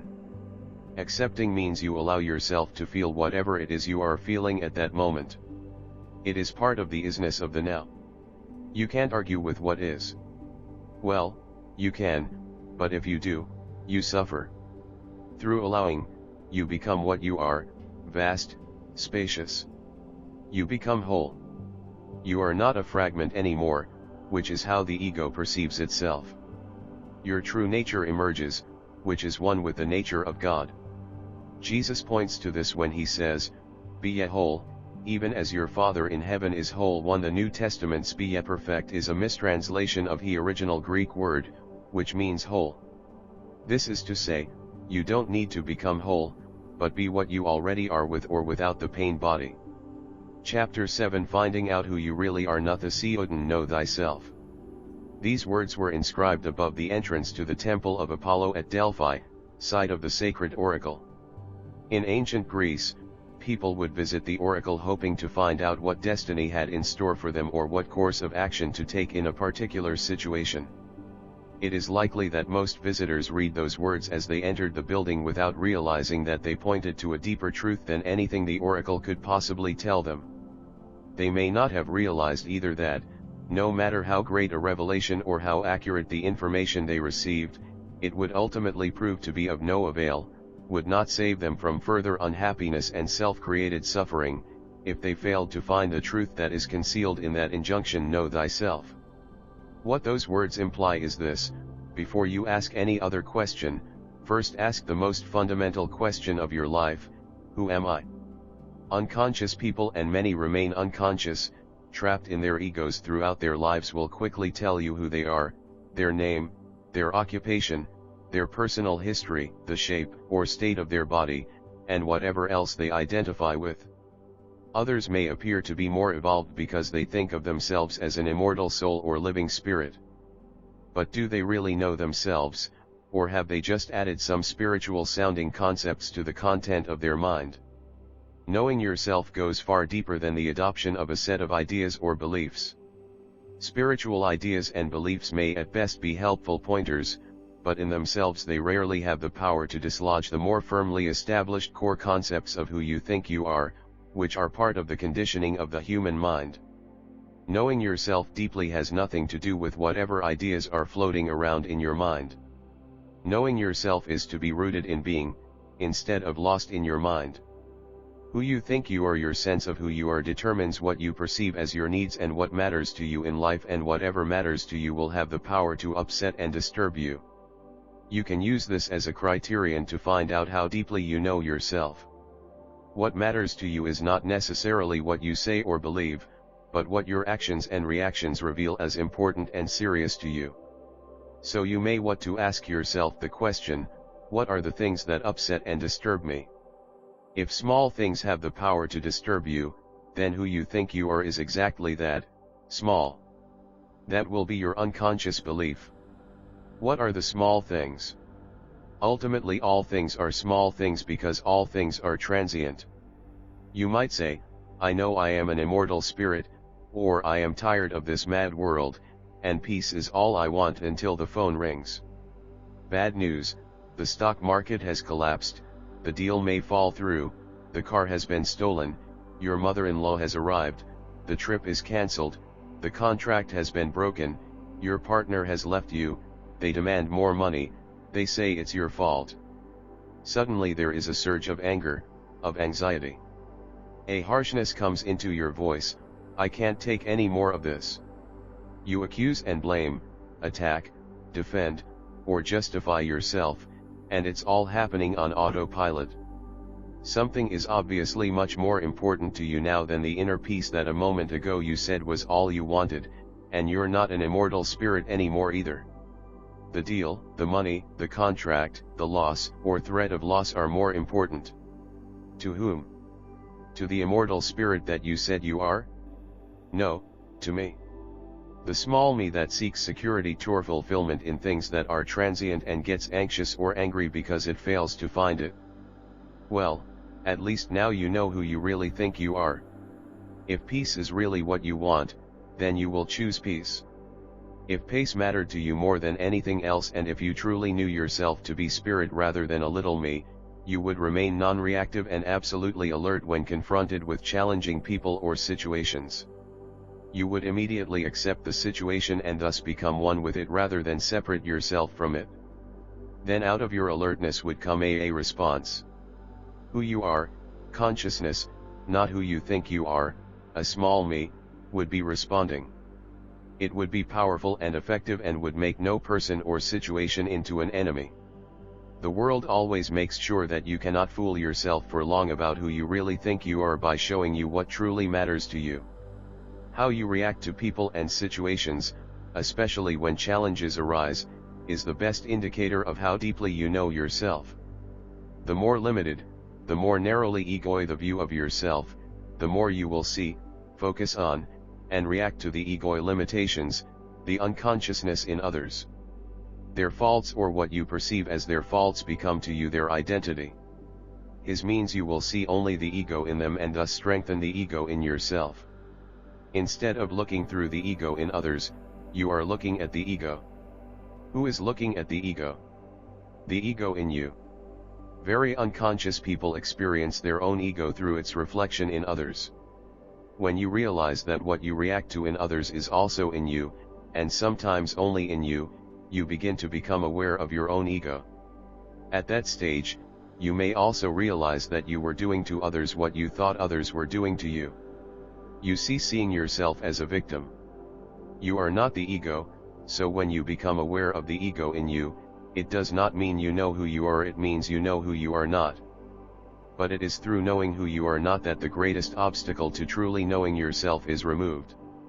Nobody can tell you who you are. It would just be another concept, so it would not change you. Who you are requires no belief. In fact, every belief is an obstacle. It does not even require your realization, since you already are who you are. But without realization, who you are does not shine forth into this world. It remains in the unmanifest, which is, of course, your true home. You are then like an apparently poor person who does not know he has a bank account with $100 million in it, and so his wealth remains an unexpressed potential. Abundance, who you think you are, is also intimately connected with how you see yourself treated by others. Many people complain that others do not treat them well enough. I don't get any respect, attention, recognition, acknowledgement, they say. I'm being taken for granted. When people are kind, they suspect hidden motives. Others want to manipulate me, take advantage of me. Nobody loves me. Who they think they are is this: I am a needy little me whose needs are not being met. This basic misperception of who they are creates dysfunction in all their relationships. They believe they have nothing to give and that the world or other people are withholding from them what they need. Their entire reality is based on an illusory sense of who they are. It sabotages situations, mar all relationships. If the thought of lack, whether it be money, recognition, or love, has become part of who you think you are, you will always experience lack. Rather than acknowledge the good that is already in your life, all you see is lack. Acknowledging the good that is already in your life is the foundation for all abundance. The fact is, whatever you think the world is withholding from you, you are withholding from the world. You are withholding it because deep down you think you are small and that you have nothing to give. Try this for a couple of weeks and see how it changes your reality. Whatever you think people are withholding from you, praise, appreciation, assistance, loving care, and so on, give it to them. You don't have it? Just act as if you had it, and it will come. Then, soon after you start giving, you will start receiving. You cannot receive what you don't give. Outflow determines inflow. Whatever you think the world is withholding from you, you already have, but unless you allow it to flow out, you won't even know that you have it. This includes abundance. The law that outflow determines inflow is expressed by Jesus in this powerful image: give and it will be given to you. Good measure, pressed down, shaken together, running over, will be put into your lap. 1. The source of all abundance is not outside you. It is part of who you are. However, start by acknowledging and recognizing abundance without. See the fullness of life all around you. The warmth of the sun on your skin, the display of magnificent flowers outside a florist's shop, biting into a succulent fruit, or getting soaked in an abundance of water falling from the sky. The fullness of life is there at every step. The acknowledgement of that abundance that is all around you awakens the dormant abundance within. Then let it flow out. When you smile at a stranger, there is already a minute outflow of energy. You become a giver. Ask yourself often, what can I give here? How can I be of service to this person, this situation? You don't need to own anything to feel abundant, although if you feel abundant consistently, things will almost certainly come to you. Abundance comes only to those who already have it. It sounds almost unfair, but of course it isn't. It is a universal law. Both abundance and scarcity are inner states that manifest as your reality. Jesus puts it like this, "For to the one who has, more will be given, and from the one who has not, even what he has will be taken away." To knowing yourself and knowing about yourself, you may not want to know yourself because you are afraid of what you may find out. Many people have a secret fear that they are bad.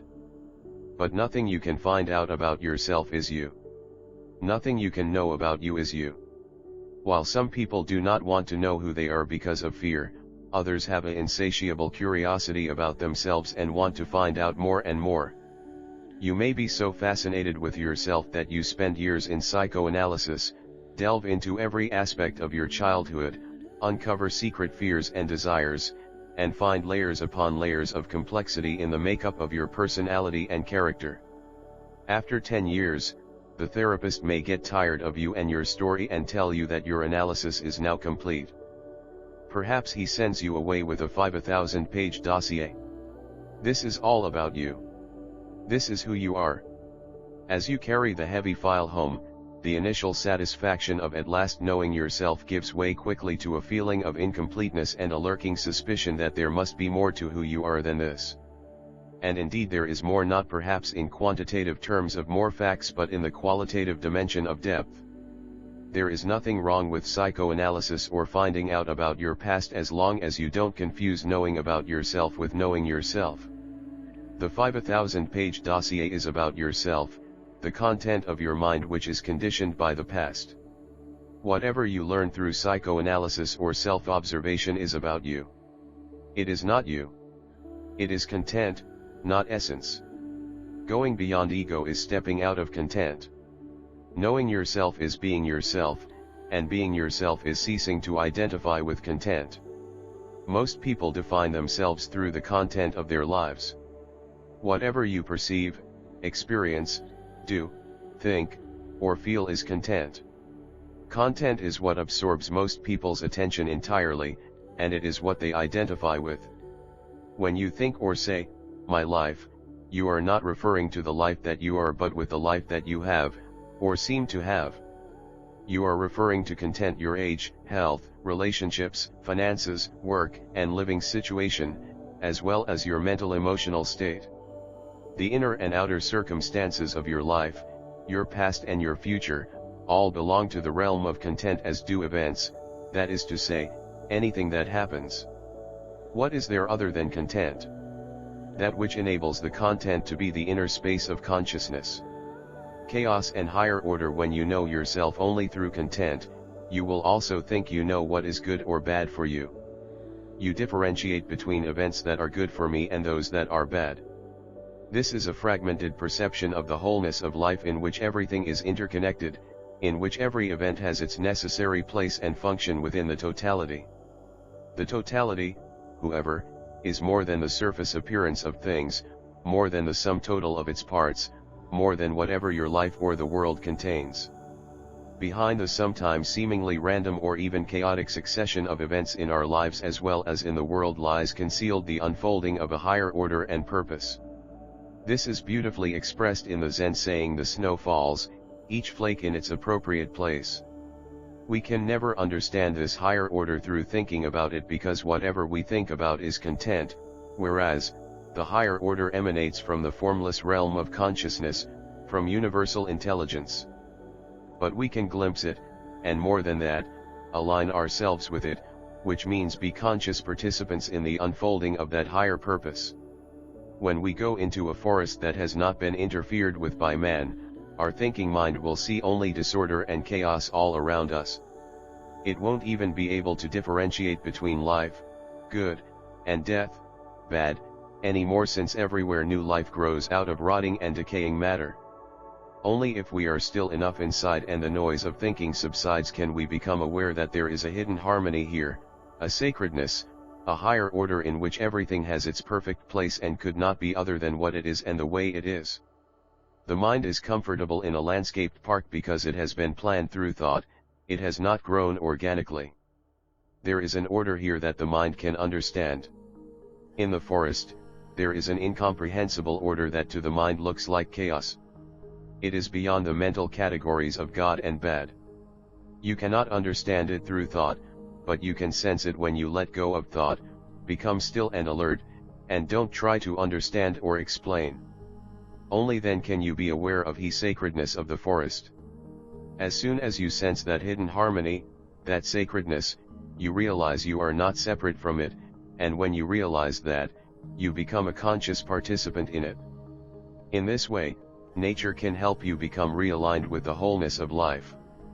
Good and bad at some point in their lives, most people become aware that there is not only birth, growth, success, good health, pleasure, and winning, but also loss, failure, sickness, old age, decay, pain, and death.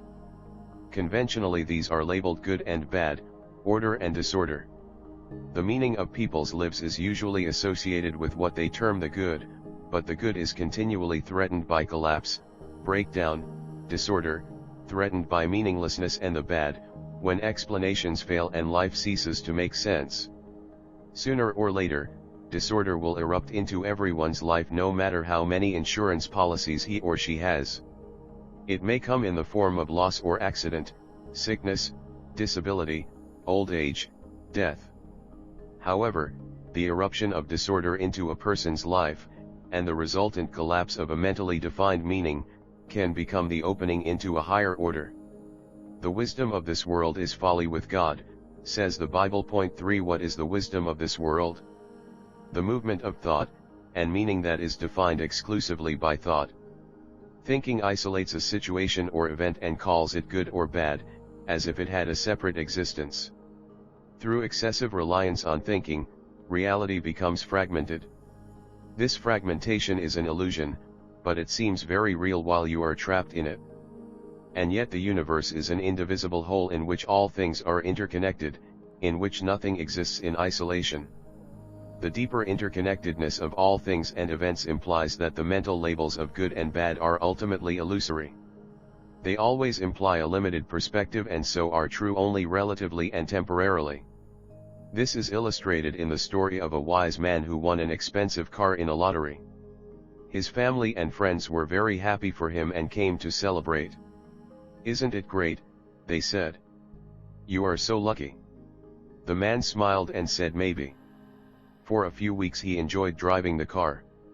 Then one day a drunken driver crashed into his new car at an intersection and he ended up in the hospital, with multiple injuries.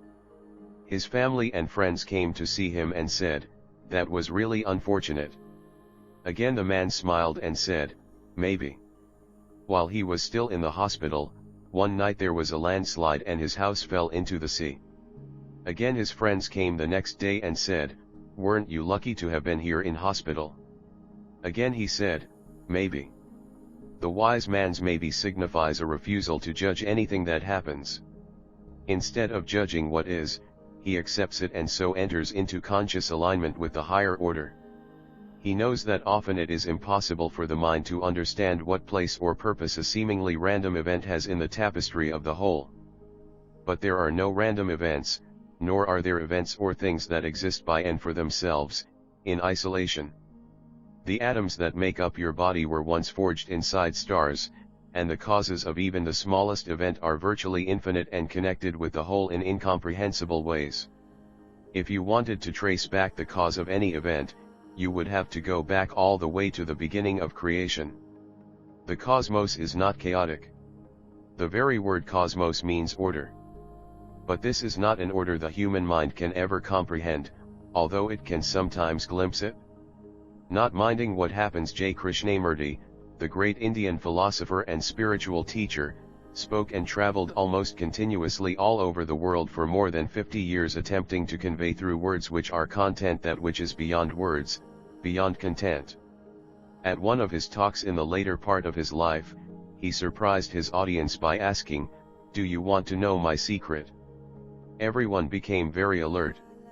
Many people in the audience had been coming to listen to him for 20 or 30 years and still failed to grasp the essence of his teaching. Finally, after all these years, the master would give them the key to understanding. "This is my secret," he said. "I don't mind what happens. He did not elaborate, and so I suspect most of his audience were even more perplexed than before. The implications of this simple statement, however, are profound. When I don't mind what happens, what does that imply? It implies that internally I am in alignment with what happens. What happens, of course, refers to the suchness of this moment, which always already is as it is. It refers to content, the form that this moment, the only moment there ever is, takes. To be in alignment with what is means to be in a relationship of inner non-resistance with what happens. It means not to label it mentally as good or bad, but to let it be. Does this mean you can no longer take action to bring about change in your life? On the contrary. When the basis for your actions is inner alignment with the present moment, your actions become empowered by the intelligence of life itself. Is that so? The Zen master Heikuin lived in a town in Japan. He was held in high regard and many people came to him for spiritual teaching. Then it happened that the teenage daughter of his next-door neighbor became pregnant. When being questioned by her angry and scolding parents as to the identity of the father, she finally told them that he was Heikuin, the Zen master. In great anger the parents rushed over to Heikuin and told him with much shouting and accusing that their daughter had confessed that he was the father. All he replied was, "Is that so?" News of the scandal spread throughout the town and beyond. The master lost his reputation. This did not trouble him. Nobody came to see him anymore. He remained unmoved. When the child was born, the parents brought the baby to Heikuin. "You are the father, so you look after him." The master took loving care of the child. A year later, the mother remorsefully confessed to her parents that the real father of the child was the young man who worked at the butcher shop. In great distress they went to see Heikuin to apologize and ask for forgiveness. "We are really sorry. We have come to take the baby back. Our daughter confessed that you are not the father." "Is that so?" is all he would say as he handed the baby over to them. The master responds to falsehood and truth, bad news and good news, in exactly the same way. Is that so? He allows the form of the moment, good or bad, to be as it is and so does not become a participant in human drama. To him there is only this moment, and this moment is as it is. Events are not personalized. He is nobody's victim. He is so completely at one with what happens that what happens has no power over him anymore. Only if you resist what happens are you at the mercy of what happens, and the world will determine your happiness and unhappiness. The baby is looked after with loving care. Bad turns into good through the power of non-resistance. Always responding to what the present moment requires, he lets go of the baby when it is time to do so. Imagine briefly how the ego would have reacted during the various stages of the unfolding of these events. The ego and the present moment, the most important, the primordial relationship in your life is your relationship with the now, or rather with whatever form the now takes, that is to say, what is, or what happens. If your relationship with the now is dysfunctional, that dysfunction will be reflected in every relationship and every situation you encounter. The ego could be defined simply in this way: a dysfunctional relationship with the present moment. It is at this moment that you can decide what kind of relationship you want to have with the present moment. Once you have reached a certain level of consciousness, and if you are reading this, you almost certainly have, you are able to decide what kind of a relationship you want to have with the present moment. Do I want the present moment to be my friend or my enemy? The present moment is inseparable from life, so you are really deciding what kind of a relationship you want to have with life. Once you have decided you want the present moment to be your friend, it is up to you to make the first move, become friendly toward it, welcome it no matter in what disguise it comes, and soon you will see the results. Life becomes friendly toward you, people become helpful, circumstances cooperative. One decision changes your entire reality. But that one decision you have to make again and again and again until it becomes natural to live in such a way. The decision to make the present moment into your friend is the end of the ego. The ego can never be in alignment with the present moment, which is to say, aligned with life, since its very nature compels it to ignore, resist, or devalue the now. Time is what the ego lives on. The stronger the ego, the more time takes over your life. Almost every thought you think is then concerned with past or future, and your sense of self depends on the past for your identity and on the future for its fulfillment. Fear, anxiety, expectation, regret, guilt, anger are the dysfunctions of the time-bound state of consciousness. There are three ways in which the ego will treat the present moment: as a means to an end, as an obstacle, or as an enemy. Let us look at them in turn, so that when this pattern operates in you, you can recognize it and decide again. To the ego, the present moment is, at best, only useful as a means to an end.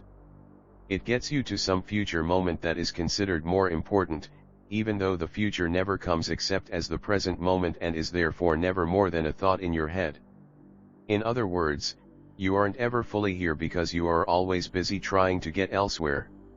When this pattern becomes more pronounced, and this is very common, the present moment is regarded and treated as if it were an obstacle to be overcome. This is where impatience, frustration, and stress arise, and in our culture, it is many people's everyday reality, their normal state. Life, which is now, is seen as a problem, and you come to inhabit a world of problems that all need to be solved before you can be happy, fulfilled, or really start living, or so you think. The problem is, for every problem that is solved, another one pops up. As long as the present moment is seen as an obstacle, there can be no end to problems. I'll be whatever you want me to be, says life or the now. I'll treat you the way you treat me. If you see me as a problem, I will be a problem to you. If you treat me as an obstacle, I will be an obstacle. At worst, and this is also very common, the present moment is treated as if it were an enemy. When you hate what you are doing, complain about your surroundings, curse things that are happening or have happened, or when your internal dialogue consists of shoulds and shouldn'ts, of blaming and accusing, when you are arguing with what is, arguing with that which is always already the case. You are making life into an enemy, and life says, war is what you want, and war is what you get. External reality, which always reflects back to you your inner state, is then experienced as hostile. A vital question to ask yourself frequently is, what is my relationship with the present moment? Then become alert to find out the answer. Am I treating the now as no more than a means to an end? Do I see it as an obstacle? Am I making it into an enemy? Since the present moment is all you ever have, since life is inseparable from the now, what the question really means is, what is my relationship with life? This question is an excellent way of unmasking the ego in you and bringing you into the state of presence. Although the question doesn't embody the absolute truth, ultimately, I and the present moment are one, it is a useful pointer in the right direction. Ask yourself it often until you don't need it anymore. How do you go beyond a dysfunctional relationship with the present moment? The most important thing is to see it in yourself, in your thoughts and actions. In the moment of seeing, of noticing that your relationship with the now is dysfunctional, you are present. The seeing is the arising presence. The moment you see the dysfunction, it begins to dissolve. Some people laugh out loud when they see this. With the seeing comes the power of choice, the choice of saying yes to the now, of making it into your friend. The paradox of time on the surface, the present moment is what happens. Since what happens changes continuously, it seems that every day of your life consists of thousands of moments in which different things happen. Time is seen as the endless succession of moments, some good, some bad. Yet, if you look more closely, that is to say, through your own immediate experience, you find that there are not many moments at all. That there is only ever this moment. Life is always now. Your entire life unfolds in this constant now. Even past or future moments only exist when you remember or anticipate them, and you do so by thinking about them in the only moment there is, this one. Why does it appear then as if there were many moments? Because the present moment is confused with what happens, confused with content. The space of now is confused with what happens in that space. The confusion of the present moment with content gives rise not only to the illusion of time, but also to the illusion of ego. There is a paradox here. On the one hand, how can we deny the reality of time? You need it to go from here to there, to prepare a meal, build a house, read this book. You need time to grow up, to learn new things. Whatever you do seems to take time. Everything is subject to it, and eventually this bloody tyrant time, as Shakespeare calls it, is going to kill you. You could compare it to a raging river that drags you along with it, or a fire in which everything is consumed. I recently met some old friends, a family I had not seen in a long time, and I was shocked when I saw them. I almost asked, "Are you ill? What happened? Who did this to you?" The mother, who walked with a cane, seemed to have shrunk in size, her face shriveled like an old apple. The daughter, who had been full of energy, enthusiasm, and the expectations of youth when I last saw her, seemed worn out, tired after bringing up 3 children. Then I remembered, almost 30 years had passed since we last met. Time had done this to them. And I'm sure they were just as shocked when they saw me. Everything seems to be subject to time, yet it all happens in the now. That is the paradox. Wherever you look, there is plenty of circumstantial evidence for the reality of time. A rotting apple, your face in the bathroom mirror compared to your face in a photo taken 30 years ago, yet you never find any direct evidence, you never experience time itself. You only ever experience the present moment, or rather what happens in it. If you go by direct evidence only, then there is no time, and the now is all there ever is. Eliminating time, you cannot make the egoless state into a future goal and then work toward it. All you get is more dissatisfaction, more inner conflict, because it will always seem that you have not arrived yet, have not attained that state yet. When freedom from ego is your goal for the future, you give yourself more time, and more time means more ego.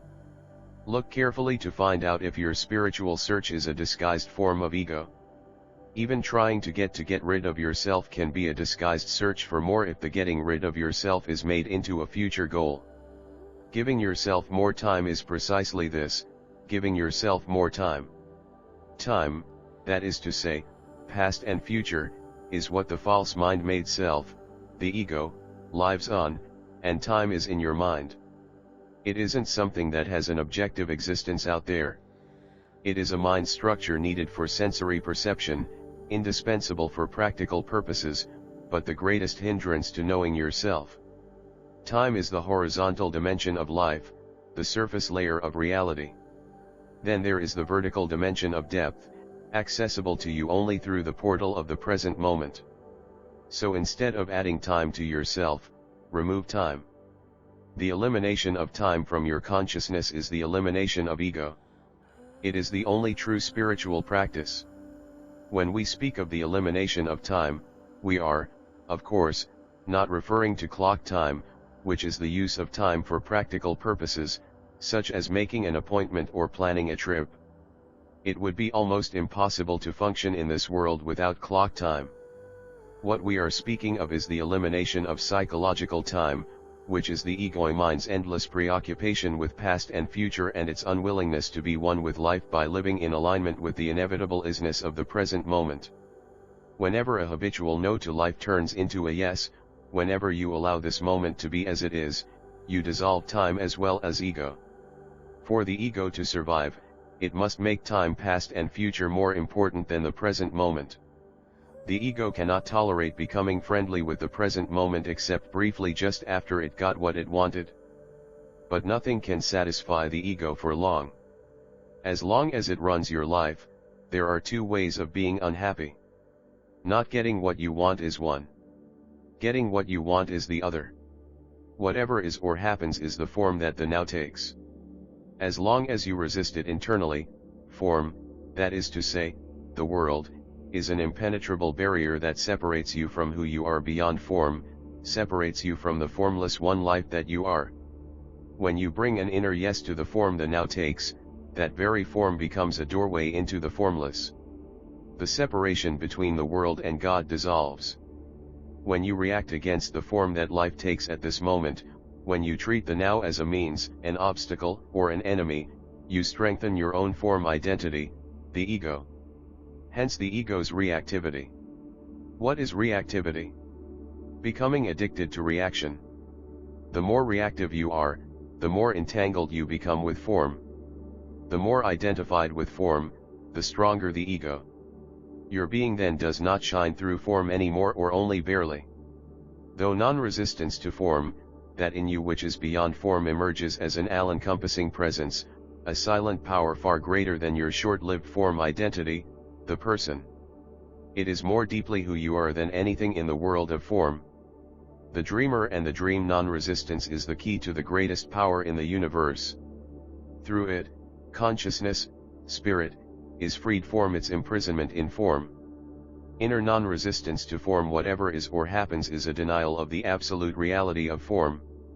Resistance makes the world and the things of the world appear more real, more solid, and more lasting than they are, including your own form identity, the ego. It endows the world and the ego with a heaviness and an absolute importance that makes you take yourself and the world very seriously. The play of form is then misperceived as a struggle for survival, and when that is your perception, it becomes your reality. The many things that happen, the many forms that life takes on, are of an ephemeral nature. They are all fleeting. Things, bodies, and egos, events, situations, thoughts, emotions, desires, ambitions, fears, drama, they come, pretend to be all-important, and before you know it they are gone, dissolved into the nothingness out of which they came. Were they ever real? Were they ever more than a dream, the dream of form? When we wake up in the morning, the night's dream dissolves, and we say, "Oh, it was only a dream. It wasn't real." But something in the dream must have been real, otherwise it could not be. When death approaches, we may look back on our life and wonder if it was just another dream. Even now you may look back on last year's vacation or yesterday's drama and see that it is very similar to last night's dream. There is the dream, and there is the dreamer of the dream. The dream is a short-lived play of forms. It is the world relatively real but not absolutely real. Then there is the dreamer, the absolute reality in which the forms come and go. The dreamer is not the person. The person is part of the dream. The dreamer is the substratum in which the dream appears, that which makes the dream possible. It is the absolute behind the relative, the timeless behind time, the consciousness in and behind form. The dreamer is consciousness itself, who you are. To awaken within the dream is our purpose now. When we are awake within the dream, the ego-created earth drama comes to an end and a more benign and wondrous dream arises. This is the new earth. Going beyond limitation in each person's life, there comes a time when he or she pursues growth and expansion on the level of form. This is when you strive to overcome limitations such as physical weakness or financial scarcity, when you acquire new skills and knowledge, or through creative action bring something new into this world that is life-enhancing for yourself as well as others. This may be a piece of music or a work of art, a book, a service you provide, a function you perform, a business or organization that you set up or make a vital contribution to. When you are present, when your attention is fully in the now, that presence will flow into and transform what you do. There will be quality and power in it. You are present when what you are doing is not primarily a means to an end, money, prestige, winning, but fulfilling in itself, when there is joy and aliveness in what you do. And, of course, you cannot be present unless you become friendly with the present moment. That is the basis for effective action, uncontaminated by negativity. Form means limitation. We are here not only to experience limitation, but also to grow in consciousness by going beyond limitation. Some limitations can be overcome on an external level. There may be other limitations in your life that you have to learn to live with. They can only be overcome internally. Everyone will encounter them sooner or later. Those limitations either keep you trapped in ego reaction, which means intense unhappiness, or you rise above them internally by uncompromising surrender to what is. That is what they are here to teach. The surrendered state of consciousness opens up the vertical dimension in your life, the dimension of depth. Something will then come forth from that dimension into this world, something of infinite value that otherwise would have remained unmanifest. Some people who surrendered to severe limitation become healers or spiritual teachers. Others work selflessly to lessen human suffering or bring some creative gift into this world. In the late 70s, I would have lunch every day with one or two friends in the cafeteria of the Graduate Center at Cambridge University, where I was studying. A man in a wheelchair would sometimes sit at a nearby table, usually accompanied by 3 or 4 people. One day, when I was sitting at a table directly opposite me, I could not help but look at him more closely, and I was shocked by what I saw. He seemed almost totally paralyzed. His body was emaciated, his head permanently slumped forward.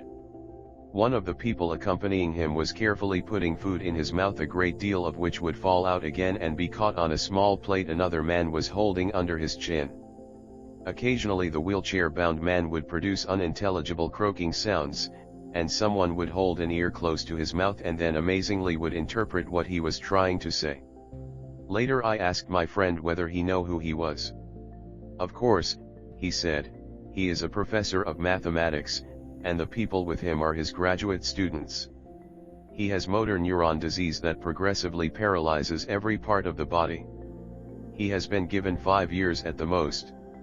It must be the most dreadful fate that can befall a human being." A few weeks later, as I was leaving the building, he was coming in, and when I held the door open for his electric wheelchair to come off, our eyes met.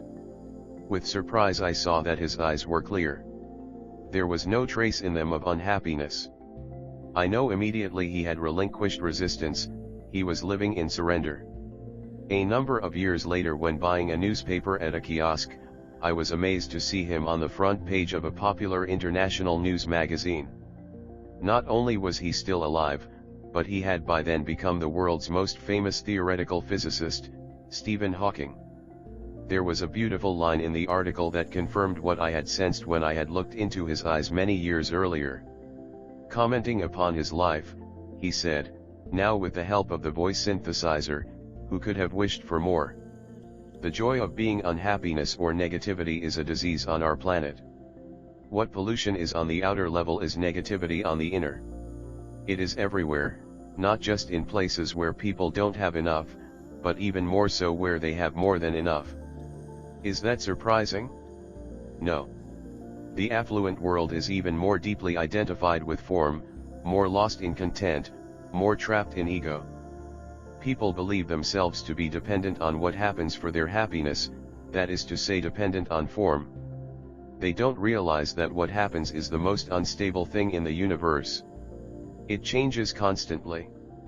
They look upon the present moment as either marred by something that has happened and shouldn't have, or as deficient because of something that has not happened but should have. And so they miss the deeper perfection that is inherent in life itself, a perfection that is always already there, that lies beyond what is happening or not happening, beyond form. Accept the present moment and find the perfection that is deeper than any form and untouched by time. The joy of being, which is the only true happiness, cannot come to you through any form, possession, achievement, person, or event, through anything that happens. That joy cannot come to you ever. It emanates from the formless dimension within you, from consciousness itself, and thus is one with who you are. Allowing the diminishment of the ego is always on guard against any kind of perceived diminishment. Automatic ego repair mechanisms come into effect to restore the mental form of me. When someone blames or criticizes me, that to the ego is a diminishment of self, and it will immediately attempt to repair its diminished sense of self through self-justification, defense, or blaming. Whether the other person is right or wrong is irrelevant to the ego. It is much more interested in self-preservation than in the truth. This is the preservation of the psychological form of me. Even such a normal thing as shouting something back when another driver calls you idiot is an automatic and unconscious ego repair mechanism. One of the most common ego repair mechanisms is anger, which causes a temporary but huge ego inflation. All repair mechanisms make perfect sense to the ego but are actually dysfunctional. Those that are most extreme in their dysfunction are physical violence and self-delusion in the form of grandiose fantasies. A powerful spiritual practice is consciously to allow the diminishment of ego when it happens without attempting to restore it. I recommend that you experiment with this from time to time. For example, when someone criticizes you, blames you, or calls you names, instead of immediately retaliating or defending yourself, do nothing. Allow the self-image to remain diminished and become alert to what that feels like deep inside you. For a few seconds, it may feel uncomfortable, as if you had shrunk in size. Then you may sense an inner spaciousness that feels intensely alive. You haven't been diminished at all. In fact, you have expanded. You may then come to an amazing realization, when you are seemingly diminished in some way and remain in absolute non-reaction, not just externally but also internally, you realize that nothing real has been diminished, that through becoming less, you become more. When you no longer defend or attempt to strengthen the form of yourself, you step out of identification with form, with mental self-image. Through becoming less, in the ego's perception, you in fact undergo an expansion and make room for being to come forward. True power, who you are beyond form, can then shine through the apparently weakened form. This is what Jesus means when he says, "Deny yourself or turn the other cheek." This does not mean, of course, that you invite abuse or turn yourself into a victim of unconscious people. Sometimes a situation may demand that you tell someone to back off in no uncertain terms. Without ego defensiveness, there will be power behind your words, yet no reactive force. If necessary, you can also say not to someone firmly and clearly, and it will be what I call a high-quality no that is free of all negativity. If you are content with being nobody in particular, content not to stand out, you align yourself with the power of the universe. What looks like weakness to the ego is in fact the only true strength.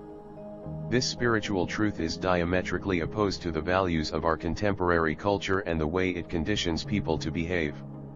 Instead of trying to be the mountain, teaches the ancient Tao Te Ching, be the valley of the universe, for in this way, you are restored to wholeness and so all things will come to you. 5. Similarly, Jesus, in one of his parables, teaches that when you are invited, go and sit in the lowest place so that when your host comes, he may say to you, "Friend, move up higher." Then you will be honored in the presence of all who sit at table with you. For everyone who exalts himself will be humbled, and he who humbles himself will be exalted. 6. Another aspect of this practice is to refrain from attempting to strengthen the self by showing off, wanting to stand out, be special, make an impression, or demand attention. It may include occasionally refraining from expressing your opinion when everybody is expressing his or hers, and seeing what that feels like. As without, so within. When you look up at the clear sky at night, you may easily realize a truth at once utterly simple and extraordinarily profound. What is that you see? The moon, planets, stars, the luminous band of the Milky Way, perhaps a comet or even the neighboring Andromeda galaxy 2 million light-years away. Yes, but if you simplify even more, what do you see? Objects floating in space. So what does the universe consist of? Objects and space. If you don't become speechless when looking out into space on a clear night, you are not really looking, no aware of the totality of what is there.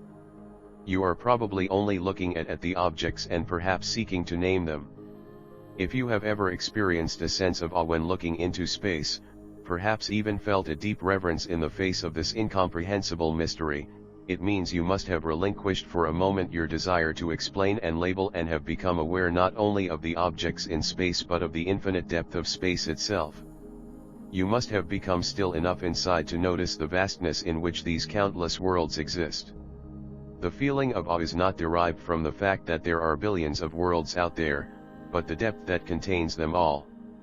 You cannot see space, of course, nor can you hear, touch, taste, or smell it, so how do you even know it exists?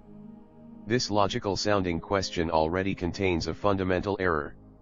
The essence of space is nothingness, so it doesn't exist in the normal sense of the word. Only things forms exist. Even calling it space can be misleading because by naming it, you make it into an object. Let us put it like this: there is something within you that has an affinity with space, that is why you can be aware of it. Aware of it? That's not totally true either, because how can you be aware of space if there is nothing there to be aware of? The answer is both simple and profound. When you are aware of space, you are not really aware of anything, except awareness itself, the inner space of consciousness. Through you, the universe is becoming aware of itself. When the eye finds nothing to see, that nothingness is perceived as space. When the ear finds nothing to hear, that nothingness is perceived as stillness. When the senses, which are designed to perceive form, meet an absence of form, the formless consciousness that lies behind perception and makes all perception, all experience, possible, is not longer obscured by form. When you contemplate the unfathomable depth of space or listen to the silence in the early hours just before sunrise, something within you resonates with it as if in recognition. You then sense the vast depth of space as your own depth, and you know that precious stillness that has no form to be more deeply who you are than any of the things that make up the content of your life. The Upanishads, the ancient scriptures of India, point to the same truth with these words: what cannot be seen with the eye, but that whereby the eye can see, know that alone to be Brahman the spirit and not what people hear adore. What cannot be heard with the ear but that whereby the ear can hear, know that alone to be Brahman the spirit and not what people hear adore. What cannot be thought with the mind but that whereby the mind can think, know that alone to be Brahman the spirit and not what people hear adore. Point 7 God, the scripture is saying, is formless consciousness and the essence of who you are. Everything else is form, is what people hear adore. The twofold reality of the universe, which consists of things and space, thingness and nothingness, is also your own. A sane, balanced, and fruitful human life is a dance between the two dimensions that make up reality, form and space. Most people are so identified with the dimension of form, with sense perceptions, thoughts, and emotion, that the vital hidden half is missing from their lives. Their identification with form keeps them trapped in ego. What you see, hear, feel, touch, or think about is only one half of reality, so to speak. It is form. In the teaching of Jesus, it is simply called the world, and the other dimension is the kingdom of heaven or eternal life. Just as space enables all things to exist, and just as without silence there could be no sound, you would not exist without the vital formless dimension that is the essence of who you are. We could say God if the word had not been so misused. I prefer to call it being. Being is prior to existence. Existence is form, content, what happens. Existence is the foreground of life, being is the background, as it were. The collective disease of humanity is that people are so engrossed in what happens, so hypnotized by the world of fluctuating forms, so absorbed in the content of their lives, they have forgotten the essence, that which is beyond content, beyond form, beyond thought. They are so consumed by time that they have forgotten eternity, which is their origin, their home, their destiny. Eternity is the living reality of who you are. Some years ago when visiting China, I came upon a stupa on a mountaintop near Guilin. It had writing embossed in gold on it, and I asked my Chinese host what it meant. "It means Buddha," he said. "Why are there two characters rather than one?" I asked. "One," he explained, "means man. The other means no, and the two together means Buddha." I stood there in awe. The character of Buddha already contained the whole teaching of the Buddha, and for those who have eyes to see, the secret of life. Here are the two dimensions that make up reality, thingness and nothingness, form and the denial of form, which is the recognition that form is not who you are. Chapter 8 The discovery of inner space. According to an ancient Sufi story, there lived a king in some Middle Eastern land who was continuously torn between happiness and despondency. The slightest thing would cause him great upset or provoke an intense reaction, and his happiness would quickly turn into disappointment and despair. A time came when the king finally got tired of himself and of life, and he began to seek a way out. He sent for a wise man who lived in his kingdom and who was reputed to be enlightened. When the wise man came, the king said to him, "I want to be like you. Can you give me something that will bring balance, serenity, and wisdom into my life? I will pay any price you ask." The wise man said, "I may be able to help you.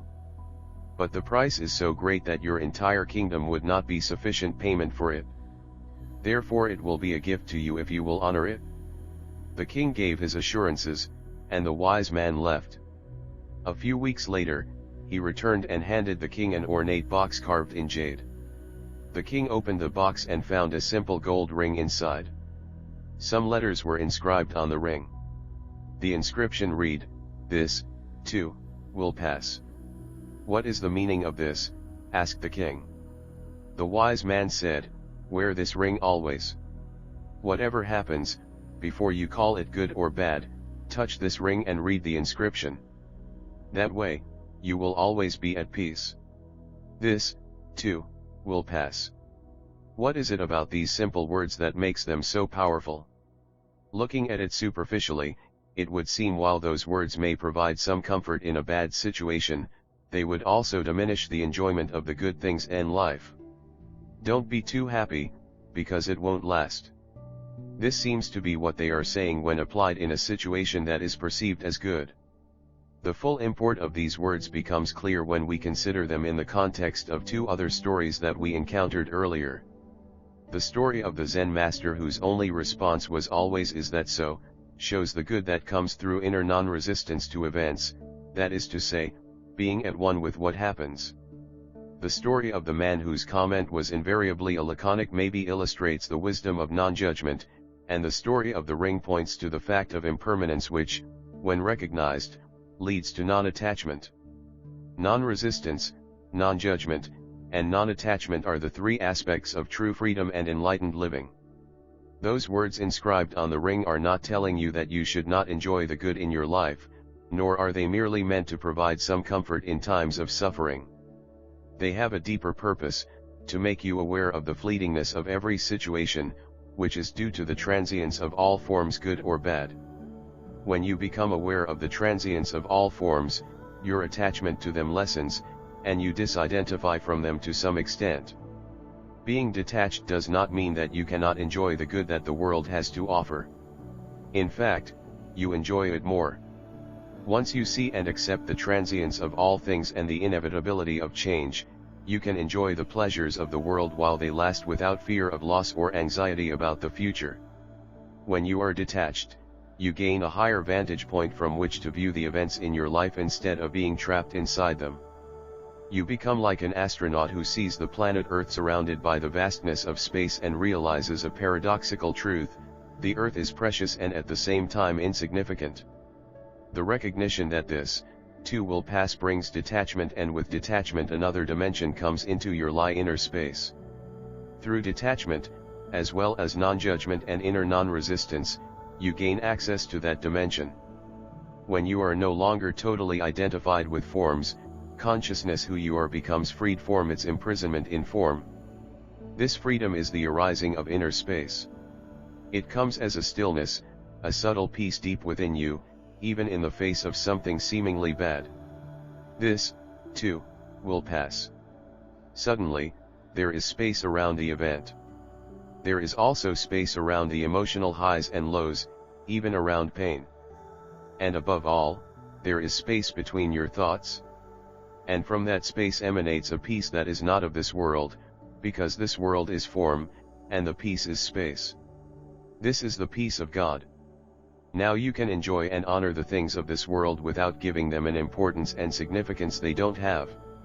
You can participate in the dance of creation and be active without attachment to outcome and without placing unreasonable demands upon the world. Fulfill me, make me happy, make me feel safe, tell me who I am. The world cannot give you those things, and when you no longer have such expectations, all self-created suffering comes to an end. All such suffering is due to an overvaluation of form and an unawareness of the dimension of inner space. When that dimension is present in your life, you can enjoy things, experiences, and the pleasures of the sense without losing yourself in them, without inner attachment to them, that is to say, without becoming addicted to the world. The words "this, too, will pass" are pointers toward reality.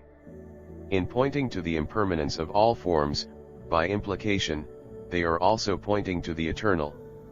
Only the eternal in you can recognize the impermanent as impermanent. When the dimension of space is lost, or rather not known, the things of the world assume an absolute importance, a seriousness and heaviness that in truth they do not have. When the world is not viewed from the perspective of the formless, it becomes a threatening place, and ultimately a place of despair. The Old Testament prophet must have felt this when he wrote, "All things are full of weariness." A man cannot utter it. One object consciousness and space consciousness. Most people's lives are cluttered up with things, material things, things to do, things to think about. Their lives are like the history of humanity, which Winston Churchill defined as one damn thing after another. Their minds are filled up with the clutter of thoughts, one thought after another. This is the dimension of object consciousness that is many people's predominant reality, and that is why their lives are so out of balance. Object consciousness needs to be balanced by space consciousness for sanity to return to our planet and for humanity to fulfill its destiny. The arising of space consciousness is the next stage in the evolution of humanity. Space consciousness means that in addition to being conscious of things, which always comes down to sense perceptions, thoughts, and emotions, there is an undercurrent of awareness.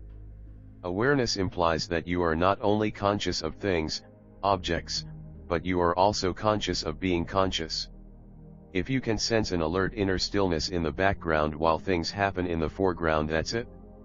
This dimension is there in everyone, but most people are completely unaware of it. Sometimes I point to it by saying, "Can you feel your own presence?" Space consciousness represents not only freedom from ego, but also from dependency on the things of this world, from materialism and materiality. It is the spiritual dimension which alone can give transcendent and true meaning to this world. Whenever you are upset about an event, a person, or a situation, the real cause is not the event, person, or situation, but a loss of true perspective that only space can provide. You are trapped in object consciousness, unaware of the timeless inner space of consciousness itself. The words "this, too, will pass" when used as a pointer can restore awareness of that dimension to you. Another pointer to the truth in you is contained in the following statement: "I am never upset for the reason I think." 2. Falling below and rising above thought. When you are very tired, you may become more peaceful, more relaxed than in your usual state. This is because thinking is subsiding, and so you can't remember your mind-made problematic self anymore. You are moving toward sleep. When you drink alcohol or take certain drugs, provided they don't trigger your pain body, you may also feel more relaxed, more carefree, and perhaps more alive for a while. You may start singing and dancing, which since ancient times are expressions of the joy of life. Because you are less burdened by your mind, you can glimpse the joy of being. Perhaps this is the reason alcohol is also called spirit. But there is a high price to pay: unconsciousness. Instead of rising above thought, you have fallen below it. A few more drinks, and you will have regressed to the vegetable realm. Space consciousness has little to do with being spaced out. Both states are beyond thought. This they have in common. The fundamental difference, however, is that in the former, you rise above thought; in the latter, you fall below it. One is the next step in the evolution of human consciousness, the other a regression to a stage we left behind eons ago.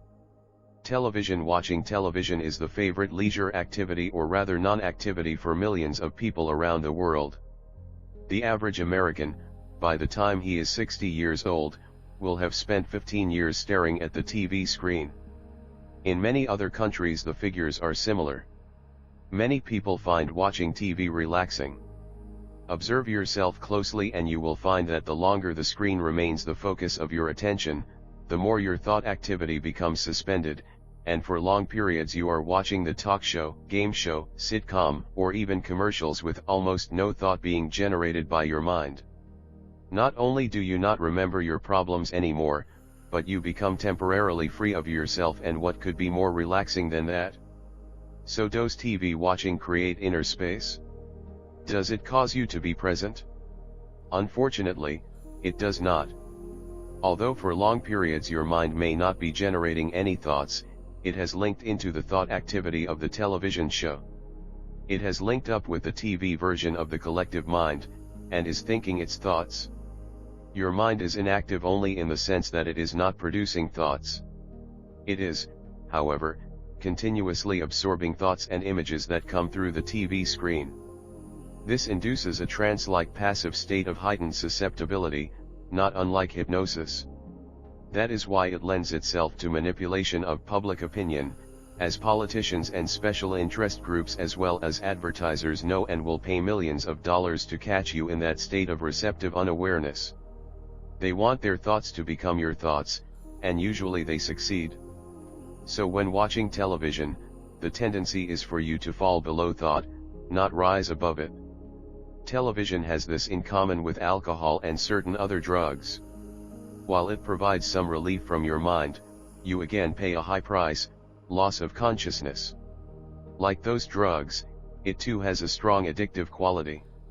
You reach for the remote control to switch off and instead find yourself going through all the channels.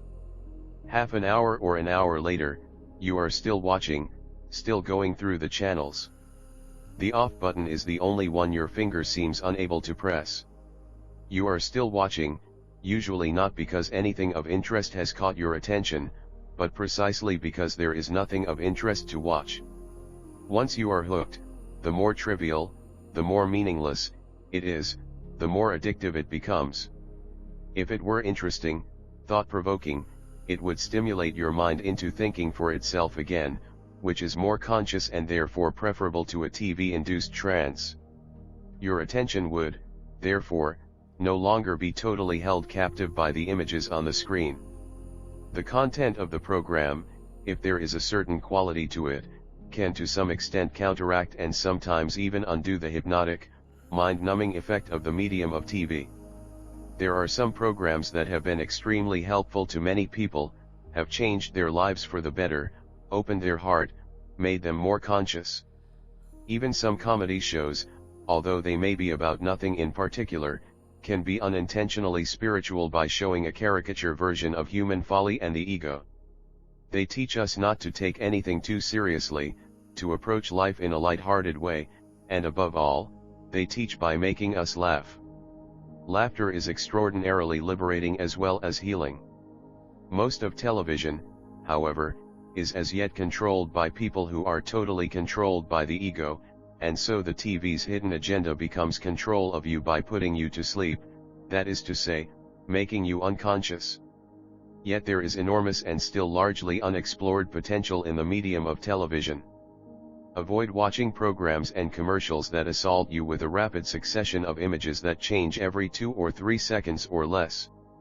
Excessive TV watching and those programs in particular are largely responsible for attention deficit disorder, a mental dysfunction now affecting millions of children worldwide.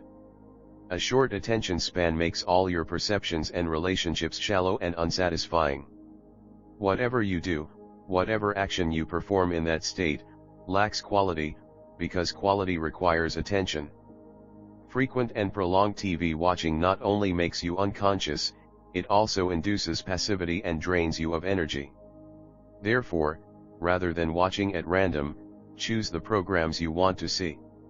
Whenever you remember to do so, feel the aliveness inside your body as you watch. Alternatively, be aware of your breathing from time to time. Look away from the screen at regular intervals so that it does not completely take possession of your visual sense. Don't turn up the volume any higher than necessary so that the TV doesn't overwhelm you on the auditory level. Use the mute button during commercials. Make sure you don't go to sleep immediately after switching off the set or, even worse, Fall asleep with the set still on. Recognizing inner space between thoughts is probably already arising sporadically in your life, and you may not even know it. A consciousness mesmerized by experiences and conditioned to identify exclusively with form, that is to say, object consciousness, finds it at first almost impossible to become aware of space. This ultimately means that you cannot become aware of yourself, because you are always aware of something else. You are continuously distracted by form. Even when you seem to be aware of yourself, you have made yourself into an object, a thought form, and so what you are aware of is a thought, not yourself. When you hear of inner space, you may start seeking it, and because you are seeking it as if you were looking for an object or for an experience, you cannot find it. This is the dilemma of all those who are seeking spiritual realization or enlightenment. Hence, Jesus said, "The kingdom of God is not coming with signs to be observed, nor will they say, 'Lo, here it is,' or 'there,' for behold, the kingdom of God is in the midst of you." 3. If you are not spending all of your waking life in discontent, worry, anxiety, depression, despair, or consumed by other negative states, if you are able to enjoy simple things like listening to the sound of the rain or the wind, if you can see the beauty of clouds moving across the sky or be alone at times, without feeling lonely or needing the mental stimulus of entertainment, if you find yourself treating a complete stranger with heartfelt kindness without wanting anything from him or her, it means that a space has opened up, no matter how briefly, in the otherwise incessant stream of thinking that is the human mind. When this happens, there is a sense of well-being, of alive peace, even though it may be subtle. The intensity will vary from a perhaps barely noticeable background sense of contentment to what the ancient sages of India called ananda, the bliss of being. Because you have been conditioned to pay attention only to form, you are probably not aware of it except indirectly. For example, there is a common element in the ability to see beauty, to appreciate simple things, to enjoy your own company, or to relate to other people with loving kindness. This common element is a sense of contentment, peace, and aliveness that is the invisible background without which these experiences would not be possible. Whenever there is beauty, kindness, the recognition of the goodness of simple things in your life, look for the background to that experience within yourself. But don't look for it as if you were looking for something. You cannot pin it down and say, "Now I have it," or grasp it mentally and define it in some way. It is like the cloudless sky. It has no form. It is space, it is stillness, the sweetness of being, and infinitely more than these words, which are only pointers. When you are able to sense it directly within yourself, it deepens. So when you appreciate something simple, a sound, a sight, a touch, when you see beauty, when you feel loving kindness toward another, sense the inner spaciousness that is the source and background to that experience. Many poets and sages throughout the ages have observed that true happiness, I call it the joy of being, is found in simple, seemingly unremarkable things. Most people, in their restless search for something significant to happen to them, continuously miss the insignificant, which may not be insignificant at all. The philosopher Nietzsche, in a rare moment of deep stillness, wrote, "For happiness, how little suffices for happiness. The least thing precisely, the gentlest thing, the lightest thing, a lizard's rustling, a breath, a whisk, an eye glance little make up the best happiness. Be still, for why is it the least thing that makes up the best happiness? Because true happiness is not caused by the thing or event, although this is how it first appears. The thing or event is so subtle, so unobtrusive, that it takes up only a small part of your consciousness, and the rest is inner space, consciousness itself unobstructed by form. Inner space consciousness and who you are in your essence are one and the same. In other words, the form of little things leaves room for inner space. And it is from inner space, the unconditioned consciousness itself, that true happiness, the joy of being, emanates. To be aware of little, quiet things, however, you need to be quiet inside. A high degree of alertness is required. Be still. Look. Listen. Be present. Here is another way of finding inner space: become conscious of being conscious. Say or think I am and add nothing to it. Be aware of the stillness that follows the I am. Sense your presence, the naked, unveiled, unclothed beingness. It is untouched by young or old, rich or poor, good or bad, or any other attributes. It is the spacious womb of all creation, all form. Can you hear the mountain stream? A Zen master was walking in silence with one of his disciples along a mountain trail. When they came to an ancient cedar tree, they sat down under it for a simple meal of some rice and vegetables. After the meal, the disciple, a young monk who had not yet found the key to the mystery of Zen, broke the silence by asking the master, "Master, how do I enter Zen?" He was, of course, inquiring how to enter the state of consciousness which is Zen. The master remained silent. Almost 5 minutes passed while the disciple anxiously waited for an answer. He was about to ask another question when the master suddenly spoke. "Do you hear the sound of that mountain stream?" The disciple had not been aware of any mountain stream. He had been too busy thinking about the meaning of Zen. Now as he began to listen for the sound, his noisy mind subsided. At first he heard nothing. Then, his thinking gave way to heightened alertness, and suddenly he did hear the hardly perceptible murmur of a small stream in the far distance. "Yes, I can hear it now," he said. The master raised his finger and, with a look in his eyes that in some way was both fierce and gentle, said, "Enter Zen from there." The disciple was stunned. It was his first satori, a flash of enlightenment. He knew what Zen was without knowing what it was that he knew. They continued on their journey in silence. The disciple was amazed at the aliveness of the world around him.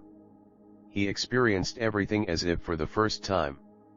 Gradually, however, he started thinking again. The alert stillness became covered up again by mental noise, and before long he had another question. "Master," he said, "I have been thinking. What would you have said if I hadn't been able to hear the mountain stream?" The master stopped, looked at him, raised his finger and said, "Enter Zen from there."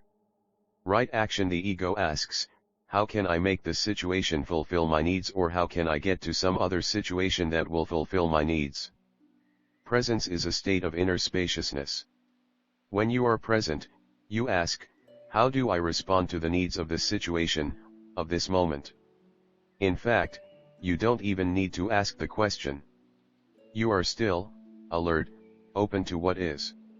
You bring a new dimension into the situation, space. Then you look and you listen. Thus you become one with the situation. When instead of reacting against a situation, you merge with it, the solution arises out of the situation itself. Actually, it is not you, the person, who is looking and listening, but the alert stillness itself. Then, if action is possible or necessary, you take action, or rather right action happens through you. Right action is action that is appropriate to the whole. When the action is accomplished, the alert, spacious stillness remains. There is nobody who raises his arms in a gesture of triumph shouting a defiant yet. There is no one who says, "Look, I did that." All creativity comes out of inner spaciousness. Once the creation has happened and something has come into form, you have to be vigilant so that the notion of me or mine does not arise. If you take credit for what you accomplished, the ego has returned, and the spaciousness has become obscured. Perceiving without naming, most people are only peripherally aware of the world that surrounds them, especially if their surroundings are familiar. The voice in the head absorbs the greater part of their attention. Some people feel more alive when they travel and visit unfamiliar places or foreign countries, because at those times sense perception experiencing takes up more of air consciousness than thinking. They become more present. Others remain completely possessed by the voice in the head even then. Their perceptions and experiences are distorted by instant judgments. They haven't really gone anywhere. Only their body is traveling, while they remain where they have always been, in their head. This is most people's reality.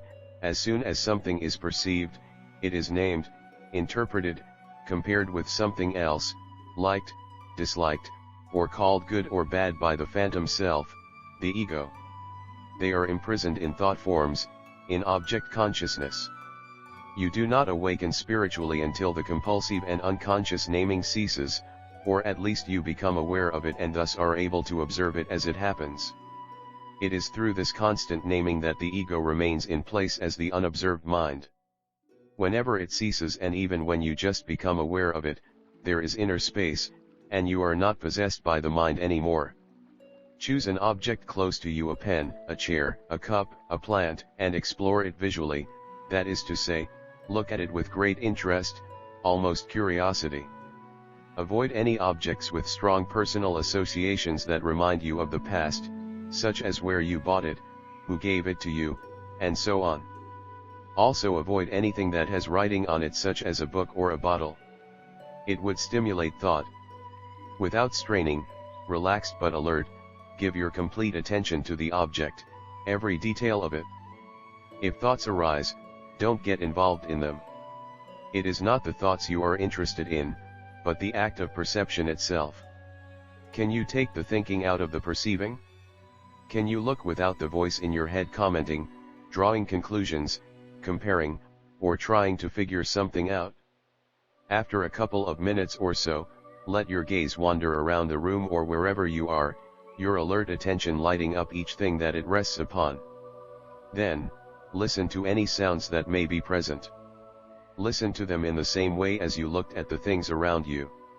Some sounds may be natural, water, wind, birds, while others are man-made. Some may be pleasant, others unpleasant. However, don't differentiate between good and bad. Allow each sound to be as it is, without interpretation. Here too, relaxed but alert attention is the key. When you look and listen in this way, you may become aware of a subtle and at first perhaps a hardly noticeable sense of calm. Some people feel it as a stillness in the background. Others call it peace. When consciousness is no longer totally absorbed by thinking, some of it remains in its formless, unconditioned, original state. This is inner space. Who is the experiencer? What you see and hear, taste, touch, and smell are, of course, sense objects.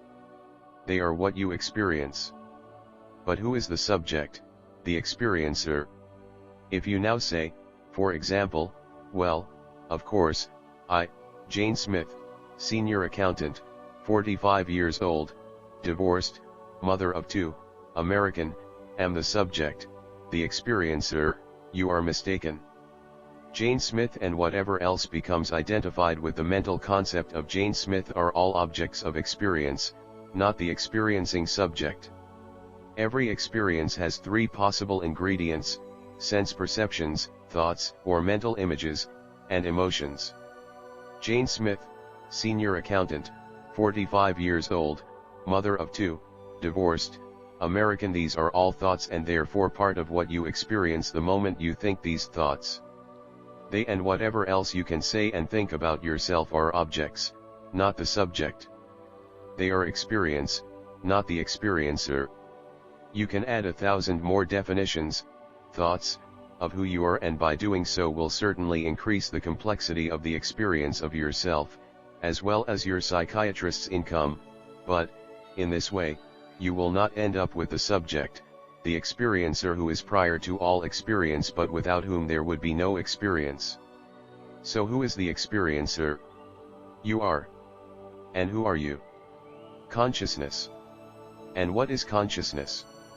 This question cannot be answered. The moment you answer it, you have falsified it, made it into another object. Consciousness, the traditional word for which is spirit, cannot be known in the normal sense of the word, and seeing it is futile. All knowing is within the realm of duality, subject and object, the knower and the known. The subject, the I, the knower without which nothing could be known, perceived, thought, or felt, must remain forever unknowable. This is because the I has no form. Only forms can be known, and yet without the formless dimension, the world of form could not be. It is the luminous space in which the world arises and subsides. That space is the life that I am. It is timeless. I am timeless, eternal. What happens in that space is relative and temporary, pleasure and pain, gain and loss, birth and death.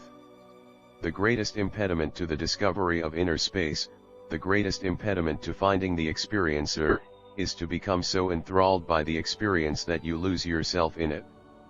It means consciousness is lost in its own dream. You get taken in by every thought, every emotion, and every experience to such a degree that you are in fact in a dream-like state. This has been the normal state of humanity for thousands of years. Although you cannot know consciousness, you can become conscious of it as yourself. You can sense it directly in any situation, no matter where you are. You can sense it here and now as your very presence, the inner space in which the words on this page are perceived and become thoughts. It is the underlying I am. The word you are reading and thinking are the foreground, and the I am is the substratum, the underlying background to every experience, thought, feeling. The breath discover inner space by creating gaps in the stream of thinking. Without those gaps, your thinking becomes repetitive, uninspired, devoid, or any creative spark, which is how it still is for most people on the planet. You don't need to be concerned with the duration of those gaps. A few seconds is good enough. Gradually, they will lengthen by themselves, without any effort on your part. More important than their length is to bring them in frequently so that your daily activities and your stream of thinking become interspersed with space. Someone recently showed me the annual prospectus of a large spiritual organization. When I looked through it, I was impressed by the wide choice of interesting seminars and workshops. It reminded me of a smorgasbord, on of those Scandinavian buffets where you can take your pick from a huge variety of enticing dishes. The person asked me whether I could recommend 1 or 2 courses. I don't know, I said. They all look so interesting. But I do know this, I added. Be aware of your breathing as often as you are able, whenever you remember. Do that for 1 year, and it will be more powerfully transformative than attending all of these courses. And it's free. Being aware of your breathing takes attention away from thinking and creates space. It is one way of generating consciousness. Although the fullness of consciousness is already there as the unmanifest, we are here to bring consciousness into this dimension. Be aware of your breathing. Notice the sensation of the breath. Feel the air moving in and out of your body. Notice how the chest and abdomen expand and contract slightly with the in and out breath. One conscious breath is enough to make some space where before there was the uninterrupted succession of one thought after another. One conscious breath, 2 or 3 would be even better, taken many times a day, is an excellent way of bringing space into your life. Even if you meditated on your breathing for 2 hours or more, which some people do, one breath is all you ever need to be aware of, indeed ever can be aware of. The rest is memory or anticipation, which is to say, thought. Breathing isn't really something that you do but something that you witness as it happens. Breathing happens by itself. The intelligence within the body is doing it. All you have to do is watch it happening. There is no strain or effort involved. Also, notice the brief cessation of the breath, particularly the still point at the end of the out-breath, before you start breathing in again. Many people's breath is unnaturally shallow. The more you are aware of the breath, the more its natural depth will re-establish itself. Because breath has no form as such, it has since ancient times been equated with spirit, the formless one, life. God formed man of dust from the ground and breathed into his nostrils the breath of life, and the man became a living creature. 5. The German word for breathing, Atman, is derived from the ancient Indian, Sanskrit, word Atman, meaning the indwelling divine spirit or God within. The fact that breath has no form is one of the reasons why breath awareness is an extremely effective way of bringing space into your life, of generating consciousness. It is an excellent meditation object precisely because it is not an object, has no shape or form. The other reason is that breath is one of the most subtle and seemingly insignificant phenomena, the least thing that according to Nietzsche makes up the best happiness. Whether or not you practice breath awareness as an actual formal meditation is up to you. Formal meditation, however, is no substitute for bringing space consciousness into everyday life. Being aware of your breath forces you into the present moment, the key to all inner transformation. Whenever you are conscious of the breath, you are absolutely present. You may also notice that you cannot think and be aware of your breathing. Conscious breathing stops your mind. But far from being in a trance or half asleep, you are fully awake and highly alert. You are not falling below thinking, but rising above it. And if you look more closely, you will find that those two things, coming fully into the present moment and ceasing thinking without loss of consciousness, are actually one and the same, the arising of space consciousness. Addictions. A long-standing compulsive behavior pattern may be called an addiction, and an addiction lives inside you as a quasi-entity or sub-personality, an energy field that periodically takes you over completely. It even takes over your mind, the voice in your head, which then becomes the voice of the addiction. It may be saying, "You've had a rough day. You deserve a treat. Why deny yourself the only pleasure that is left in your life?" And so, if you are identified with the internal voice due to lack of awareness, you find yourself walking to the fridge and reaching for that rich chocolate cake. At other times, the addiction may bypass the thinking mind completely and you suddenly find yourself puffing on a cigarette or holding a drink. How did that get into my hand? Taking the cigarette out of the packet and lighting it, or pouring yourself a drink were actions performed in complete unconsciousness. If you have a compulsive behavior pattern such as smoking, overeating, drinking, TV watching, internet addiction, or whatever it may be, this is what you can do. When you notice the compulsive need arising in you, stop and take 3 conscious breaths. This generates awareness. Then for a few minutes be aware of the compulsive urge itself as an energy field inside you. Consciously feel that need to physically or mentally ingest or consume a certain substance or the desire to act out some form of compulsive behavior. Then take a few more conscious breaths. After that you may find that the compulsive urge has disappeared for the time being. Or you may find that it still overpowers you, and you cannot help but indulge or act it out again. Don't make it into a problem. Make the addiction part of your awareness practice in the way described above. As awareness grows, addictive patterns will weaken and eventually dissolve. Remember, however, to catch any thoughts that justify the addictive behavior, sometimes with clever arguments, as they arise in your mind. Ask yourself, who is talking here? And you will realize the addiction is talking. As long as you know that, as long as you are present as the observer of your mind, it is less likely to trick you into doing what it wants. Inner body awareness. Another simple but highly effective way of finding space in your life is closely linked to the breath. You will find that by feeling the subtle flow of air in and out of the body as well as the rise and fall of your chest and abdomen, you are also becoming aware of the inner body. Your attention may then shift from the breath to that felt aliveness within you, diffused throughout the body.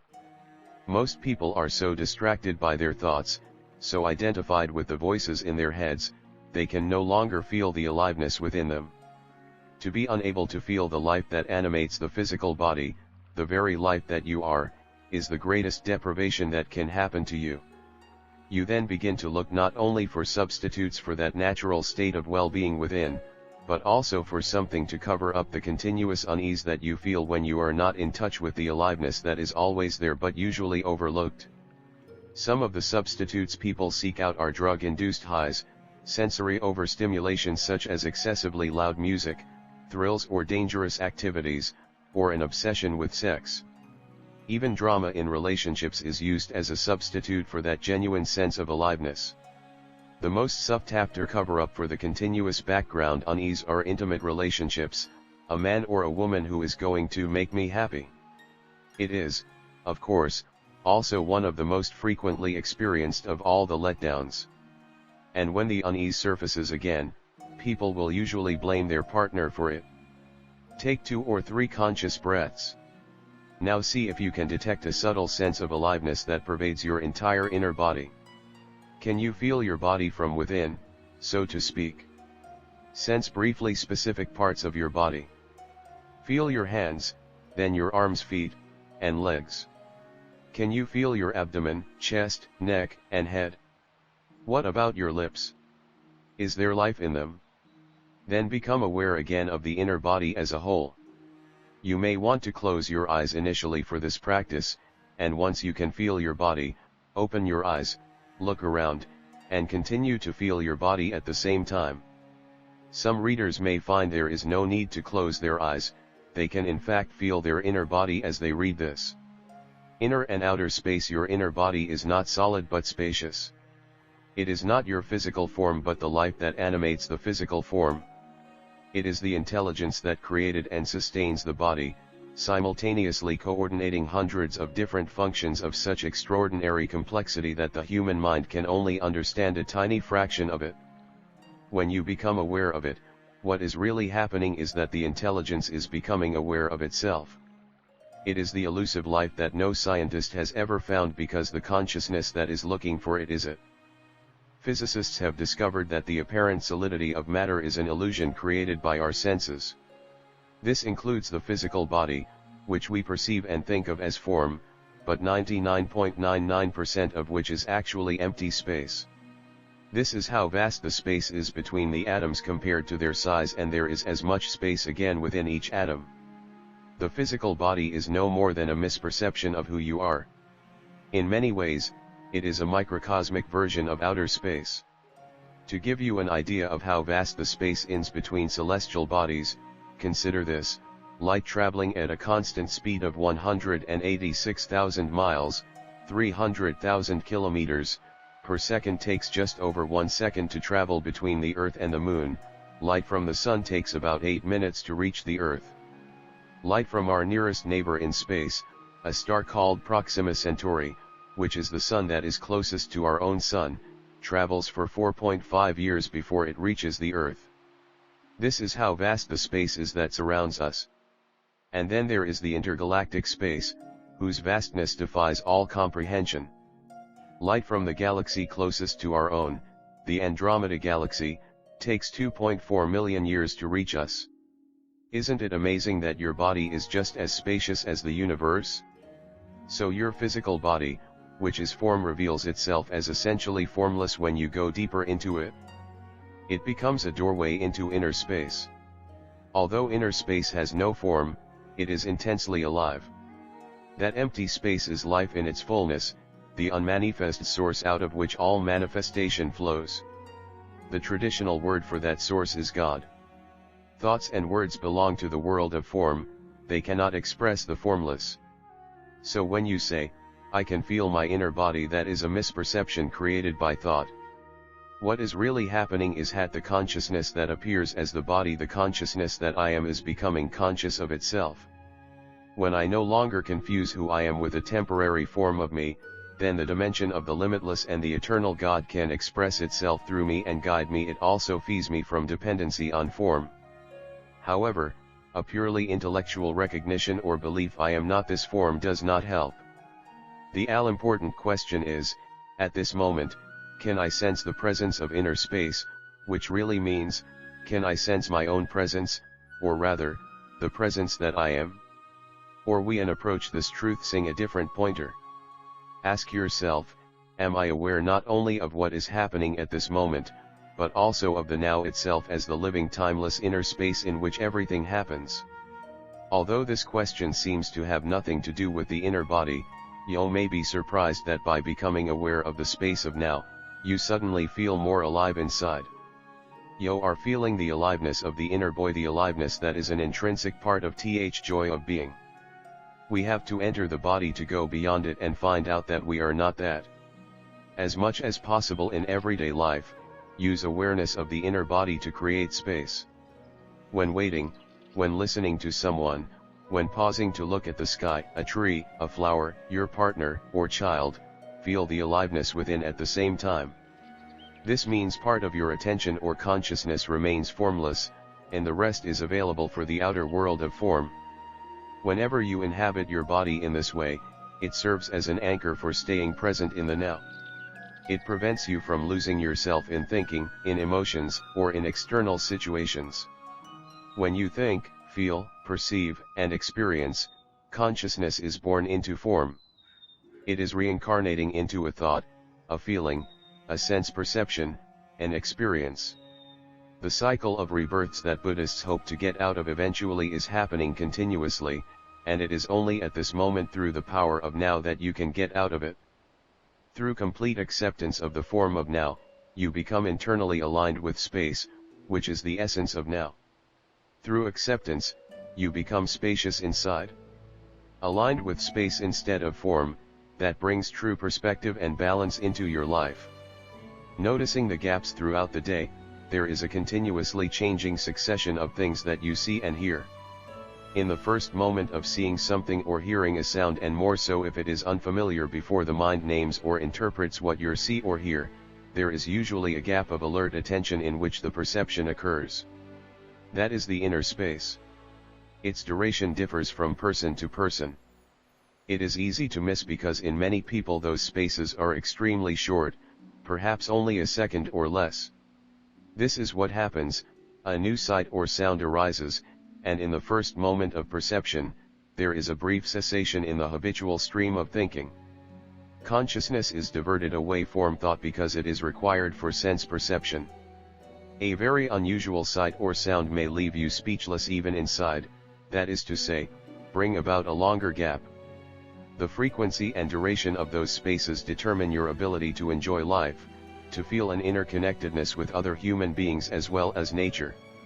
It also determines the degree to which you are free of ego, because ego implies complete unawareness of the dimension of space. When you become conscious of these brief spaces, they happen naturally, they will lengthen, and as they do, you will experience with increasing frequency the joy of perceiving with little or no interference of thinking. The world around you then feels fresh, new, and alive. The more you perceive life through a mental screen of abstraction and conceptualization, the more lifeless and flat the world around you becomes. Lose yourself to find yourself. Inner space also arises whenever you let go of the need to emphasize your form identity. That need is of the ego. It is not a true need. We have already touched briefly upon this. Whenever you relinquish one of these behavior patterns, inner space emerges. You become more truly yourself. To the ego it will seem as if you were losing yourself, but the opposite is the case. Jesus already taught that you need to lose yourself to find yourself. Whenever you let go of one of these patterns, you deemphasize who you are on the level of form, and who you are beyond form emerges more fully. You become less, so you can be more. Here are some ways in which people unconsciously try to emphasize their form identity. If you are alert enough, you may be to detect some of these unconscious patterns within yourself, demanding recognition for something you did and getting angry or upset if you don't get it, trying to get attention by talking about your problems, the story of your illnesses, or making a scene, giving your opinion when nobody has asked for it and it makes no difference to the situation, being more concerned with how the other person sees you than with the other person, which is to say, using other people for ego reflection or as ego enhancers, trying to make an impression on others through possessions, knowledge, good looks, status, physical strength, and so on, bringing about temporary ego inflation through angry reaction against something to someone, taking things personally, feeling offended, making yourself right and others wrong through futile mental or verbal complaining, wanting to be seen, or to appear important. Once you have detected such a pattern within yourself, I suggest that you conduct an experiment. Find out what it feels like and what happens if you let go of that pattern. Just drop it and see what happens.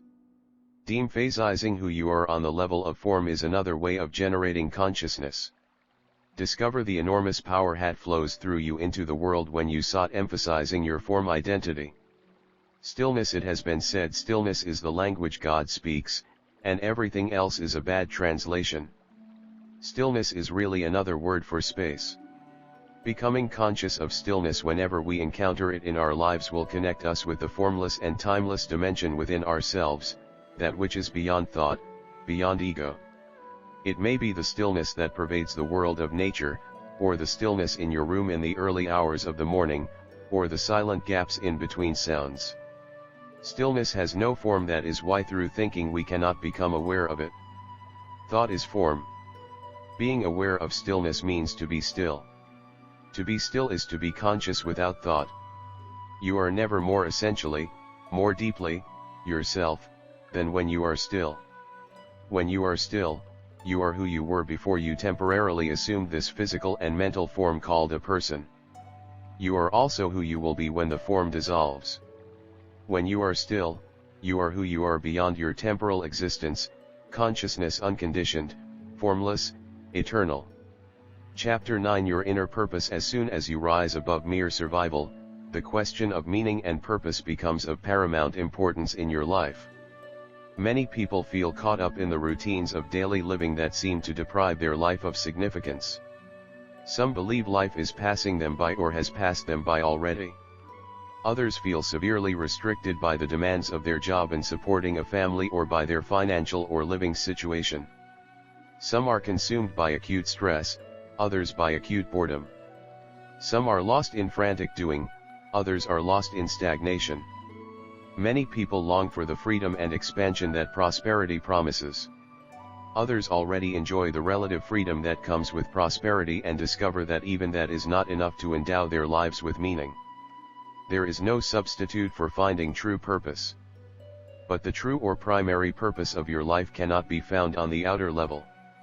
It does not concern what you do but what you are, that is to say, your state of consciousness.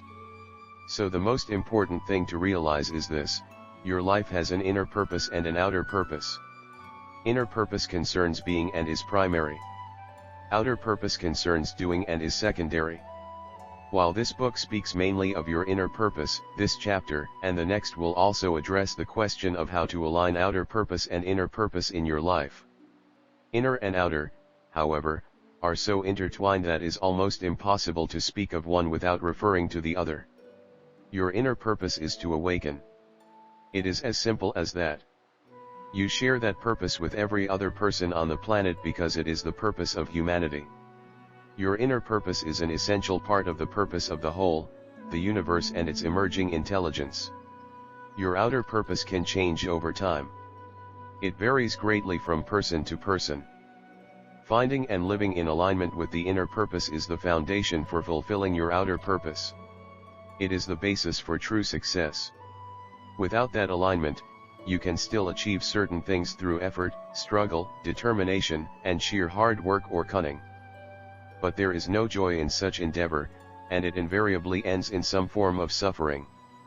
Awakening is a shift in consciousness in which thinking and awareness separate. For most people it is not an event but a process they undergo. Even those rare beings who experience a sudden, dramatic, and seemingly irreversible awakening will still go through a process in which the new state of consciousness gradually flows into and transforms everything they do and so becomes integrated into their lives. Instead of being lost in your thinking, when you are awake you recognize yourself as the awareness behind it. Thinking then ceases to be a self-serving autonomous activity that takes possession of you and runs your life. Awareness takes over from thinking. Instead of being in charge or your life, thinking becomes the servant of awareness. Awareness is conscious connection with universal intelligence. Another word for it is presence, consciousness without thought. The initiation of the awakening process is an act of grace. You cannot make it happen, nor can you prepare yourself for it or accumulate credits toward it. There isn't a tidy sequence of logical steps that leads toward it, although the mind would love that. You don't have to become worthy first. It may come to the sinner before it comes to the saint, but not necessarily. That's why Jesus associated with all kinds of people, not just the respectable ones. There is nothing you can do about awakening. Whatever you do will be the ego trying to add awakening or enlightenment to itself as its most prized possession and thereby making itself more important and bigger. Instead of awakening, you add the concept of awakening to your mind, or the mental image of what an awakened or enlightened person is like, and then try to live up to that image. Living up to an image that you have of yourself or that other people have of you is inauthentic living, another unconscious role the ego plays. So if there is nothing you can do about awakening, if it has either already happened or not yet happened, how can it be the primary purpose of your life? Does not purpose imply that you can do something about it? Only the first awakening, the first glimpse of consciousness without thought, happens by grace, without any doing on your part. If you find this book incomprehensible or meaningless, it has not yet happened to you.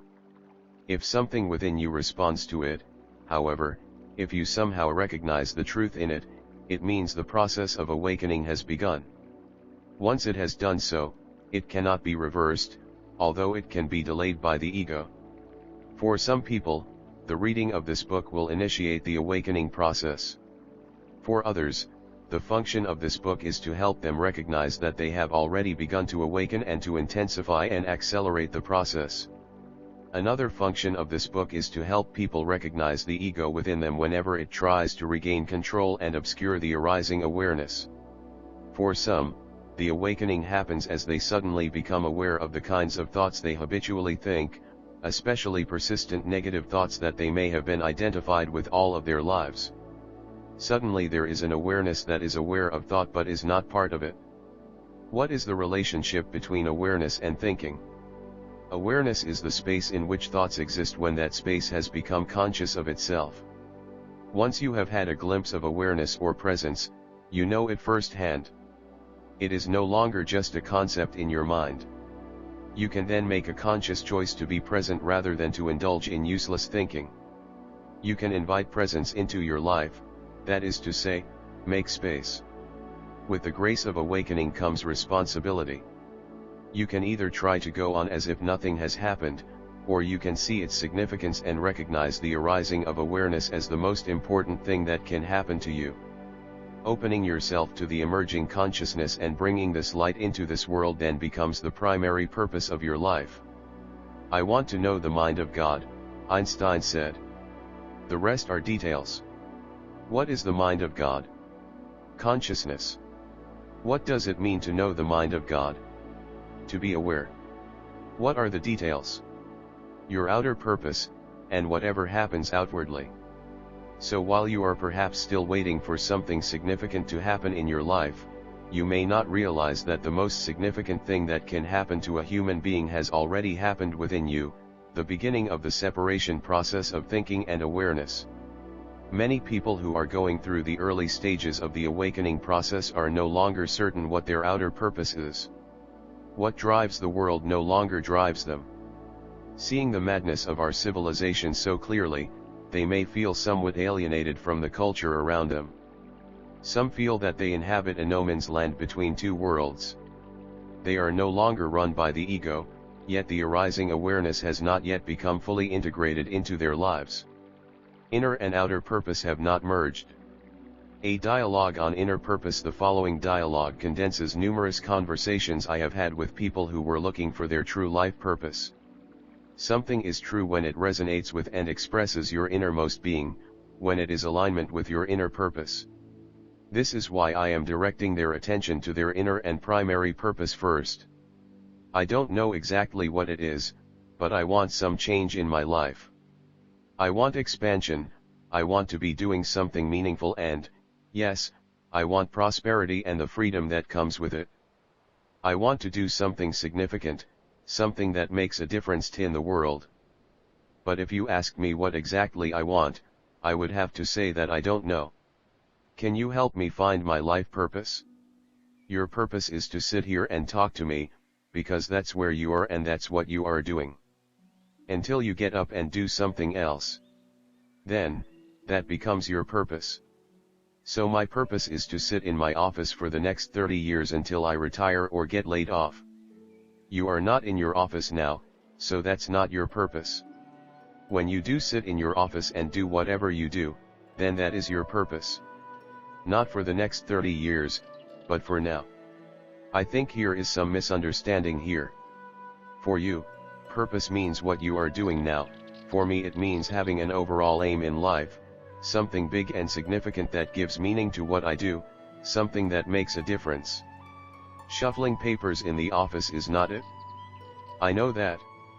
As long as you are unaware of being, you will seek meaning only within the dimension of doing and of future, that is to say, the dimension of time. And whatever meaning or fulfillment you find will dissolve or turn out to have been a deception. Invariably, it will be destroyed by time. Any meaning we find on that level is true only relatively and temporarily. For example, if caring for your children gives meaning to your life, what happens to that meaning when they don't need you and perhaps don't even listen to you anymore? If helping others gives meaning to your life, you depend on others being worse off than yourself so that your life can continue to be meaningful and you can feel good about yourself. If the desire to excel, win, or succeed at this or that activity provides you with meaning, what if you never win or your winning streak comes to an end one day, as it will? You would then have to look to your imagination or memories, a very unsatisfactory place to bring some meager meaning into your life. Making it in whatever field is only meaningful as long as there are thousands or millions of others who don't make it, so you need other human beings to fail so that your life can have meaning. I am not saying here that helping others, caring for you children, or striving for excellence in whatever field are not worthwhile things to do. For many people, they are an important part of their outer purpose, but outer purpose alone is always relative, unstable, and impermanent. This does not mean that you should not be engaged in those activities. It means you should connect them to your inner, primary purpose, so that a deeper meaning flows into what you do. Without living in alignment with your primary purpose, whatever purpose you come up with, even if it is to create heaven on earth, will be of the ego or become destroyed by time. Sooner or later, it will lead to suffering. If you ignore your inner purpose, no matter what you do, even if it looks spiritual, the ego will creep into how you do it, and so the means will corrupt the end. The common saying "the road to hell is paved with good intentions" points to this book or walking across the room. The main purpose for turning the pages is to turn the pages, the secondary purpose is to find a phone number. The main purpose for walking across the room is to walk across the room, the secondary purpose is to pick up a book at the other end. At the moment you pick up the book, that becomes your main purpose. You may remember the paradox of time we mentioned earlier. Whatever you do takes time, and yet it is always now. So while your inner purpose is to negate time, your outer purpose necessarily involves future and so could not exist without time. But it is always secondary. Whenever you become anxious or stressed, outer purpose has taken over, and you lost sight of your inner purpose. You have forgotten that your state of consciousness is primary, all else secondary. Would living like this not stop me from looking to achieve something great? My fear is that I will remain stuck with doing little things for the rest of my life, things that are of no consequence. I'm afraid of never rising above mediocrity, never daring to achieve anything great, not fulfilling my potential. The great arises out of small things that are honored and cared for. Everybody's life really consists of small things. Greatness is a mental abstraction and a favorite fantasy of the ego. The paradox is that the foundation for greatness is honoring the small things of the present moment instead of pursuing the idea of greatness. The present moment is always all in the sense that it is always simple, but concealed within it lies the greatest power. Like the atom, it is one of the smallest things yet contains enormous power. Only when you align yourself with the present moment do you have access to that power. Or it may be more true to say that it then has access to you and through you to his world. Jesus was referring to this power when he said, "It is not I but the Father within me who does the works. And I can of my own self do nothing." One anxiety, stress, and negativity cut you off from that power. The illusion that you are separate from the power that runs the universe returns. You feel yourself to be alone again, struggling against something or trying to achieve this or that. But why did anxiety, stress, or negativity arise? Because you turned away from the present moment. And why did you do that? You thought something else was more important. You forgot your main purpose. One small error, one misperception, creates a world of suffering. Through the present moment you have access to the power of life itself, that which has traditionally been called God. As soon as you turn away from it, God ceases to be a reality in your life, and all you are left with is the mental concept of God, which some people believe in and others deny. Even belief in God is only a poor substitute for the living reality of God manifesting every moment of your life. Would complete harmony with the present moment not imply the cessation of all movement? Doesn't the existence of any goal imply that there is a temporary disruption in that harmony with the present moment and perhaps a re-establishment of harmony at a higher or more complex level once the goal has been attained? I imagine that the sapling that pushes its way through the soil can't be in total harmony with the present moment either because it has a goal, it wants to become a big tree. Maybe once it has reached maturity it will lie in harmony with the present moment. The sapling doesn't want anything because it is at one with the totality, and the totality acts through it. Look at the lilies of the field, how they grow, said Jesus, they toil not, neither do they spin. Yet even Solomon in all his glory was not arrayed like one of these two. We could say that the totality life wants the sapling to become a tree, but the sapling doesn't see itself as separate from life and so wants nothing for itself. It is one with what life wants. That's why it isn't worried or stressed. And if it has to die prematurely, it dies with ease. It is as surrendered in death as it is in life. It senses, no matter how obscurely, its rootedness in being, the formless and eternal one life. Like the Taoist sages of ancient China, Jesus likes to draw your attention to nature because he sees a power at work in it that humans have lost touch with. It is the creative power of the universe. Jesus goes on to say that if God clothes simple flowers in such beauty, how much more will God clothe you? That is to say, that while nature is a beautiful expression of the evolutionary impulse of the universe, when humans become aligned with the intelligence that underlies it, they will express that same impulse on a higher, more wondrous level. So be true to life by being true to your inner purpose. As you become present and thereby total in what you do, your actions become charged with spiritual power. At first there may be no noticeable change in what you do, only the how changes. Your primary purpose is now to enable consciousness to flow into what you do. The secondary purpose is whatever you want to achieve through the doing. Whereas the notion of purpose before was always associated with future, there is now a deeper purpose that can only be found in the present, through the denial of time. When you meet with people, at work, or wherever it might be, give them your fullest attention. You are no longer there primarily as a person, but as a field of awareness, of alert presence.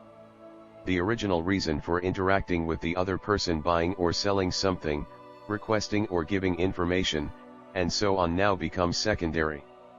The field of awareness that arises between you becomes the primary purpose for the interaction. That space of awareness becomes more important than what you may be talking about, more important than physical or thought objects. The human being becomes more important than the things of this world. It does not mean you neglect whatever needs to be done on a practical level. In fact, the doing unfolds no only more easily, but more powerfully when the dimension of being is acknowledged and so becomes primary. The arising of that unifying field of awareness between human beings is the most essential factor in relationships on the new earth. Is the notion of success just an ego illusion? How do we measure true success?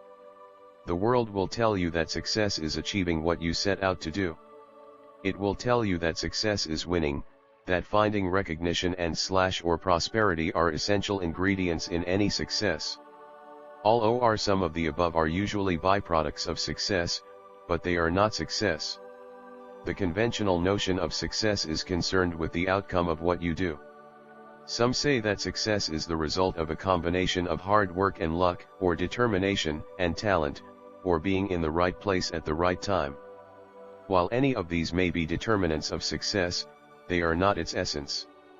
What the world doesn't tell you because it doesn't know is that you cannot become successful. You can only be successful.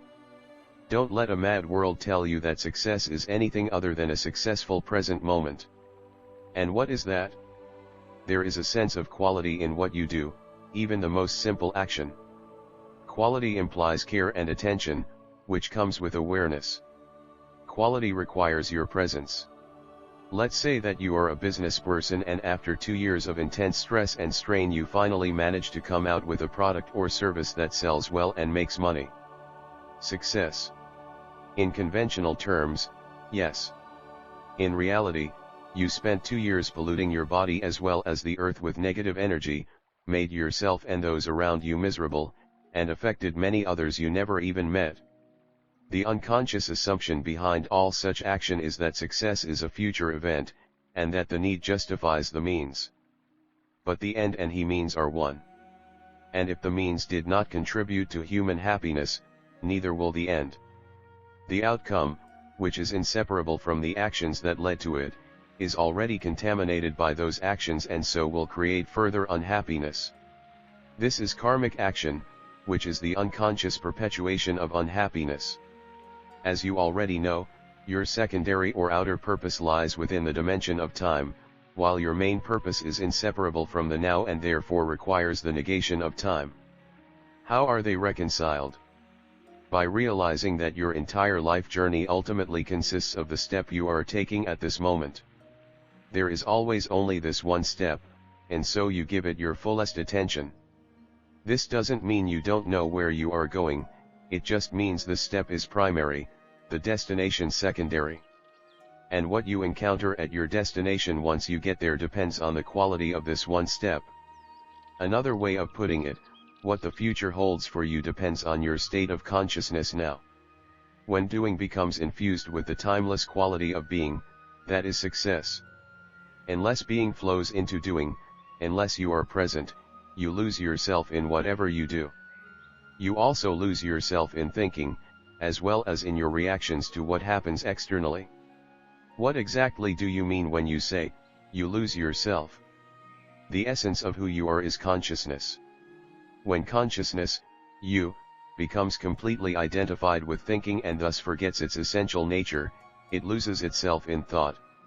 When it becomes identified with mental emotional formations such as wanting and fearing, the primary motivating forces of the ego, it loses itself in those formations. Consciousness also loses itself when it identifies with acting and reacting to what happens. Every thought, every desire or fear, every action or reaction, is then infused with a false sense of self that is incapable of sensing the simple joy of being and so seeks pleasure, and sometimes even pain, as substitutes for it. This is living in forgetfulness of being. In that state of forgetfulness of who you are, every success is no more than a passing delusion. Whatever you achieve, soon you will be unhappy again, or some new problem or dilemma will draw your attention in completely. How do I go from realizing what my inner purpose is to finding out what I am supposed to do on the outer level? The outer purpose varies greatly from person to person, and no outer purpose lasts forever. It is subject to time and then replaced by some other purpose. The extent to which dedication to the inner purpose of awakening changes the external circumstances of your life also varies greatly. For some people, there is a sudden or gradual break with their past, their work, living situation, relationship, everything undergoes profound change. Some of the change may be initiated by themselves, not through an agonizing decision-making process but by a sudden realization or recognition, this is what I have to do. The decision arrives ready-made, so to speak. It comes through awareness, not through thinking. You wake up one morning and you know what to do. Some people find themselves walking out of an insane work environment or living situation. So before you discover what is right for you on the external level, before you discover what works, what is compatible with the awakening consciousness, you may have to find out what is not right, what no longer works, what is incompatible with your inner purpose. Other kinds of change may suddenly come to you from without.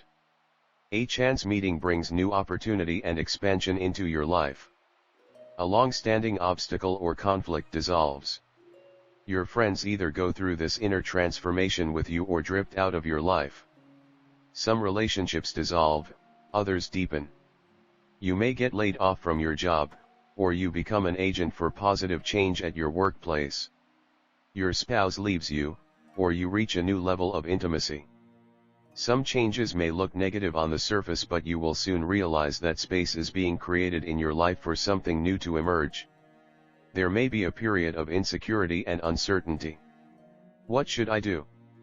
As the ego is no longer running your life, the psychological need for external security, which is illusory anyway, lessens. You are able to live with uncertainty, even enjoy it. When you become comfortable with uncertainty, infinite possibilities open up in your life. It means fear is no longer a dominant factor in what you do and no longer prevents you from taking action to initiate change. The Roman philosopher Tacitus rightly observed that the desire for safety stands against every great and noble enterprise. If uncertainty is unacceptable to you, it turns into fear. If it is perfectly acceptable, it turns into increased aliveness, alertness, and creativity. Many years ago, as a result of a strong inner impulse, I walked out of an academic career that the world would have called promising, stepping into complete uncertainty, and out of that, after several years, emerged my new incarnation as a spiritual teacher. Much later, something similar happened again. The impulse came to give up my home in England and move to the west coast of North America. I obeyed that impulse, although I didn't know the reason for it. Out of that move into uncertainty came the power of now, most of which was written in California and British Columbia while I didn't have a home of my own. I had virtually no income and lived on my savings, which were quickly running out. In fact, everything fell into place beautifully. I ran out of money just when I was getting close to finishing writing. I bought a lottery ticket and won $1,000, which kept me going for another month. Not everybody, however, will have to go through drastic change in their external circumstances. At the other end of the spectrum you have people who stay exactly where they are and keep doing whatever they are doing. For them, only the how changes, not the what. This is not due to fear or inertia. What they are doing already is a perfect vehicle for consciousness to come into this world, and it needs no other. They too bring into manifestation the new earth. Shouldn't this be the case for everybody? If fulfilling your inner purpose is being at one with the present moment, why should anybody feel the need to remove themselves from their current work or living situation? Being at one with what is doesn't mean you no longer initiate change or become incapable of taking action. But the motivation to take action comes from a deeper level, not from ego wanting or fearing. Inner alignment with the present moment opens your consciousness and brings it into alignment with the whole, of which the present moment is an integral part. The whole, the totality of life, then acts through you.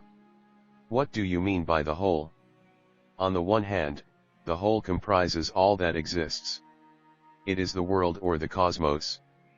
But all things in existence, from microbes to human beings to galaxies, are not really separate things or entities, but form part of a web of interconnected multidimensional processes. There are two reasons why we don't see this unity, why we see things as separate. One is perception, which reduces reality to what is accessible to us through the small range of our senses, what we can see, hear, smell, taste, and touch.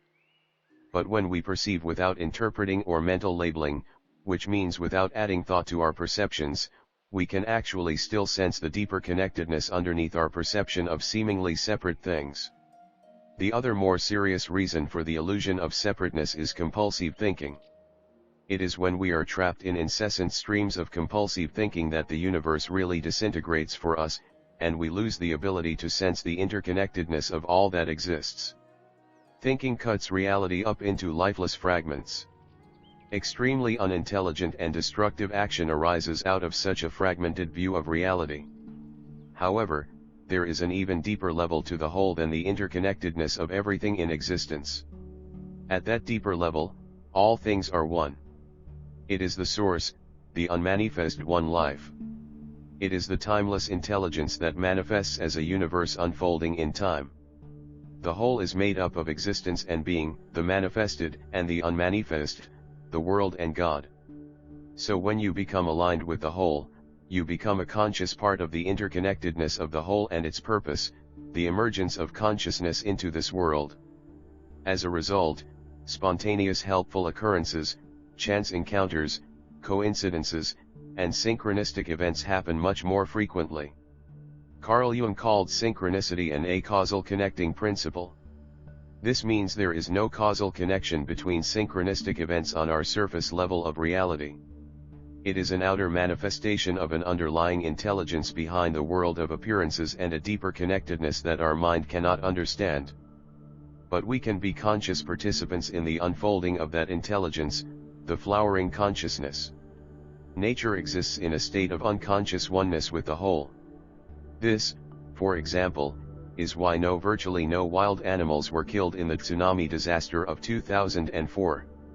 Being more in touch with the totality than humans, they could sense the tsunami's approach long before it could be seen or heard, and so had time to withdraw to higher terrain.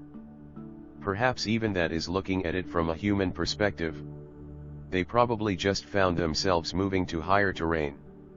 Doing this because of that is the mind's way of cutting up reality, whereas nature lies in unconscious oneness with the whole. It is our purpose and destiny to bring a new dimension into this world by living in conscious oneness with the totality and conscious alignment with universal intelligence. Can the whole use the human mind to create things or bring about situations that are in alignment with its purpose? Yes, whenever there is inspiration, which translates as in spirit, and enthusiasm, which means in God, there is a creative empowerment that goes far beyond what a mere person is capable of. Chapter 10. A New Earth. Astronomers have discovered evidence to suggest that the universe came into existence 15 billion years ago in a gigantic explosion and has been expanding ever since. Not only has it been expanding, but it is also growing in complexity and becoming more and more differentiated. Some scientists also postulate that this movement from unity to multiplicity will eventually become reversed. The universe will then stop expanding and begin to contract again and finally return to the unmanifest, the inconceivable nothingness out of which it came, and perhaps repeat the cycles of birth, expansion, contraction, and death again and again. For what purpose?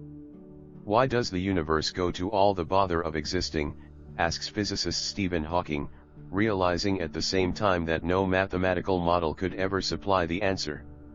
If you look within rather than only without, however, you discover that you have an inner and an outer purpose, and since you are a microcosmic reflection of the macrocosm, it follows that the universe too has an inner and outer purpose inseparable from yours. The outer purpose of the universe is to create form and experience the interaction of forms, the play, the dream, the drama, or whatever you choose to call it. Its inner purpose is to awaken to its formless essence. Then comes the reconciliation of outer and inner purpose, to bring that essence consciousness into the world of form and thereby transform the world. The ultimate purpose of that transformation goes far beyond anything the human mind can imagine or comprehend. And yet, on this planet at this time, that transformation is the task allotted us. That is the reconciliation of outer and inner purpose, the reconciliation of the world and God. Before we look at what relevance the expansion and contraction of the universe has to your own life, we need to bear in mind here that nothing we say about the nature of the universe should be taken as an absolute truth. Neither concepts nor mathematical formulae can explain the infinite. No thought can encapsulate the vastness of the totality. Reality is a unified whole, but thought cuts it up into fragments. This gives rise to fundamental misperceptions, for example, that there are separate things and events, or that this is the cause of that. Every thought implies a perspective, and every perspective, by its very nature, implies limitation, which ultimately means that it is not true, at least not absolutely. Only the whole is true, but the whole cannot be spoken or thought. Seen from beyond the limitations of thinking and therefore incomprehensible to the human mind, everything is happening now. All that ever has been or will be is now, outside of time, which is a mental construct. As an illustration of relative and absolute truth, consider the sunrise and sunset. When we say the sun rises in the morning and sets in the evening, that is true but only relatively. In absolute terms, it is false. Only from the limited perspective of an observer on or near the planet's surface does the sun rise and set. If you were far out in space, you would see that the sun neither rises nor sets, but that it shines continuously. And yet, even after realizing that, we can continue to speak of the sunrise or sunset, still see its beauty painted, write poems about it, even though we now know that it is a relative rather than an absolute truth. So let us continue to speak for a moment of another relative truth, the coming into form of the universe and its return to the formless, which implies the limited perspective of time, and see what relevance this has to your own life. The notion of my own life is, of course, another limited perspective created by thought, another relative truth. There is ultimately no such thing as your life, since you and life are not two, but one. A brief history of your life, the coming into manifestation of the world as well as its return to the unmanifest, its expansion and contraction are two universal movements that we could call the outgoing and the return home. Those two movements are reflected through the universe in many ways, such as in the incessant expansion and contraction of your heart, as well as in the inhalation and exhalation of your breath. They are also reflected in the cycles of sleep and wakefulness. Each night, without knowing it, you return to the unmanifest source of all life when you enter the stage of deep, dreamless sleep, and then re-emerge again in the morning, replenished. Those two movements, the outgoing and the return, are also reflected in each person's life cycles. Out of nowhere, so to speak, you suddenly appear in this world. Birth is followed by expansion.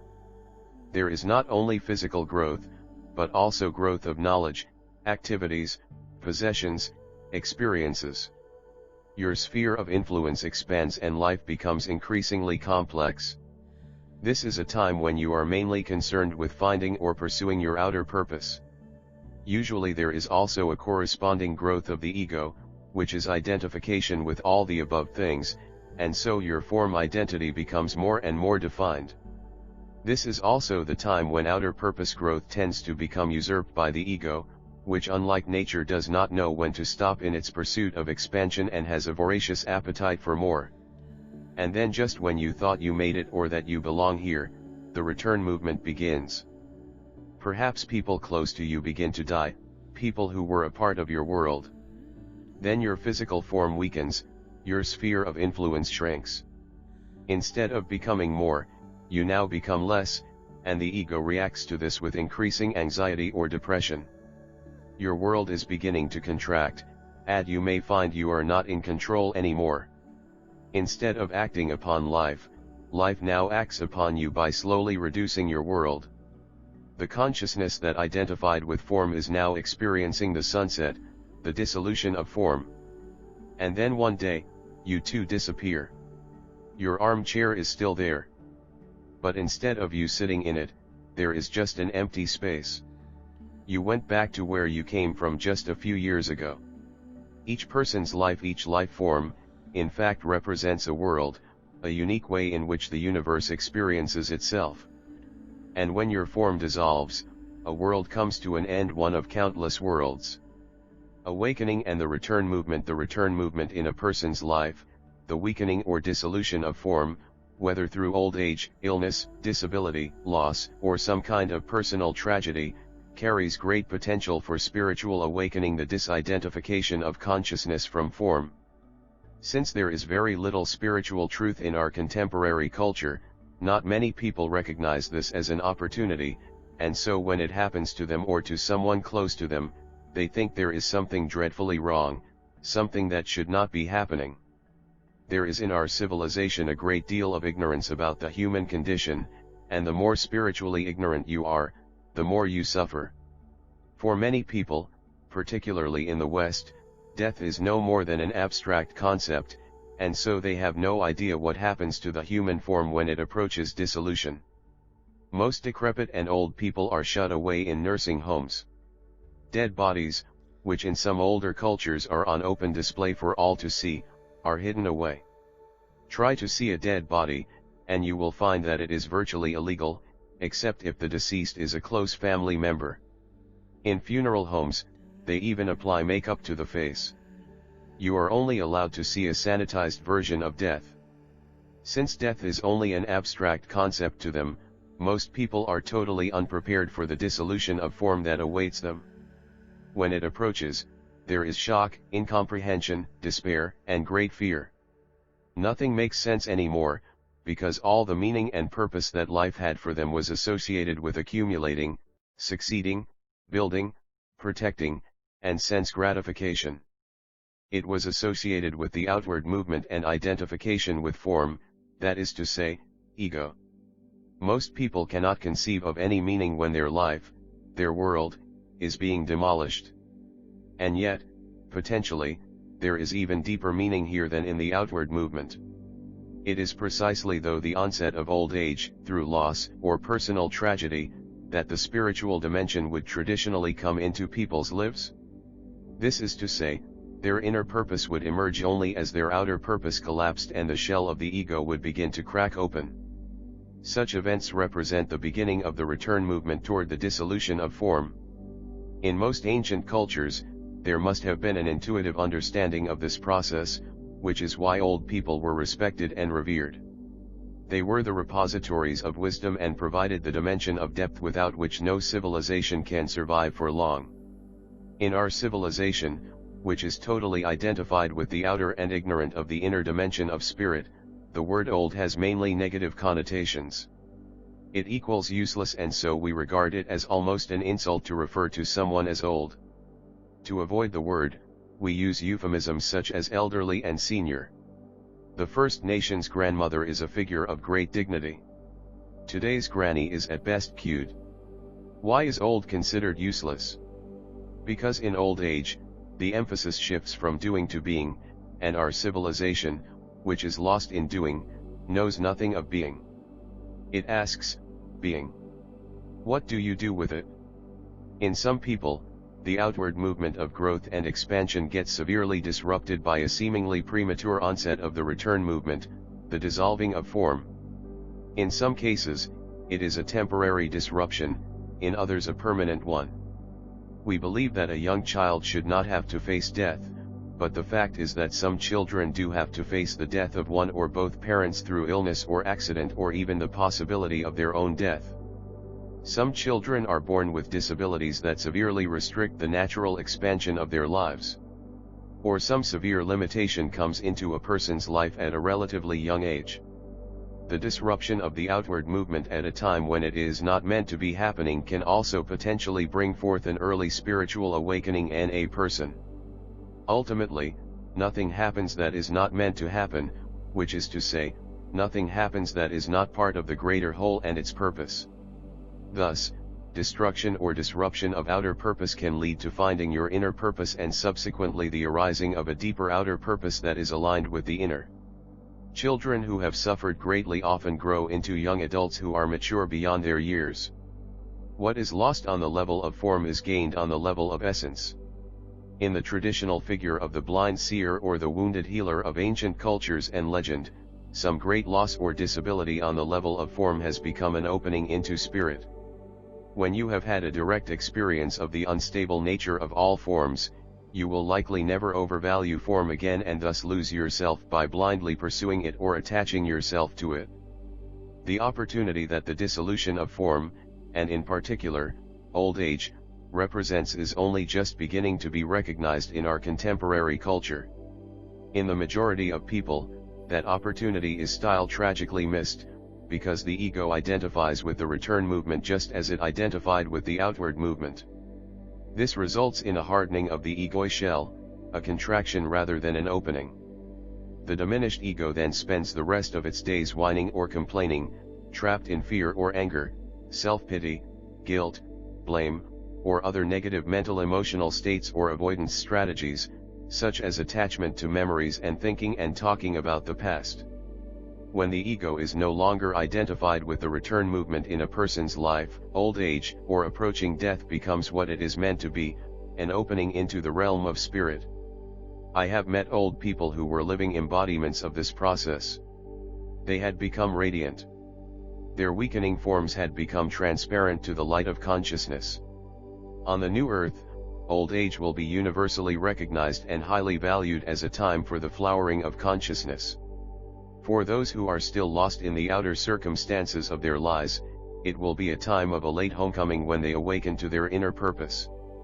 For many others, it will represent an intensification and a culmination of the awakening process. Awakening and the outgoing movement. The natural expansion of one's life that comes with the outward movement has traditionally been usurped by the ego and used for its own expansion. "Look what I can do.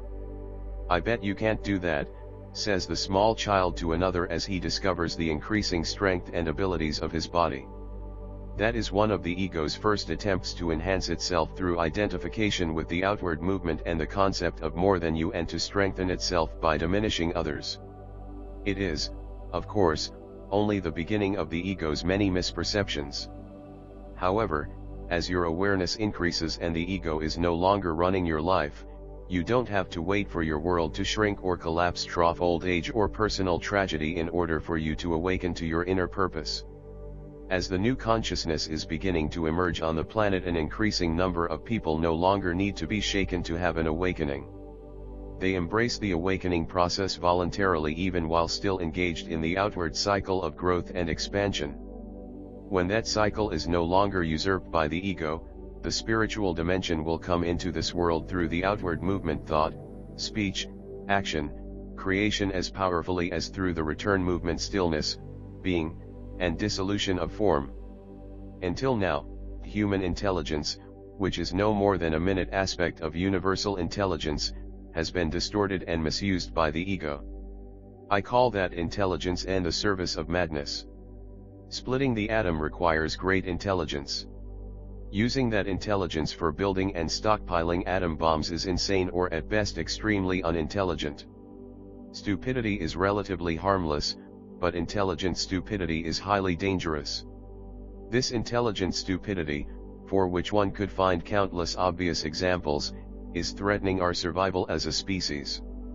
Without the impairment of egoid dysfunction, our intelligence comes into full alignment with the outgoing cycle of universal intelligence and its impulse to create.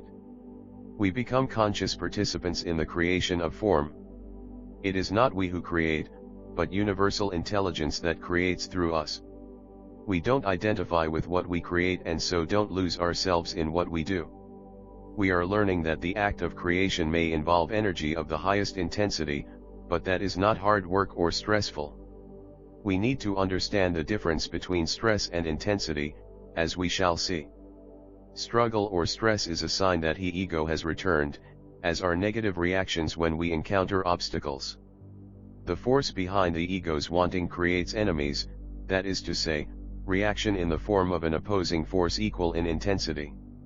The stronger the ego, the stronger the sense of separateness between people. The only actions that do not cause opposing reactions are those that are aimed at the good of all. They are inclusive, not exclusive. They join, they don't separate. They are not for my country but for all of humanity, not for my religion but the emergence of consciousness in all human beings, not for my species but for all sentient beings and all of nature. We are also learning that action, although necessary, is only a secondary factor in manifesting our external reality. The primary factor in creation is consciousness. No matter how active we are, how much effort we make, our state of consciousness creates our world, and if there is no change on that inner level, no amount of action will make any difference. We would only recreate modified versions of the same world again and again, a world that is an external reflection of the ego. Consciousness is already conscious. It is the unmanifest, the eternal. The universe, however, is only gradually becoming conscious. Consciousness itself is timeless and therefore does not evolve. It was never born and does not die. When consciousness becomes the manifested universe, it appears to be subject to time and to undergo an evolutionary process. No human mind is capable of comprehending fully the reason for this process. But we can glimpse it within ourselves and become a conscious participant in it.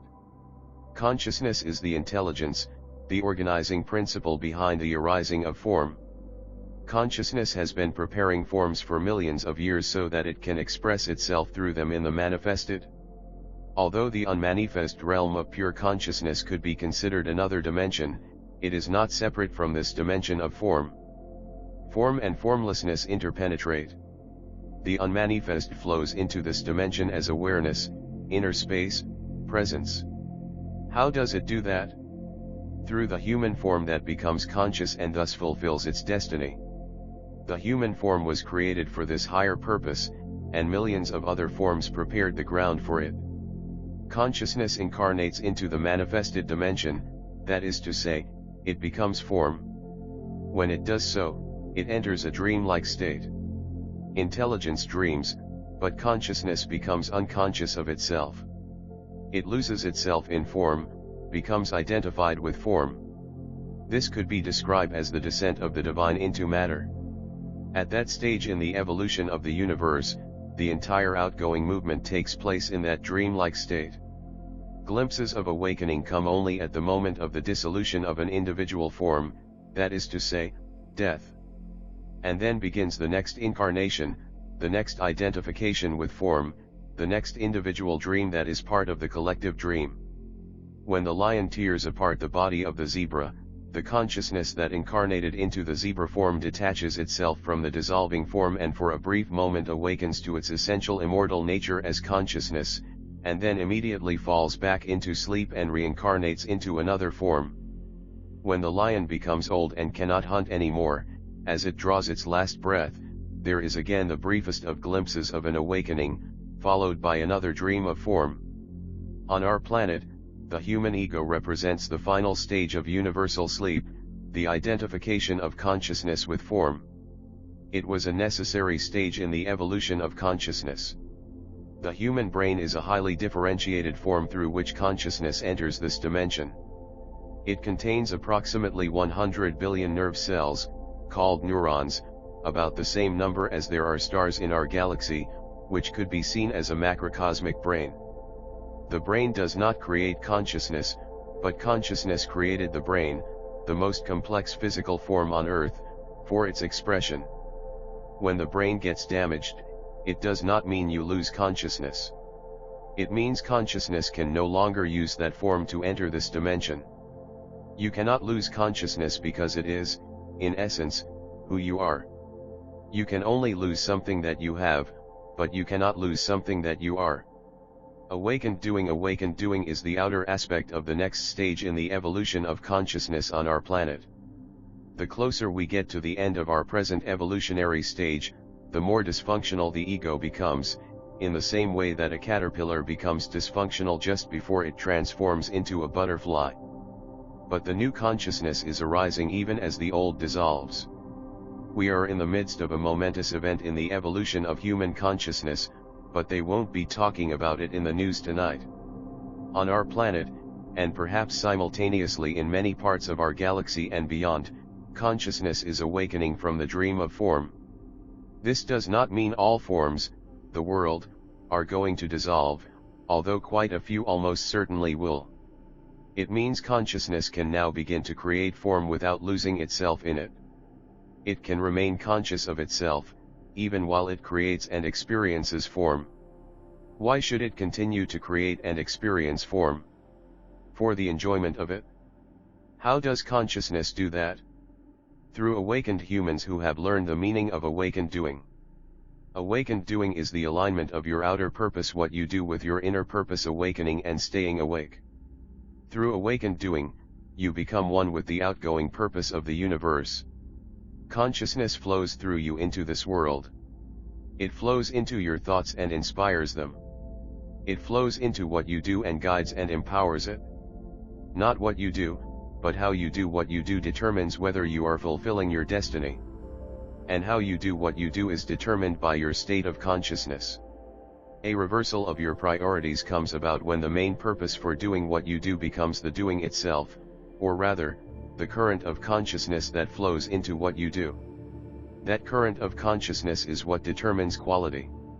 Another way of putting it, in any situation and in whatever you do, your state of consciousness is the primary factor, the situation and what you do is secondary.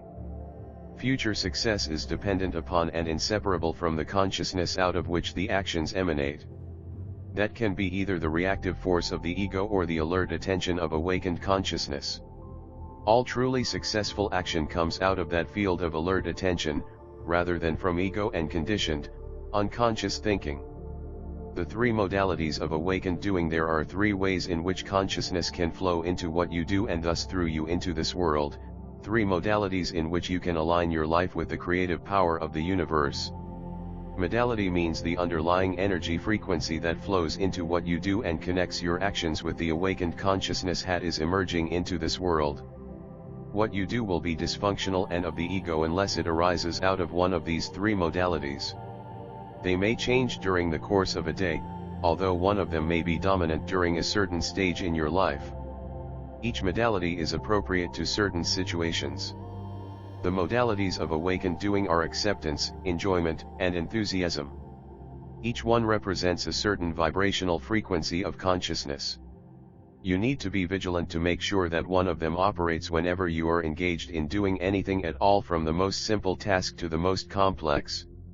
If you are not in the state of either acceptance, enjoyment, or enthusiasm, look closely and you will find that you are creating suffering for yourself and others. Acceptance: whatever you cannot enjoy doing, you can at least accept that this is what you have to do. Acceptance means, for now, this is what this situation, this moment, requires me to do, and so I do it willingly. We already spoke at length about the importance of inner acceptance of what happens, and acceptance of what you have to do is just another aspect of it. For example, you probably won't be able to enjoy changing the flat tire on your car at night in the middle of nowhere and in pouring rain, let alone be enthusiastic about it, but you can bring acceptance to it. Performing an action in the state of acceptance means you are at peace while you do it. That peace is a subtle energy vibration which then flows into what you do. On the surface, acceptance looks like a passive state, but in reality it is active and creative because it brings something entirely new into this world. That peace, that subtle energy vibration, is consciousness, and one of the ways in which TI enters this world is through surrendered action, one aspect of which is acceptance.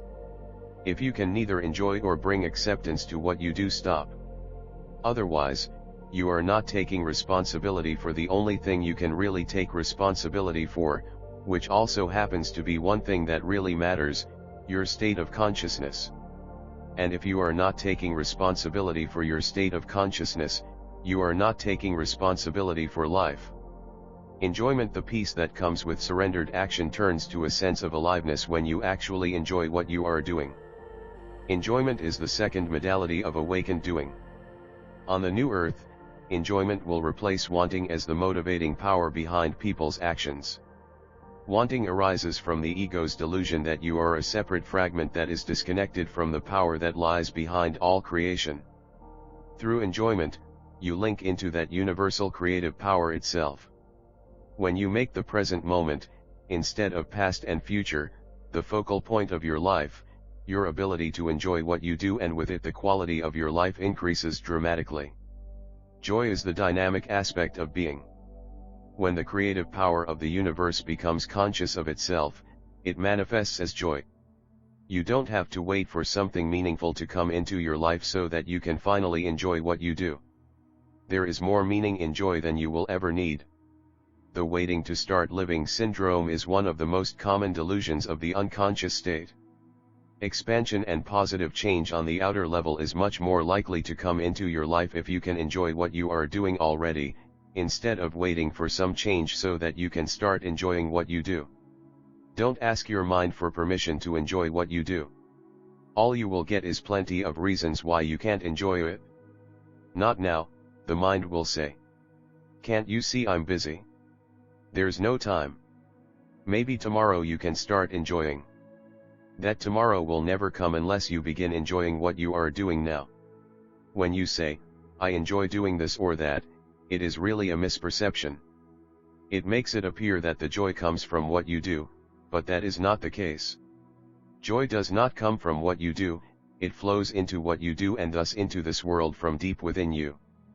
The misperception that joy comes from what you do is normal, and it is also dangerous, because it creates the belief that joy is something that can be derived from something else, such as an activity or thing.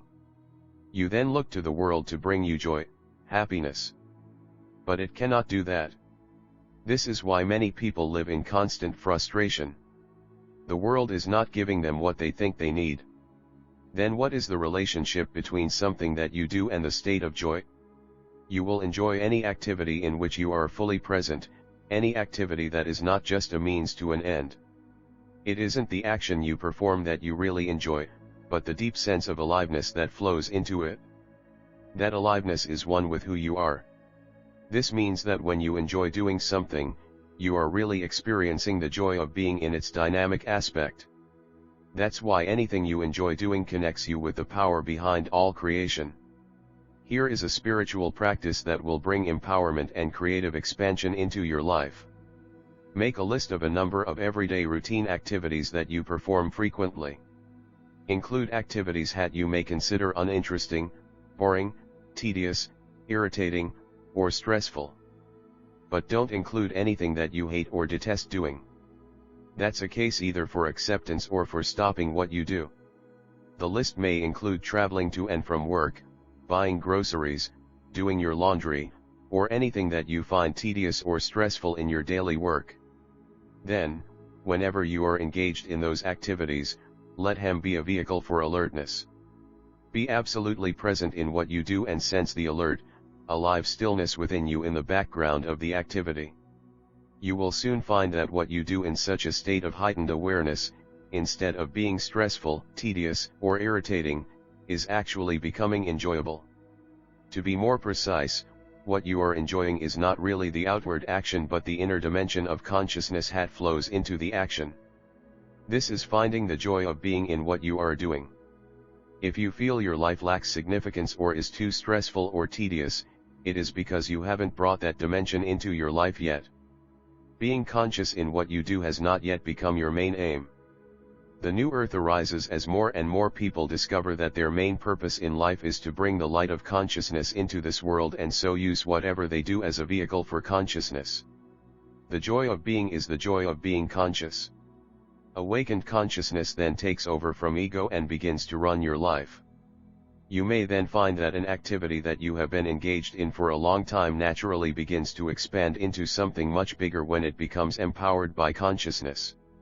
Some of those people who, through creative action, enrich the lives of many others simply do what they enjoy doing most without wanting to achieve or become anything through that activity. They may be musicians, artists, writers, scientists, teachers, or builders, or they may bring into manifestation new social or business structures, enlightened businesses. Sometimes for a few years their sphere of influence remains small, and then it can happen that suddenly or gradually a wave of creative empowerment flows into what they do, and their activity expands beyond anything they could have imagined and touches countless others.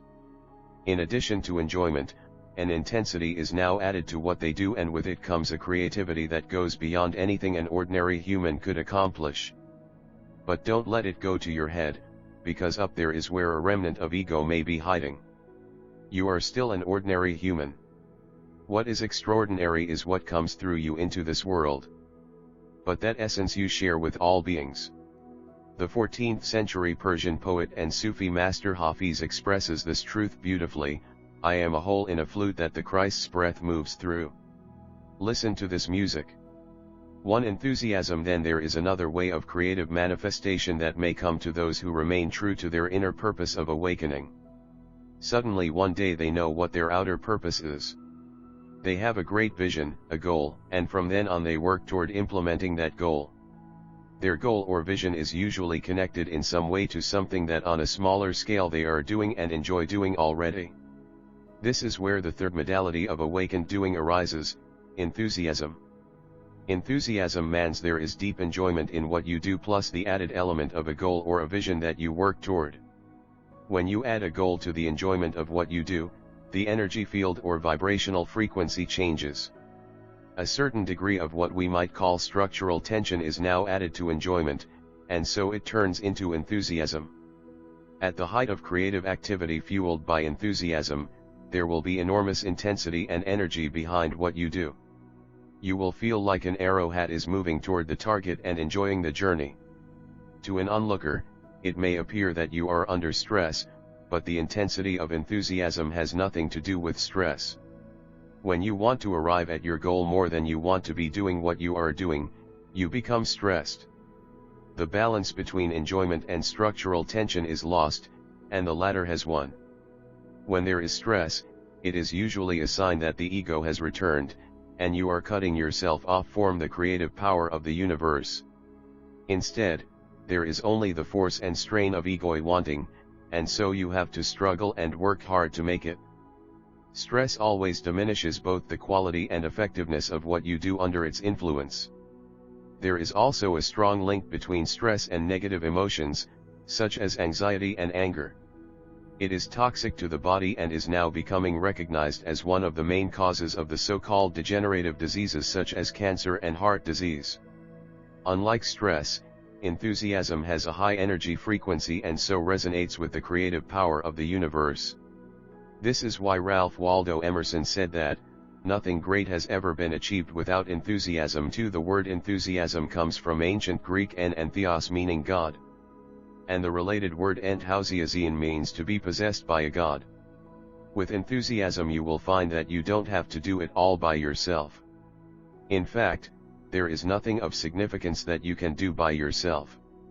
Sustained enthusiasm brings into existence a wave of creative energy, and all you have to do then is ride the wave. Enthusiasm brings an enormous empowerment into what you do, so that all those who have not accessed that power would look upon your achievements in awe and may equate them with who you are. You, however, know the truth that Jesus pointed to when he said, "I can of my own self do nothing." 3. Unlike ego wanting, which creates opposition in direct proportion to the intensity of its wanting, enthusiasm never opposes. It is non-confrontational. Its activity does not create winners and losers. It is based on inclusion, not exclusion, of others. It does not need to use and manipulate people, because it is the power of creation itself and so does not need to take energy from some secondary source. The ego's wanting always tries to take form something or someone. Enthusiasm gives out of its own abundance. When enthusiasm encounters obstacles in the form of adverse situations or uncooperative people, it never attacks but walks around them, or by yielding or embracing turns the opposing energy into a helpful one, the foe into a friend. Enthusiasm and the ego cannot coexist. One implies the absence of the other. Enthusiasm knows where it is going, but at the same time, it is deeply at one with the present moment, the source of its aliveness, its joy, and its power. Enthusiasm wants nothing because it lacks nothing. It is at one with life, and no matter how dynamic the enthusiasm-inspired activities are, you don't lose yourself in them. And there remains always a still but intensely alive space at the center of the wheel, a core of peace in the midst of activity that is both the source of all and untouched by it all. Through enthusiasm you enter into full alignment with the outgoing creative principle of the universe, but without identifying with its creation, that is to say, without ego. Where there is no identification, there is no attachment, one of the great sources of suffering. Once a wave of creative energy has passed, structural tension diminishes again and joy in what you are doing remains. Nobody can live in enthusiasm all the time. A new wave of creative energy may come later and lead to renewed enthusiasm. When the return movement toward the dissolution of form sets in, enthusiasm no longer serves you. Enthusiasm belongs to the outgoing cycle of life. It is only through surrender that you can align yourself with the return movement, the journey home. To sum up, enjoyment of what you are doing, combined with a goal or vision that you work toward, becomes enthusiasm. Even though you have a goal, what you are doing in the present moment needs to remain the focal point of your attention, otherwise, you will fall out of alignment with universal purpose. Make sure your vision or goal is not an inflated image of yourself and therefore a concealed form of ego, such as wanting to become a movie star, a famous writer, or a wealthy entrepreneur. Also make sure your goal is not focused on having this or that, such as a mansion by the sea, your own company, or $10 million in the bank. An enlarged image of yourself or a vision of yourself having this or that are all static goals and therefore don't empower you. Instead, make sure your goals are dynamic, that is to say, point toward an activity that you are engaged in and through which you are connected to other human beings as well as to the whole. Instead of seeing yourself as a famous actor and writer and so on, see yourself inspiring countless people with your work and enriching their lives. Feel how that activity enriches or deepens not only your life but that of countless others. Feel yourself being an opening through which energy flows form the unmanifest source of all life through you for the benefit of all. All this implies that your goal or vision is then already a reality within you, on the level of mind and of feeling. Enthusiasm is the power that transfers the mental blueprint into the physical dimension. That is the creative use of mind, and that is why here is no wanting involved. You cannot manifest what you want, you can only manifest what you already have. You may get what you want through hard work and stress, but that is not the way of the new earth. Jesus gave the key to the creative use of mind and to the conscious manifestation of form when he said, "Whatever you ask in prayer, believe that you have received it, and it will be yours." For the frequency holders, the outward movement into form does not express itself with equal intensity in all people. Some feel a strong urge to build, create, become involved, achieve, make an impact upon the world. If they are unconscious, their ego will, of course, take over and use the energy of the outgoing cycle for its own purposes. This, however, also greatly reduces the flow of creative energy available to them, and increasingly they need to rely on efforting to get what they want. If they are conscious, those people in whom the outward movement is strong will be highly creative. Others, after the natural expansion that comes with growing up has run its course, lead an outwardly unremarkable, seemingly more passive and relatively uneventful existence. They are more inward-looking by nature, and for them the outward movement into form is minimal. They would rather return home than go out. They have no desire to get strongly involved in or change the world. If they have any ambitions, they usually don't go beyond finding something to do that gives them a degree of independence. Some of them find it hard to fit into this world. Some are lucky enough to find a protective niche where they can lead a relatively sheltered life, a job that provides them with a regular income or a small business of their own. Some may feel drawn toward living in a spiritual community or monastery. Others may become dropouts and live on the margins of society they feel they have little in common with. Some turn to drugs because they find living in this world too painful. Others eventually become healers or spiritual teachers, that is to say, teachers of being. In past ages, they would probably have been called contemplatives. There is no place for them, it seems, in our contemporary civilization. On the arising new earth, however, their role is just as vital as that of the creators, the doers, the reformers. Their function is to anchor the frequency of the new consciousness on his planet. I call them the frequency holders. They are here to generate consciousness through the activities of daily life, through their interactions with others as well as through just being. In this way, they endow the seemingly insignificant with profound meaning. Their task is to bring spacious stillness into this world by being absolutely present in whatever they do. There is consciousness and therefore quality in what they do, even the simplest task. Their purpose is to do everything in a sacred manner.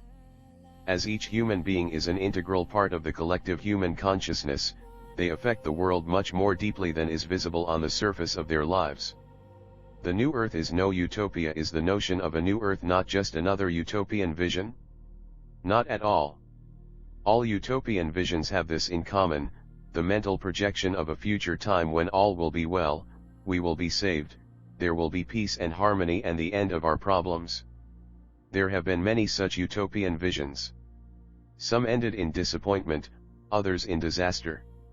At the core of all utopian visions lies one of the main structural dysfunctions of the old consciousness, looking to the future for salvation. The only existence the future actually has is as a thought form in your mind, so when you look to the future for salvation, you are unconsciously looking to your own mind for salvation. You are trapped in form, and that is ego. "And I saw a new heaven and a new earth," 5 writes the biblical prophet. The foundation for a new earth is a new heaven, the awakened consciousness. The earth external reality is only its outer reflection. The arising of a new heaven and by implication a new earth are not future events that are going to make us free. Nothing is going to make us free because only the present moment can make us free. That realization is the awakening. Awakening as a future event has no meaning because awakening is the realization of presence. So the new heaven, the awakened consciousness, is not a future state to be achieved. A new heaven and a new earth are arising within you at this moment, and if they are not arising at this moment, they are no more than a thought in your head and therefore not arising at all. What did Jesus tell his disciples? Heaven is right here in the midst of you. 6 In the Sermon on the Mount, Jesus makes a prediction that to this day few people have understood. He says, "Blessed are the meek, for they shall inherit the earth." 7 In modern versions of the Bible, meek is translated as humble. Who are the meek or the humble, and what does it mean that they shall inherit the earth? The meek are the egoless. They are those who have awakened to their essential true nature as consciousness and recognize that essence in all others, all life forms. They live in the surrendered state and so feel their oneness with the whole and the source. They embody the awakened consciousness that is changing all aspects of life on our planet, including nature, because life on Earth is inseparable from the human consciousness that perceives and interacts with it. That is the sense in which the meek will inherit the Earth. A new species is arising on the planet. It is arising now, and you are it.